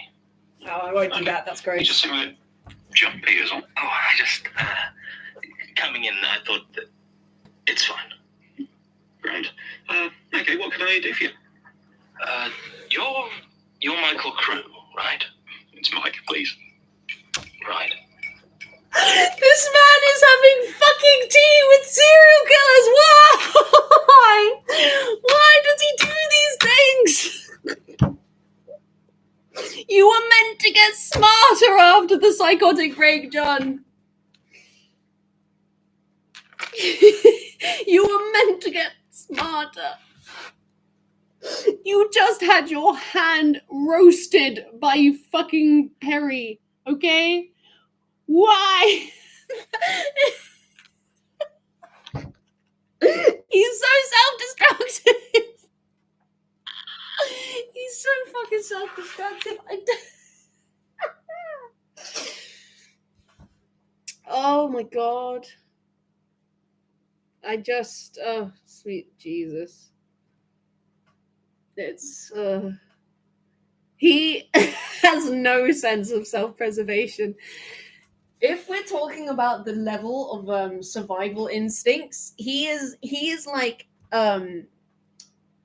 he is like a baby manatee. You know how manatees have like no, and you haven't seen the I bet I fucking haven't. But you know how manatees are endangered because they literally don't know that like there are threats because they have no like natural predators, and we're not allowed to hug them because we may accidentally make them think that they can like come near like humans and then they could get hurt by boats and stuff. He's like that. He's so unaware of like how stupid some of his decisions are because he just doesn't think. Oh, well, yeah, manatees are endangered because they have no natural predators. When I'm talking about manatees, I'm talking about those really big, fat, like the cows of the sea. You know the ones I'm talking about. The ones that just kind of floating around, living their best life. They have no natural predators, so they have no defense mechanisms. They're literally just blobs. They're just blobs of like fat and happiness. They don't care at all about anything. And if you see one, it will probably like hug you or come up to you, but you're not allowed to interact with it because if you interact with it, they will probably start to see humans as like a good thing, which in itself isn't bad. But the issue is that they'll then come nearer the shores and they could get injured by like boats and stuff. And that's not good. So we have to, and so there's this video of this lady getting hugged by a manatee and she's not allowed to hug him back because it's illegal. It's illegal to hug a manatee. You'll go to prison. You'll get fined. You'll go, yeah, for 60 days you go to prison because you hugged a manatee. It's illegal. Yeah, because it will result, they don't have any self-preservation. It's our responsibility to make sure they don't die. Because it's literally like if we don't keep them away, they'll just come back because they don't have any survival instincts. They have no survival instincts. And like even if it did bite you, it wouldn't hurt because they have like silly teeth. They have silly little like brush teeth, which because they're only meant to like eat vegetation, so they don't even have proper fucking teeth. So even if it decided it wanted to take a little nom of you, it wouldn't even hurt. Like this is the level of non-threatening that we're dealing with here. And so in order to keep them safe, it's been made illegal to hug manatees because otherwise they'll become attached to humans and get hurt by boats because they don't realize that the boats are dangerous. Like they just like they have no survival instincts, none. And I feel like that's John. John is a manatee. I'm from the Magnus Institute. Oh, you said. Oh yeah, I read you feature in some of our statements. Oh, statements of what? There was a book, two of them at least. Excelsiora, the Bone Turner's Tale. You I think you threw a guy off a skyscraper in Paris. Oh. Last chance for a cup of tea.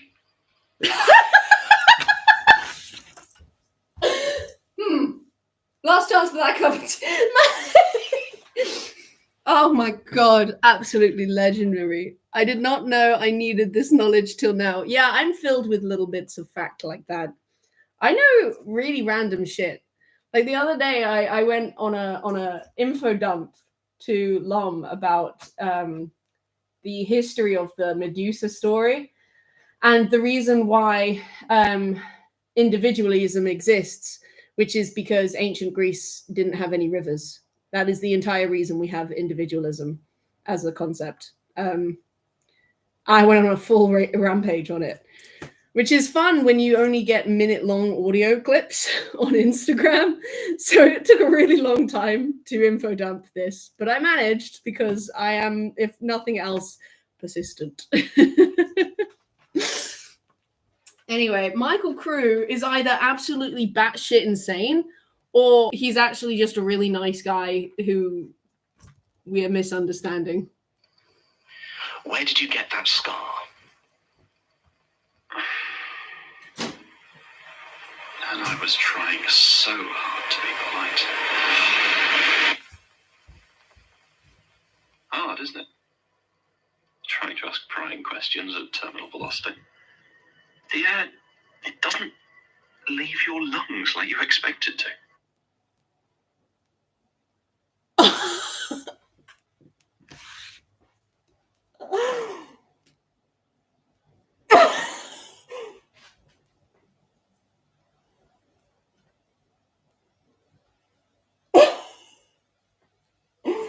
Why?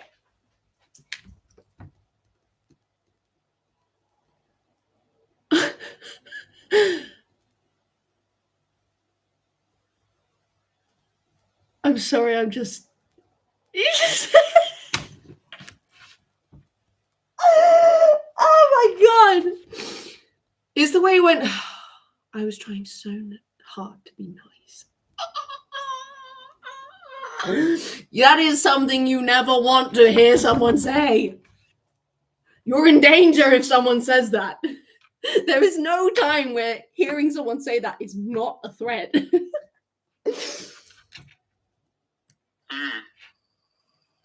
Last chance for a cup of tea.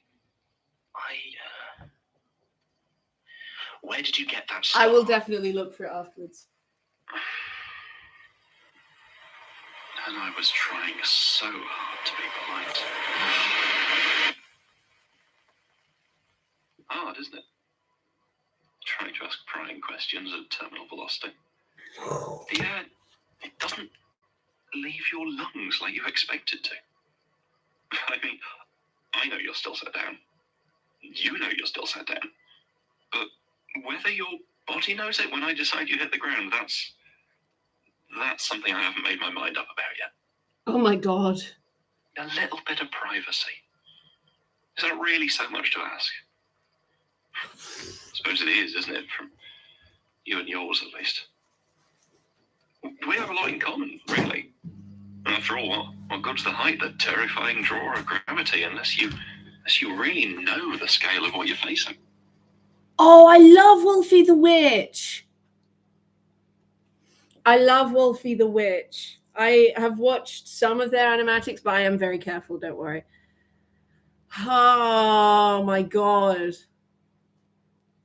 Okay, so yeah, Crew is batshit insane. I was right. Good god. Man said, you're asking questions I don't want to answer, so off you go.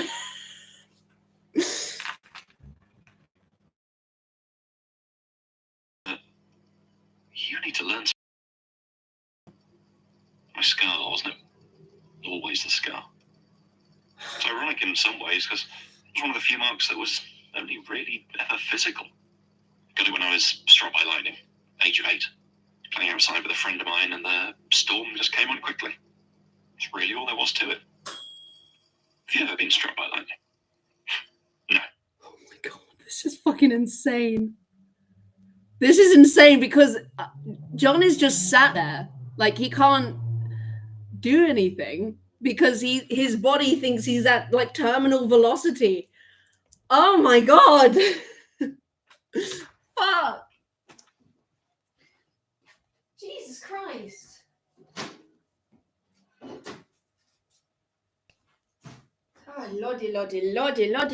Lord. Yeah, he's just falling. He's just, in his mind, he's like, ah! We can't do anything. Oh my God, he's just sat there falling. Of course not. Not unless that's what happened to your hand, but I'm guessing that burn came from sticking it somewhere it wasn't wanted. And you still didn't learn. Well, imagine a white-hot, stinging pain. Your whole body becoming rigid. Like, for an eternal moment, you're frozen. You're trapped in a statue of yourself with 1,000 needles of agony just erupting through you from the inside out. I don't know if it's the most painful thing that can happen to the human body, but beyond a certain point, trying to quantify and measure pain, it becomes pointless. That point is being struck by lightning. The part that always bothered me was how I didn't remember it. Really. The sensation's still vivid enough, but it exists in my mind completely detached from any actual memory. I remember the feeling, but not the event. One moment I'm playing amid raindrops the size of blueberries, and the next I'm in a white hospital bed. That acrid smell still surrounding me, and these lines of agony just carved through my skin.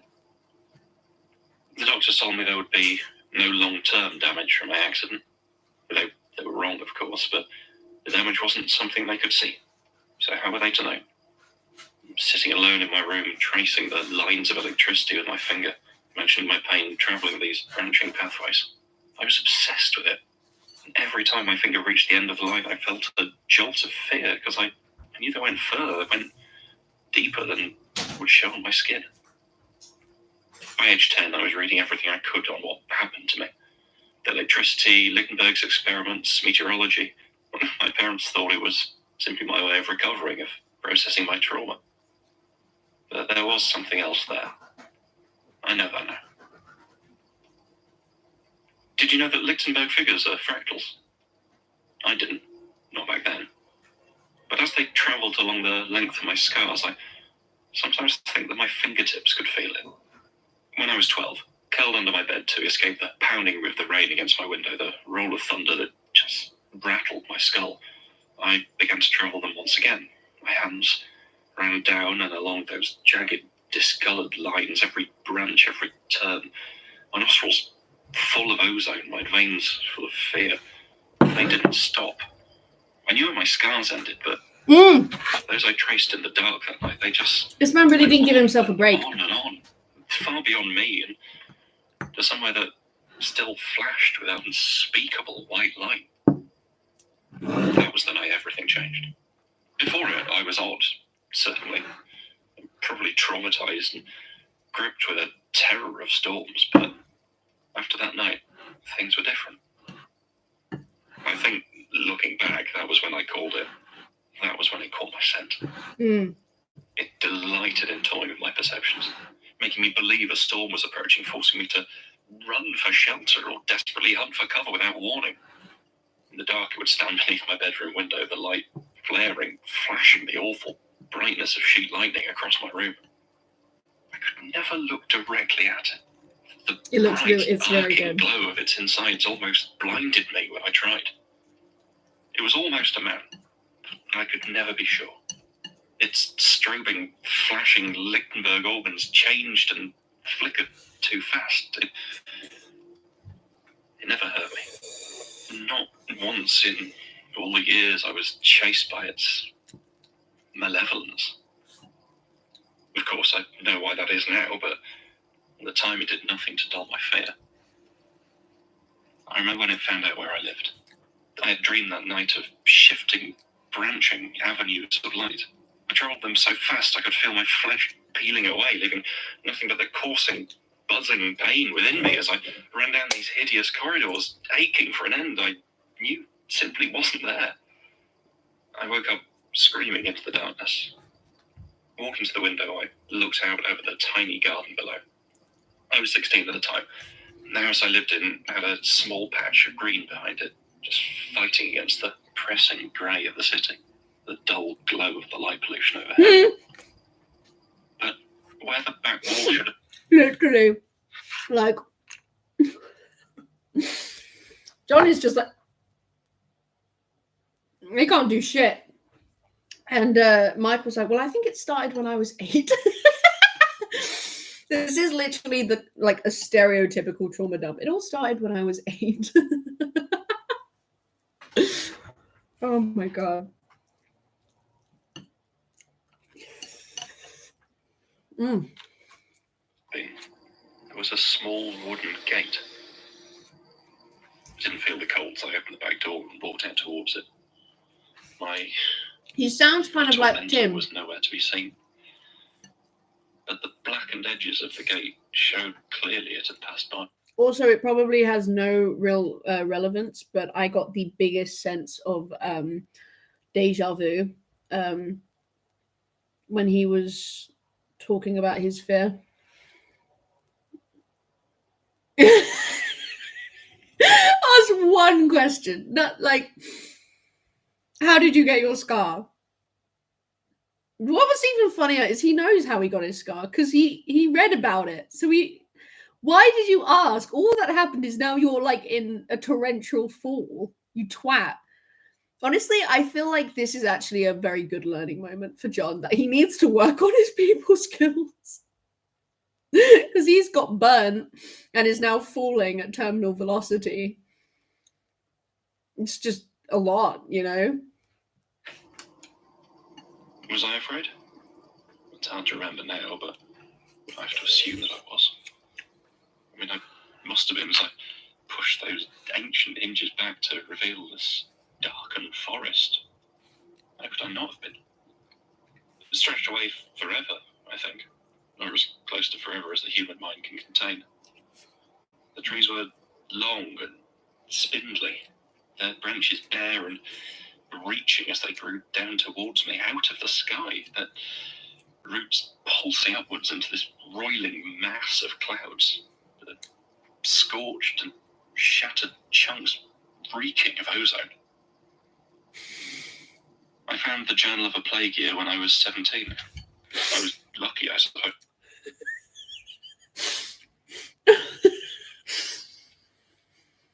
I don't even think this can stop him from directly throwing himself in front of murderers just to get their interview.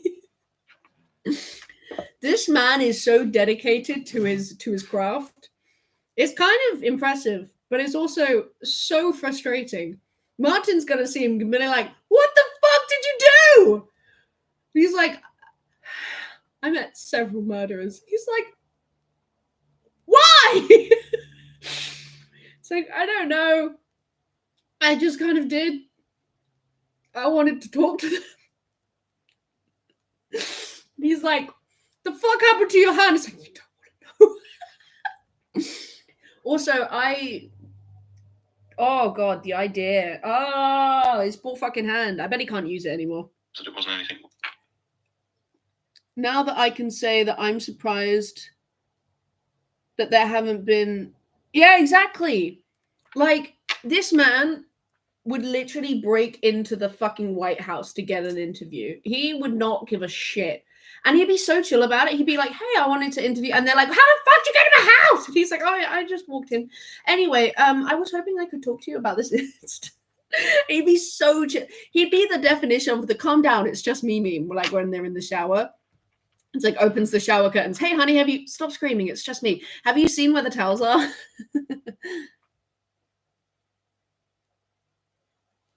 Ooh, I want to read that. I want to read that. That looks fun. What you with the influencer AU? Oh, that sounds exciting. I can't wait until I've actually finished the series and I can just list.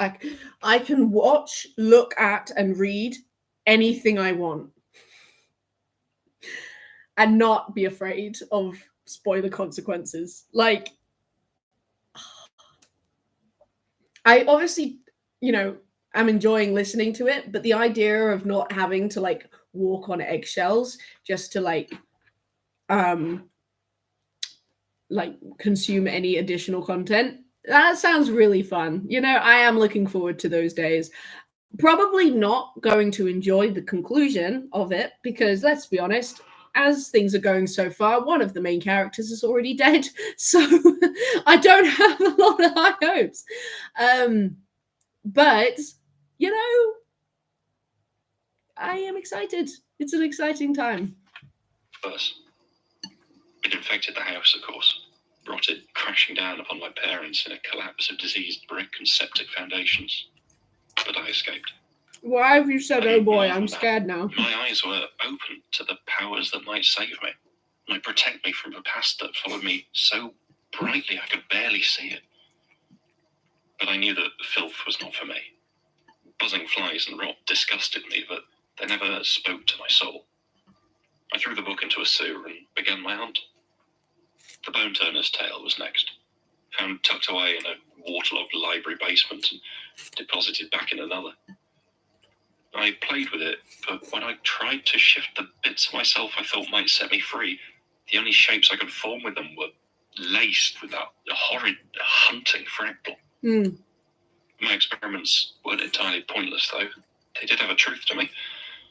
I learned that I was more than capable of killing if it brought me closer to what I needed. I spent some time with a small grey volume, I think it was in Cyrillic, that decided it was at home amongst my bookshelves. I couldn't read it, of course, but when it tried to read me back, I buried it on a lonely stretch of moorland. Finally, I found what I was searching for. This guy is fucking, he's got a, Jesus Christ, man. I'm not even going to try and keep up with the shit that he's saying because there's just no chance in hell. But Jesus wet, man. You was collecting them like Pokemon cards. Michael Crew is Joseph Gillespie's worst enemy because where one knows exactly how to not fuck around and find out, the other one takes great passion in it. I don't remember him being this insane. Well, he is.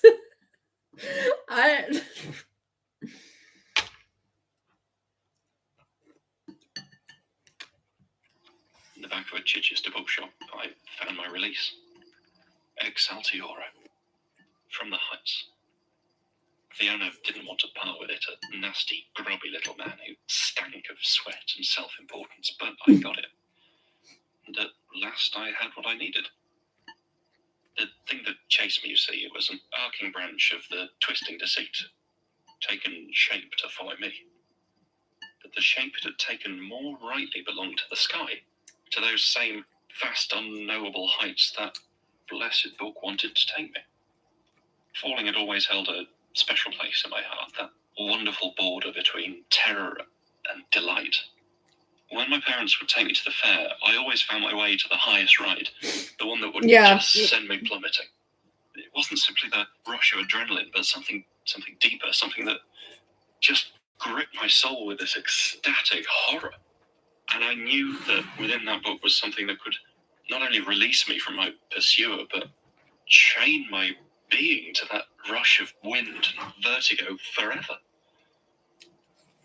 I don't remember that night in detail. The two most important events in my life, and I have clear memories of neither. I know that it was the first storm, Sorry about that, mate. Real storm I had seen for almost 10 years. But nothing else remained. I feel the need to remind us that John is still falling. It has been 15 minutes. And this motherfucker is still falling. In my mind. There are echoes. Meanwhile, Michael has the best therapy session of his life. Desperation. That can't be right, though. What reason would I have had not to jump? Not to become as I am now? Perhaps I just didn't know the true joy of vertigo. Doesn't matter. In the end, I threw myself into the arms of that vast emptiness, and I bound my tormentor to the book. I knew that's what had happened. I knew it. That's all, I think. Since then, I've embraced my new life, gladly fed that which feeds me.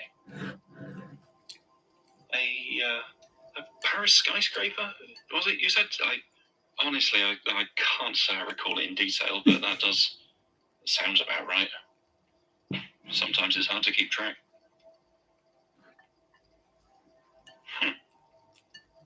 You know, that was nice. I'm not usually the sort for speeches. That was a pleasant change. So, off you go. Alchemist, take my mercy and leave. You have touched something few ever walk away. I thought you said you came alone. He's... Can I help you? Detective, shut up. You human? What? Is this man human? No, I don't think. Oh my god! Holy fucking shit!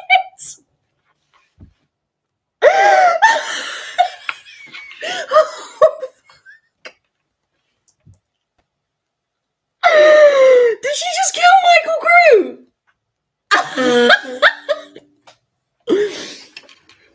Oh fuck, that's so funny. He's fucking dead, bro. Man went Man just had the best therapy session of his life and then keeled over. Brilliant. 12 out of 10. Thank you. Daisy, I didn't know how I felt about you before, but honestly, what a fucking entrance. Thank you. What did it do? It feels like he makes you vertigo, like you're falling. Has he killed people? Yes, a few, I think. Does he need to see you to do it? Does he need to speak? I don't know. Okay.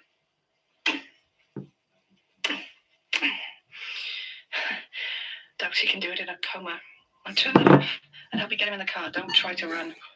What do you do? I don't know. Okay.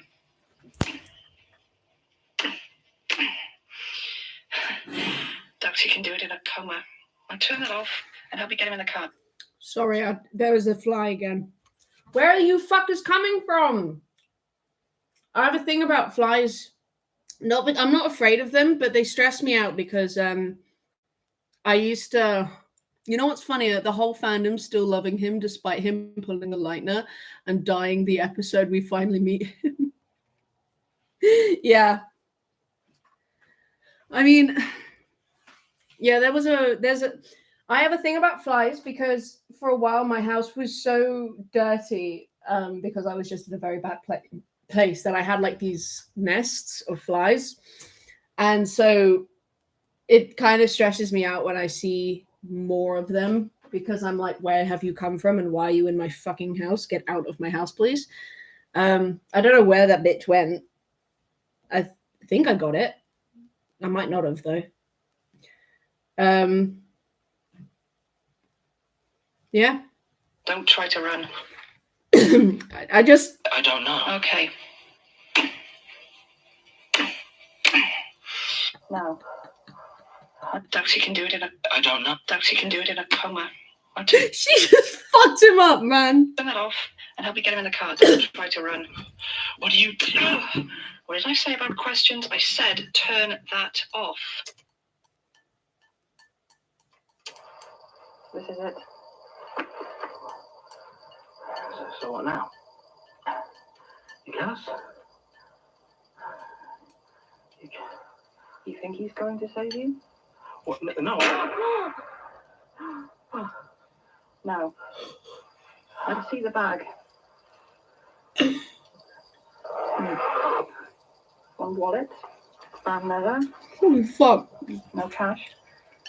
Oh, John! Packet cigarettes. Silk cut. One lighter. Gold. Spiderweb design. One pocket knife. Blunt. One set of keys to the Magnus Institute. You sneaky little freak! You want to record this? All right, I have to destroy anyway. What? I didn't. Please don't shoot me. Why are you doing this? Tell me. Stop asking questions. That's how you want it? Fine. You brought a knife. So we go through the voice box. Daisy. Daisy, put him down. You been following me, Basira? Didn't need to. I know what you do here. He tell you? He didn't need to. You're not that sozzle. But I always thought you just killed monsters. I do. Just let him go. You don't know what he is. You don't know what it's like to have your secrets pulled out like teeth just because he asked. Oh, I'm sorry. I didn't. Shut up! Daisy, don't you dare look at me like I'm crazy. Basira, get your woman! We gave him those tapes because... That's so funny. Oh my god. Poor John! John's just like, please, I don't know what's going on! Johnny's like, I don't understand anything. Please help. And everyone around him is like, shut the fuck up, you little bitch. And he's like, oh god, I want Martin back. Martin was nice to me. You don't know what he is. You don't know what it's like to have your secrets pulled out like teeth just because he asked. Oh, I'm sorry. I didn't. Shut up! Daisy, don't you dare look at me like I'm crazy. I got you too. Or do you think we gave him those tapes because we like handing out evidence? What? That's not how it happens. No, you asked me to take a tape over to this murdering freak, and I'm all set to tear you a new one for it. But then I get the cassette in my hand, and suddenly all I want to do is deliver his tapes and spill my guts. And so now you kill him. First him, then his creepy boss. This is too far, Daisy.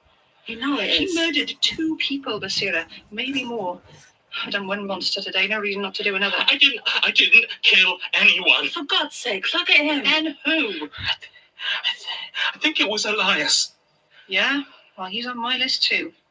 What if he asks? What? You reckon he can mind control people? Make them tell the truth?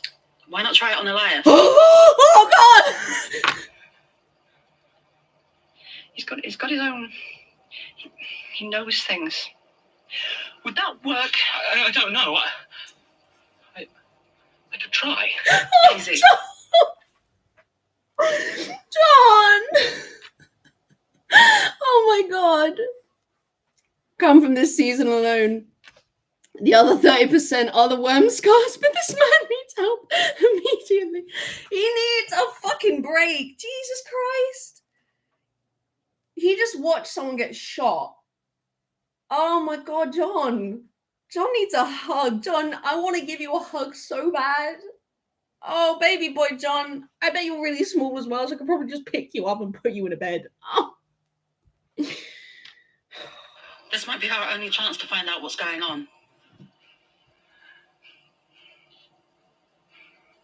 All right. But if this doesn't work, you're still dead. Yeah. What about Mike? Who? Oh. Grab a spade.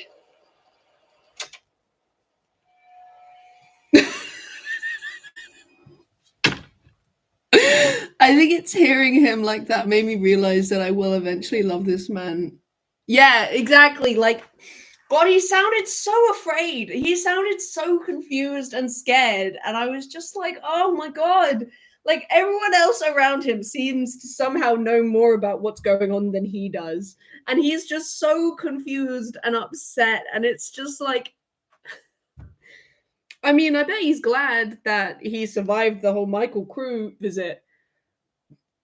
But I'm sure he's not happy about the fact that, you know, he just watched him get fucking murdered.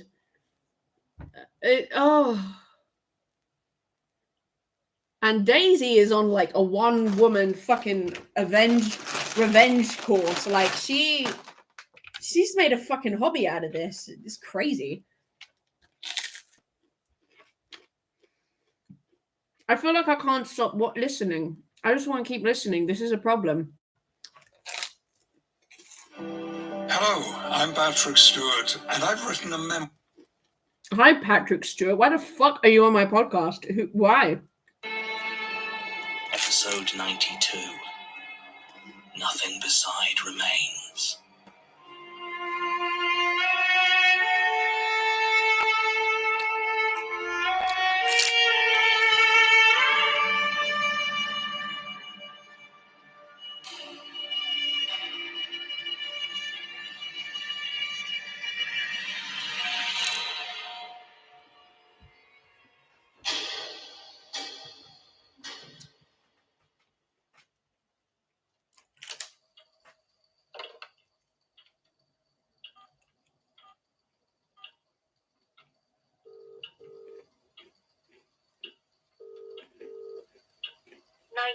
What's your emergency? Police, please.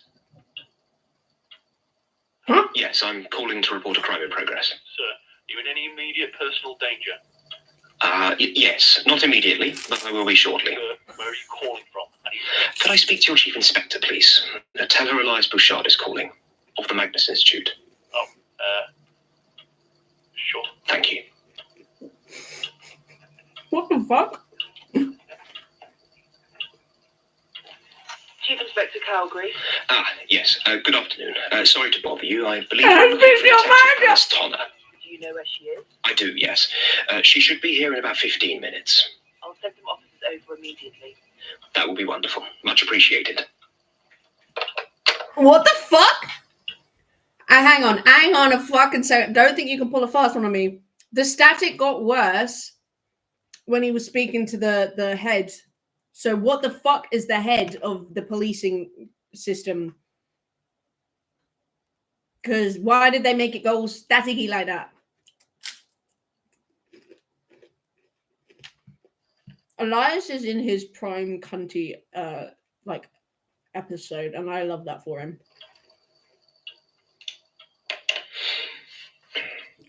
Statement of Barnabas Bennett, as given in a short letter to Jonah Magnus, April 9th, 1824. I think it's because of other reasons. Not gonna lie. Okay, fair enough. I'll take your word for it, Maria. My dear Jonah, you must help me. If anyone is still here, it is you. I know your work brings you into contact with all sorts of fantastical terrors, so perhaps you might have it with it Over immediately. That will be wonderful. Much appreciated.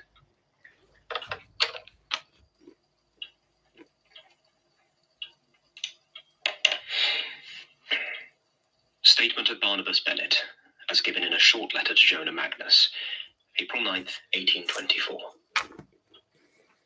My dear Jonah, you must help me. If anyone is still here... Yeah, see, Jonah was a twink. I'm sorry, but who else would say my dear Jonah if they were not lovers, all right? This man, Jonah Magnus, made another letter. Jonah Magnus made a hobby out of just collecting rich heiresses. Yeah, it is you. I know your work brings you into contact with all sorts of fantastical terrors, so perhaps you might have it within your power to save me from this place. And it was you who warned me not to cross Mordecai Lucas.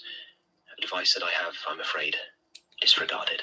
Mordecai Lucas is another person in the Lucas family. Jesus, that's a fucking lot, isn't it? Lord. Okay, that's better. Fuck. I've almost been streaming 5 hours. These are all just the breakup letters from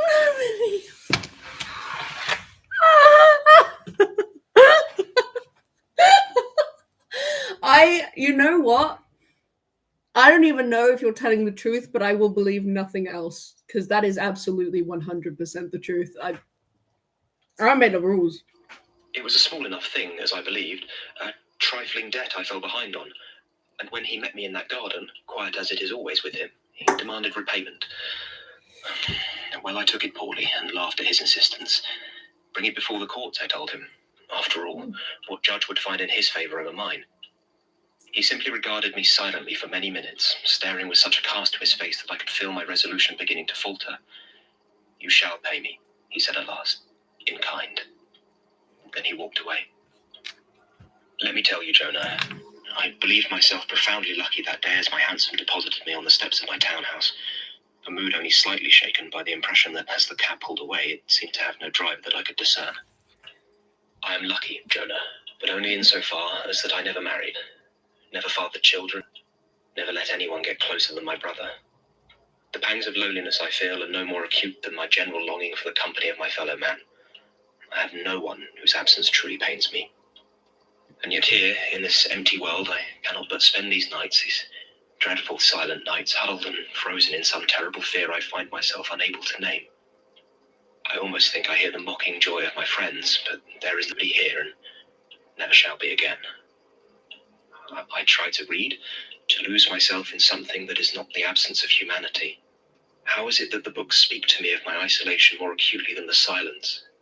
For every treatise I read on this world and its workings, the more I know I am to spend my time left in it without comfort or reprieve. With every tale of love or society, I feel more keenly the absence of both. I went to Egypt once with the Royal Society, to the temple of Ramses II in Abu Simbel. The place was remarkable, of course, but what sticks so keenly in my mind is the journey. 2 days earlier, on the road from Aswan, I found myself separated from my fellow travellers. I do not know how it happened. Is this news to you as it is to me?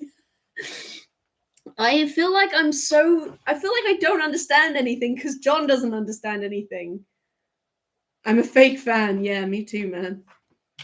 I spent 2 hours on... It doesn't matter that I've been streaming for 5 hours of this one show. No, that does not matter. What matters is the fact that I feel like I don't understand anything, and that's bad.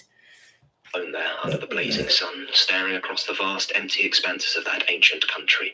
Mm-hmm. I revelled in the silence then, embraced the loneliness like an old friend. Mm-hmm. But now that friend has devoured me, and I shall not emerge from its jaws. Not without your help. And you must help me, Jonah. If anyone knows of what might break me from this dreadful place, it is you. I know that what is done by those I cannot see might be felt here. I have found glasses broken and pages torn that were not so the night before. It is my hope that if I leave a letter here in your institute, you might find it. You might be able to save me. I have no other hope. Please, Jonah, if you have any compassion within your heart, you will not leave me in this place. Your loyal servant, Barnabas. Servant? Jonah Magnus did leave him in that place, John. He got the letter, oh yes, and was on good terms with Mordecai Lucas. He could have interceded, perhaps even saved him, but he did not. And it was not out of malice, or because he lacked affection for Barnabas Bennett. He retrieved those bones, sadly enough, when the time came. Bones that you can still find in my office, if you know where to look. No, it was because he was curious, because he had to know, to watch and see it all. That's what this place is, John. Never forget it.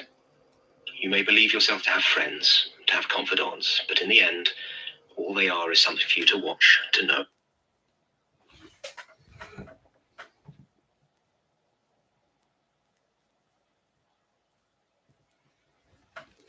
And ultimately to discard. This, at least, Gertrude understood. Let us begin. Oh my god, the way he just predicts, the way he just knows shit is so, like, it's so satisfying in that, like, the you know, one of those things that everyone always wants is perfect dramatic timing, to be like, and now, and then the thing happens. Like, he has that, and it's very satisfying. John's here, and he seems angry. I actually think he's brought a Bouchard. Easy. Hello, Elias. Goodness, John. Whatever happened to your hand? And your neck? That one was me. You look a mess. I've had a hell of a week. Martin, would you be so good as to fetch Melanie and Tim? I think it would be worth their time to be here. Right. Okay. It's a fucking family reunion. Yeah, but out of everyone, it had to be this motherfucker. I know, it is annoying. It could have been any, but it's satisfying, but I wish it wasn't him, you know? Sorry, I know you hate that. I apologize. My nose was bothering me. I'm sorry.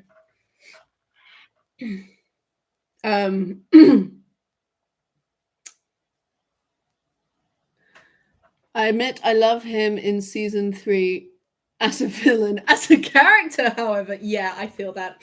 It is. Oh, lordy lord. He is horrid. He's a bad man. I need to stop using this particular hair product that I have because it makes my hair look greasy. I washed my hair this morning and my hair looks fucking greasy as shit.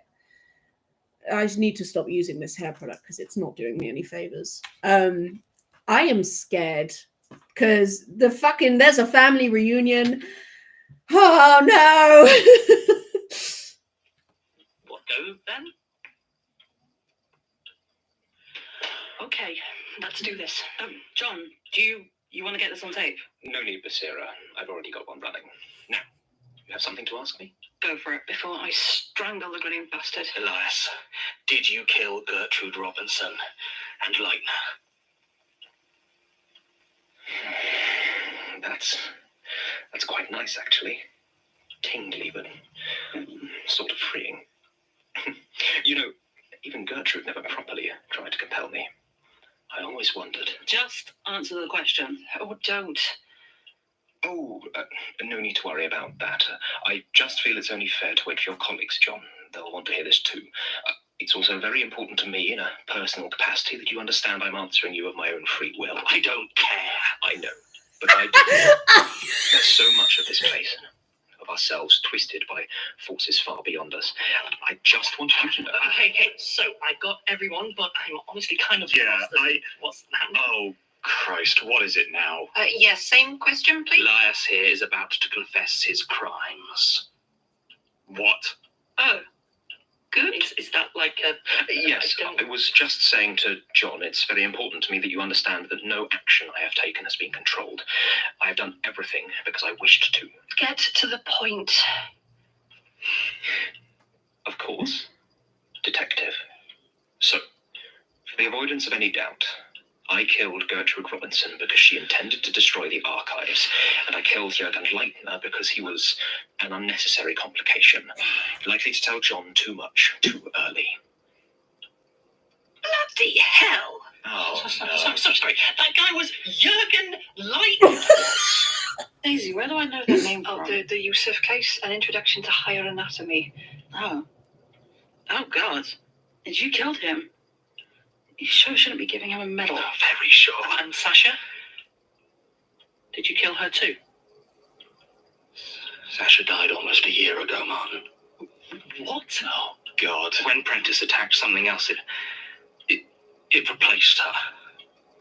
I still don't know how, but... God damn it, this is... It wasn't Sasha. He's right, Martin. The thing you remember as Sasha was nothing like her. It toyed with your memory. If I showed you a picture of the real Sasha now, you'd have no idea who it was.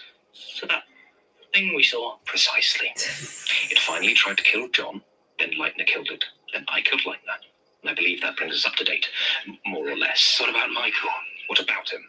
An irritant, interfering because he's bored and he resents us. He has no Right, that's enough for me. Even got it on tape. Everyone get back.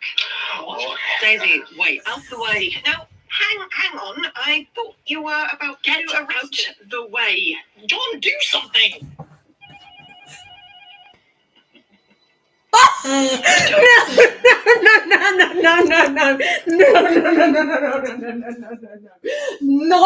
Not the evil little laugh. Not the little evil laugh. Fuck you, fuck your mother.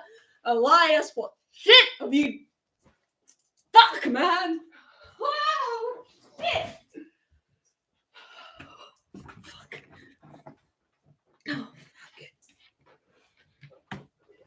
John, then Leitner killed it, then I killed Leitner. And I believe that brings us up to date, more or less. Oh, wait. He just confirmed that it was killed. So the Sasha thing is dead. So it's not just gonna, casually come back at a later date. That's reassuring. Thank you for that. What about Michael?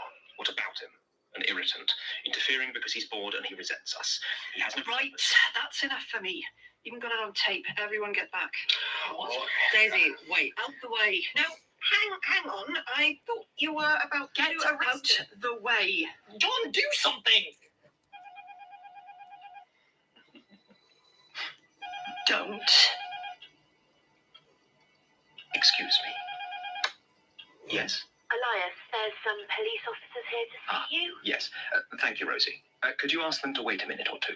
Yep, will do. Yes. That should make it even easier for you, my detective. I know you were planning to kill me, but surely an arrest is a consolation prize. Daisy? Oh, didn't she tell you why she hadn't gone back to the station? Allow me. She rightly suspected that I held evidence of various murders she had committed, and that I sent this to her superiors. She's quite the killer, your partner. All in the public good, of course. And she was correct. I spent some time acquiring that evidence, or creating it. And while your superiors don't much care about the killings, the fact there is proof, they're not happy. And they want you brought in. So I kill you and go to jail. I'll take that deal. For someone who used to be a detective, you're remarkably reluctant to think things through. You think you're the only police officer eager to do violence and call it justice? No. There are plenty of other rabid dogs out there, mad with the hunt, and some of them have signed a Section 31. There are plenty of others your superiors can call on to clean up this mess. They wouldn't. Yeah, they would. And anyone close enough to be implicated, they will kill the serial. Wait. That's the police that you're talking about, okay? They wouldn't. Oh, Martin. Would they? I'm sorry, Basira. Yeah. If the officers down there take you away... But perhaps I was wrong when I called them. Maybe it was a false alarm. What do you want? Collateral. That... What? A contract of employment for Basira.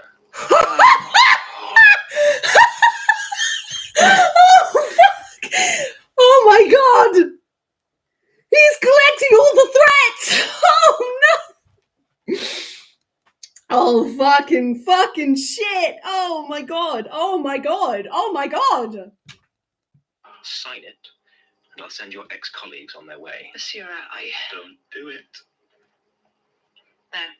Damn it. False alarm, Rosie. Could you apologise to the officers for me and thank them for their time? Oh, all right. So, what? You're her boss now? Work for me That's now! why you Stop me? Yes. I mean, she's still got a gun. Of course. Sometimes I forget how new you all are to this. Basira is now tied to the Institute. All of you are. Like fingers on a hand, and I am the beating heart of it.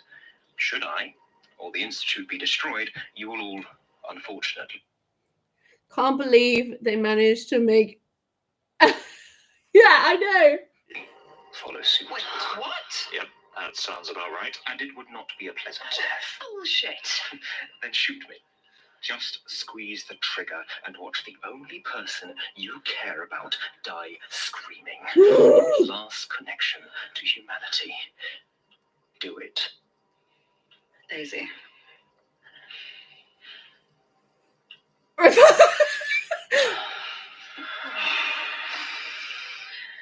What do you want? The police are not the only ones who can find a use for your violence. I'm sure there'll be plenty here for you to do. Feel free to go where you like in the meantime. I'll be in touch. You piece of... Daisy, it's okay. We'll figure something out. This is insane. You get used to it. Tim's just like, he's so done with it. He literally just went, don't do it. Fuck. And then was just like, oh, just fucking regular Wednesday, bro. Oh my god. I'm sure we have some things to discuss. Yeah. Come on.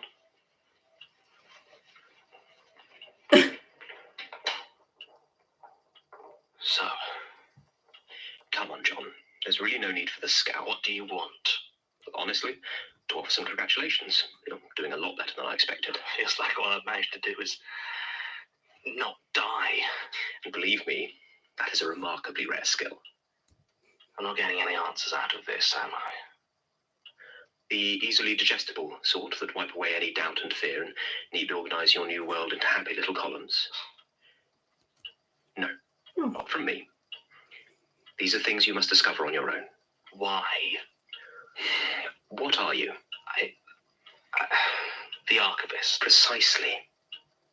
It is your job to chronicle these things, to experience them, whether firsthand or through the eyes of others. To simply be told that, well, it doesn't please your master. Our master, John. I never chose this. You never wanted this, no. But I'm afraid you absolutely did choose it. In 100 ways, at 100 thresholds, you pressed on. You sought knowledge relentlessly, and you always chose to see. Our world is made of choices, John, and very rarely do we truly know what any of them mean. But we make them nonetheless. So what now? You were doing fine before you forced this little scene. I suggest you continue. So it was you sending me the statements? A little bit of direction never hurt anybody, so to speak. Directed towards what? The unknowing. I need you to stop it. Again with what is the unknowing exactly? A ritual. The stranger and its kin attempting to gather power enough to bring it closer. They're trying to, summon it? Not exactly. These things that touch us, they don't have a form of the sort that could exist in physical reality, so the stranger wishes to remake that physical reality into something closer to itself. It wants to make this world its own. And how do I stop it? That is what you need to find out. No, you are not doing that. I know you have Gertrude's notes, her files. She was working on a way to stop this. Not to mention, apparently you can effortlessly see anything at any time. Hardly effortlessly, but I take your point. So obviously you know how to stop it. You could just... This is where the podcast goes from creepy statements and workplace comedy in the background to genuine moral dilemmas and what is the deal with our choice and free will. Oh my god.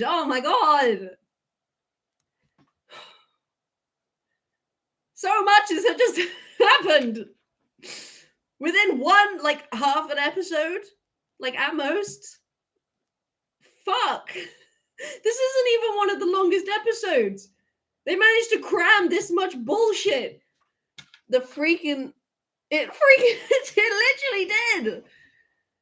Fucking everyone was there. And Tim now has his answers. Tim's going to be mad as hell. I know he is. I know he's going to be pissed off, bro. He's going to be angry. Ooh, but he's not going to know why he's angry because he's now not got a reason to be angry. So that's going to make him angry. Oh, fuck. I can't wait to see.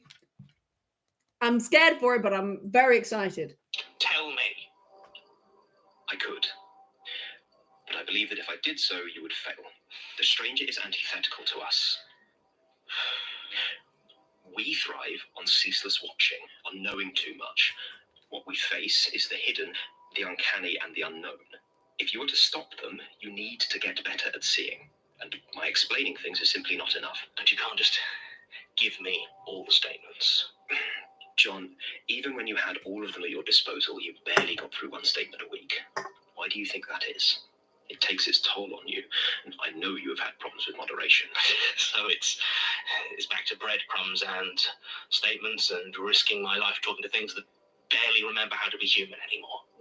For now, I'll be in touch.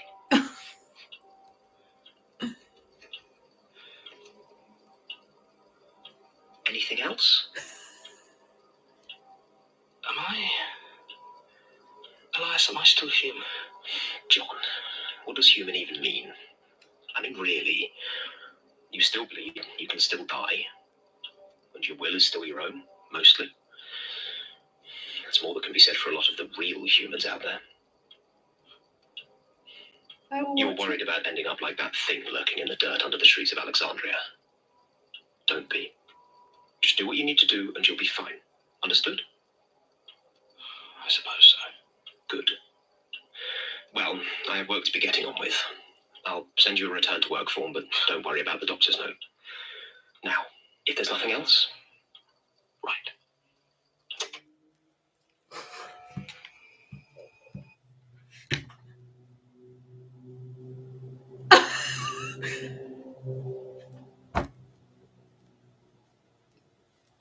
I don't have words.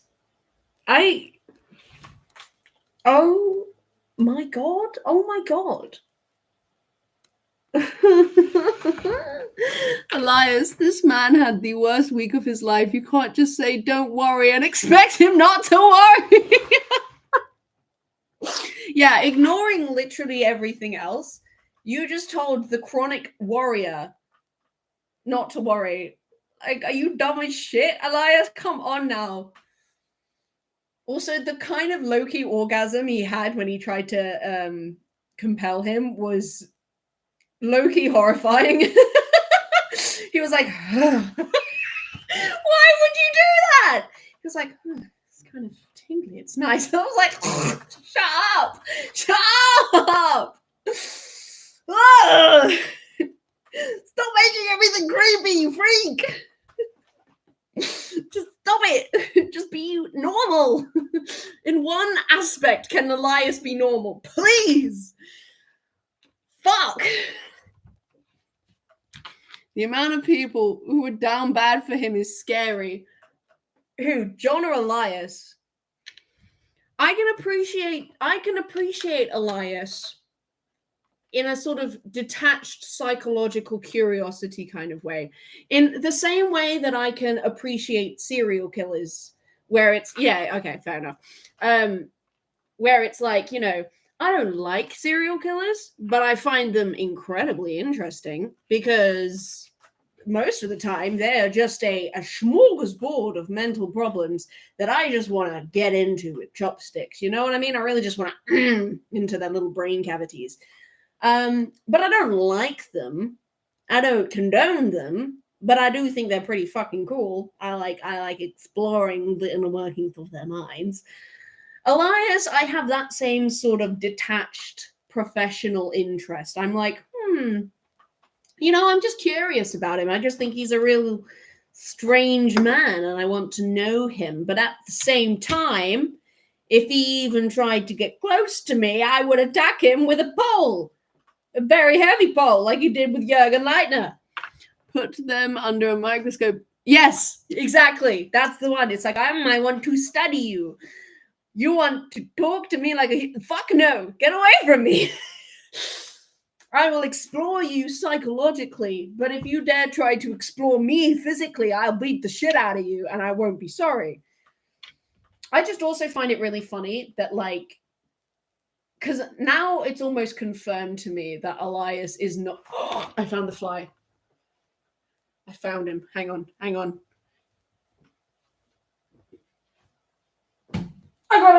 got him. Ah. Sorry, there was a lot riding on that. This chair is really wobbly. I'm gonna have to like tighten it. How have you become wobbly? What's wobbly? Is it the top bits? Yes, it's the top bits. Hang on, let me get my Allen key. Oh my god, my room is a fucking state. Oh.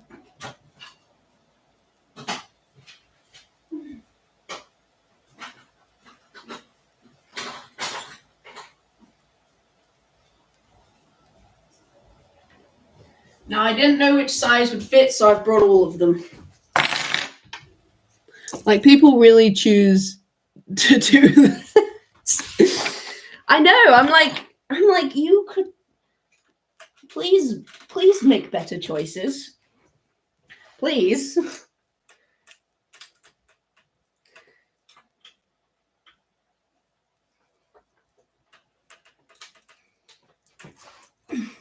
I also like that he essentially just used this whole thing to gain 2 extra employees. Like, he really just did all of this because he wanted 2 new employees.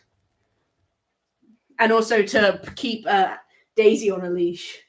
That's how you know that Daisy actually scared him a little bit. He was like, I need to find some way to contain her. Oh, I know. I will enslave her girlfriend. Also, are they confirmed or is it just like undertones? I'm curious.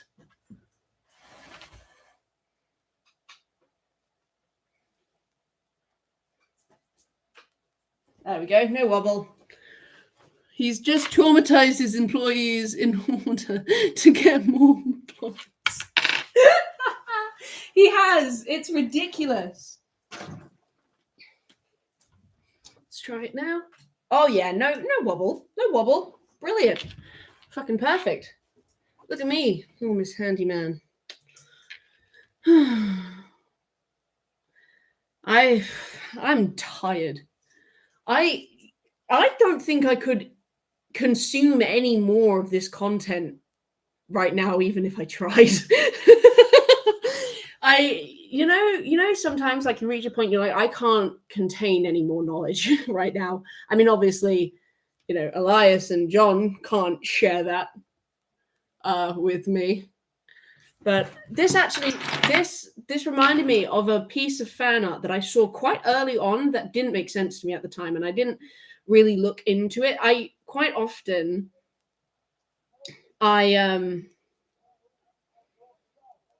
would like ignore the details of fan art just to like not spoil shit for myself. So like I'd view it, but I almost wouldn't let myself actually see it because I was like, there's a good chance there's a spoiler here. So I would try and avoid like looking at it too deeply.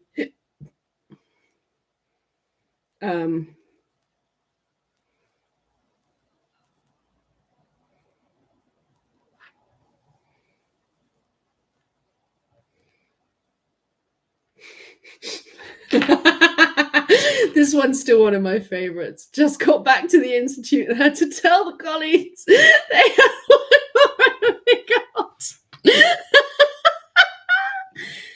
that seeing them as just being romantic undermines their relationship, and he doesn't fault people for thinking of them like that. No, I do think that like Daisy makes me think she's like obsessed, not in like a yandere stalkery kind of way, but as in like, Basira, without dehumanizing Daisy too much, Basira has her on a leash and she's essentially her guard dog. You know what I mean? And like she listens completely wholly to Basira, almost. Like Basira says don't do this, Daisy's like, fine, I won't. But if Basira says fine, you can do it, then she's off like a bullet, It gives me the I let the world burn for you. That song, the one. This is how it always has to end. If I can have you, then no one can.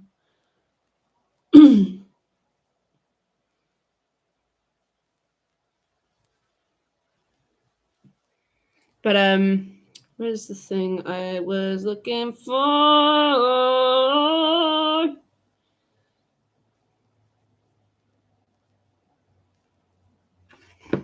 There's also this I saw, and I don't understand it, but I'd like to. Oh yeah, they have a very complicated and intricate relationship, which is expanded on in other seasons, so you'll get to see their fleshed out dynamic. I can't wait. Hopefully it involves a lot less flesh, though, because honest to God, I think I've had enough with flesh.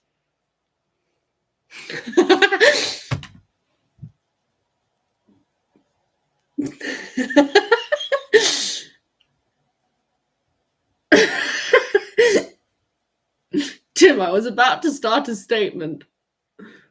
What is it? It's so good. The Martin as well in the background.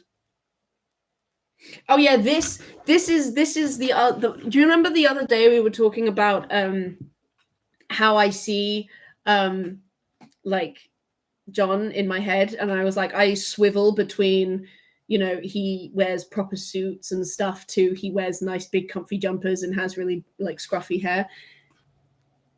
Yes, he so does. This is an example of what I mean when I say the like he has the super like almost scruffier look, and like the oversized jumpers, the scruffy hair, like that's, and it's like I almost know for certain that he doesn't look like that, but I just want him to so bad. I just want him to so bad. I just need it, you know?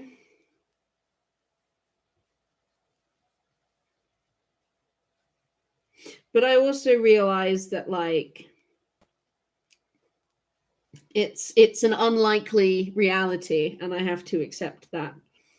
I'm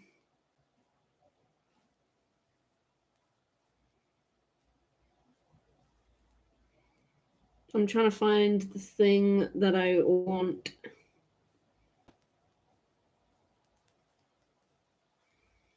Where is it? Oh, I also saw this, which I really liked. Where are you? There you are.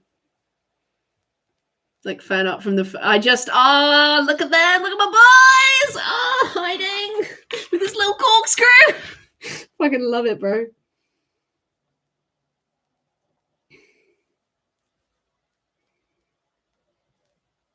I fear. I have a lot of fear. I want him snap. Like, look at him do his little dancey dance. His little dance. I love him so much. Sorry. I had a minute there. I apologize.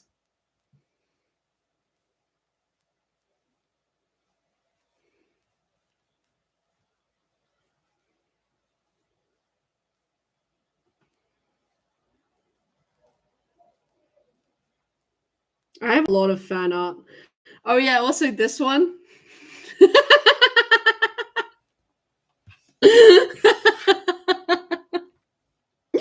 Smoking kills.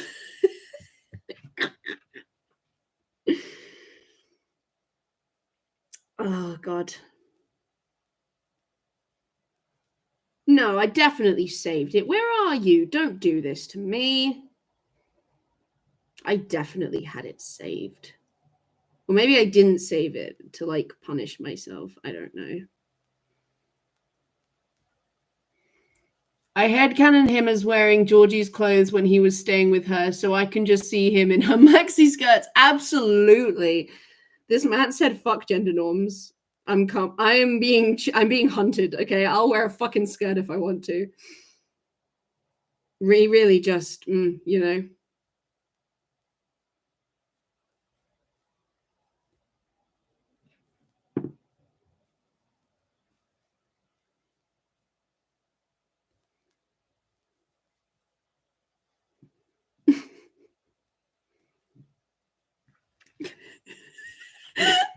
Can you tell me your statement?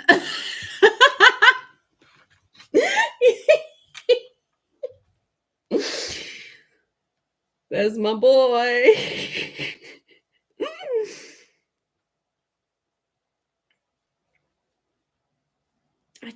I love him a lot.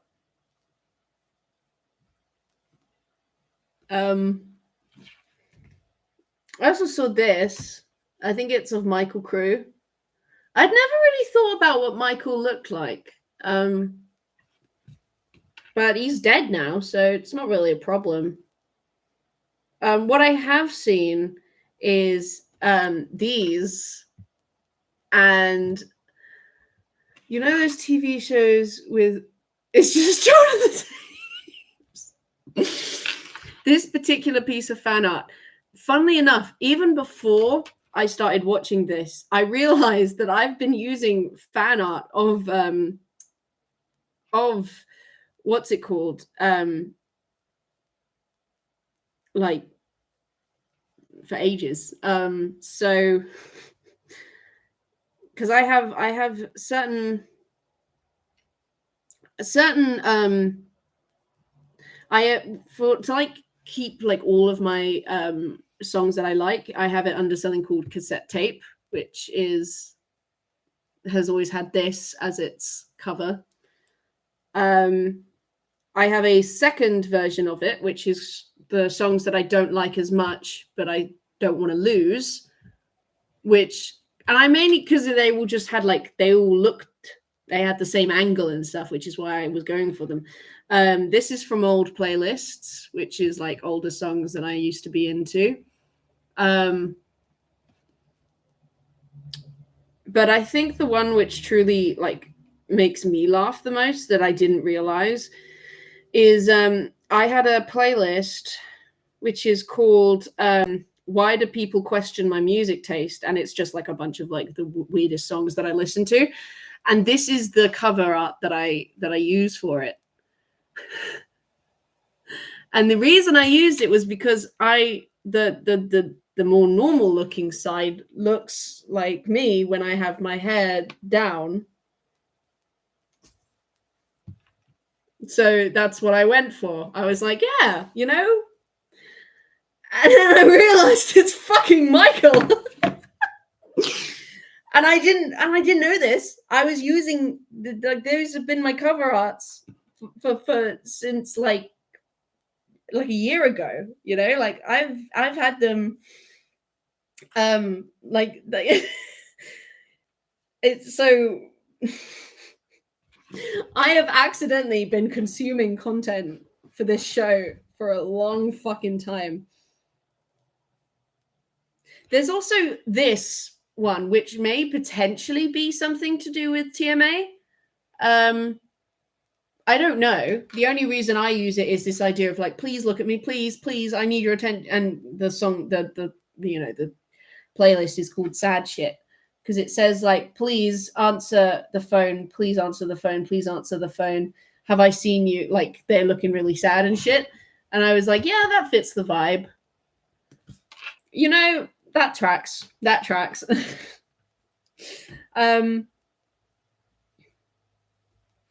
So yeah, I've accidentally been consuming TMA fan art for a long time.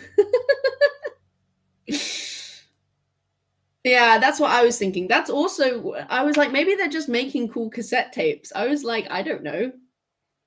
I don't know what any of this means. So I've just been using another good example of me doing this is I accidentally used a Willwood and the Tapeworms art as my cover. Yeah, well, now I know. Yes, indeed. For my Weird Kid allegations, because I was like, it just fits the vibe. But then I found out it was Willwood. I fucking love Willwood, bro. He's so good. I have been introducing Lom to Willwood through what I describe as digital cassette tapes, because they don't use things like Spotify, and so making a playlist wouldn't really work. And so I was like, there must be a way I can, you know, back in the day people used to make each other cassette tapes and they were essentially just like physical playlists. I was like, I want to do that. I think that would be really fun. And I was like, is there a way I can do that digitally? Turns out, yes, there is. And so I downloaded copies of the songs that they can then keep. And it was very fun. Oh, thanks.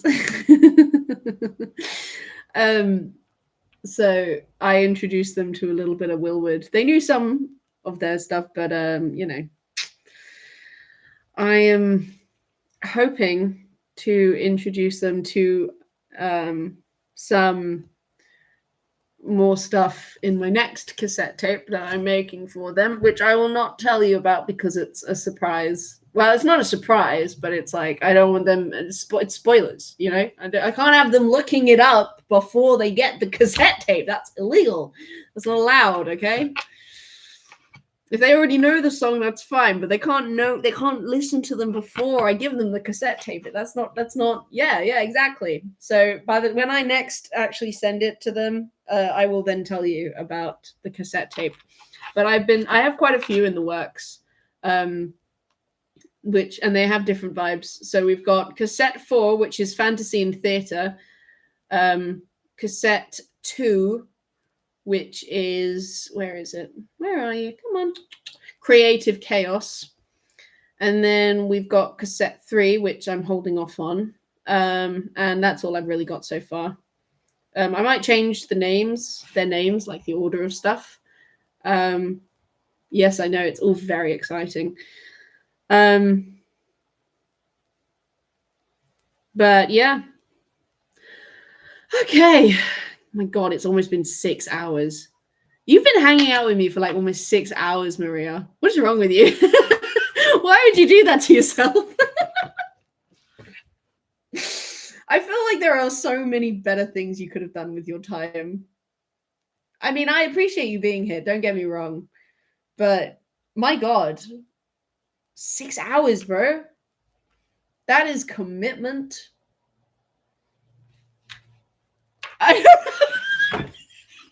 It's fine.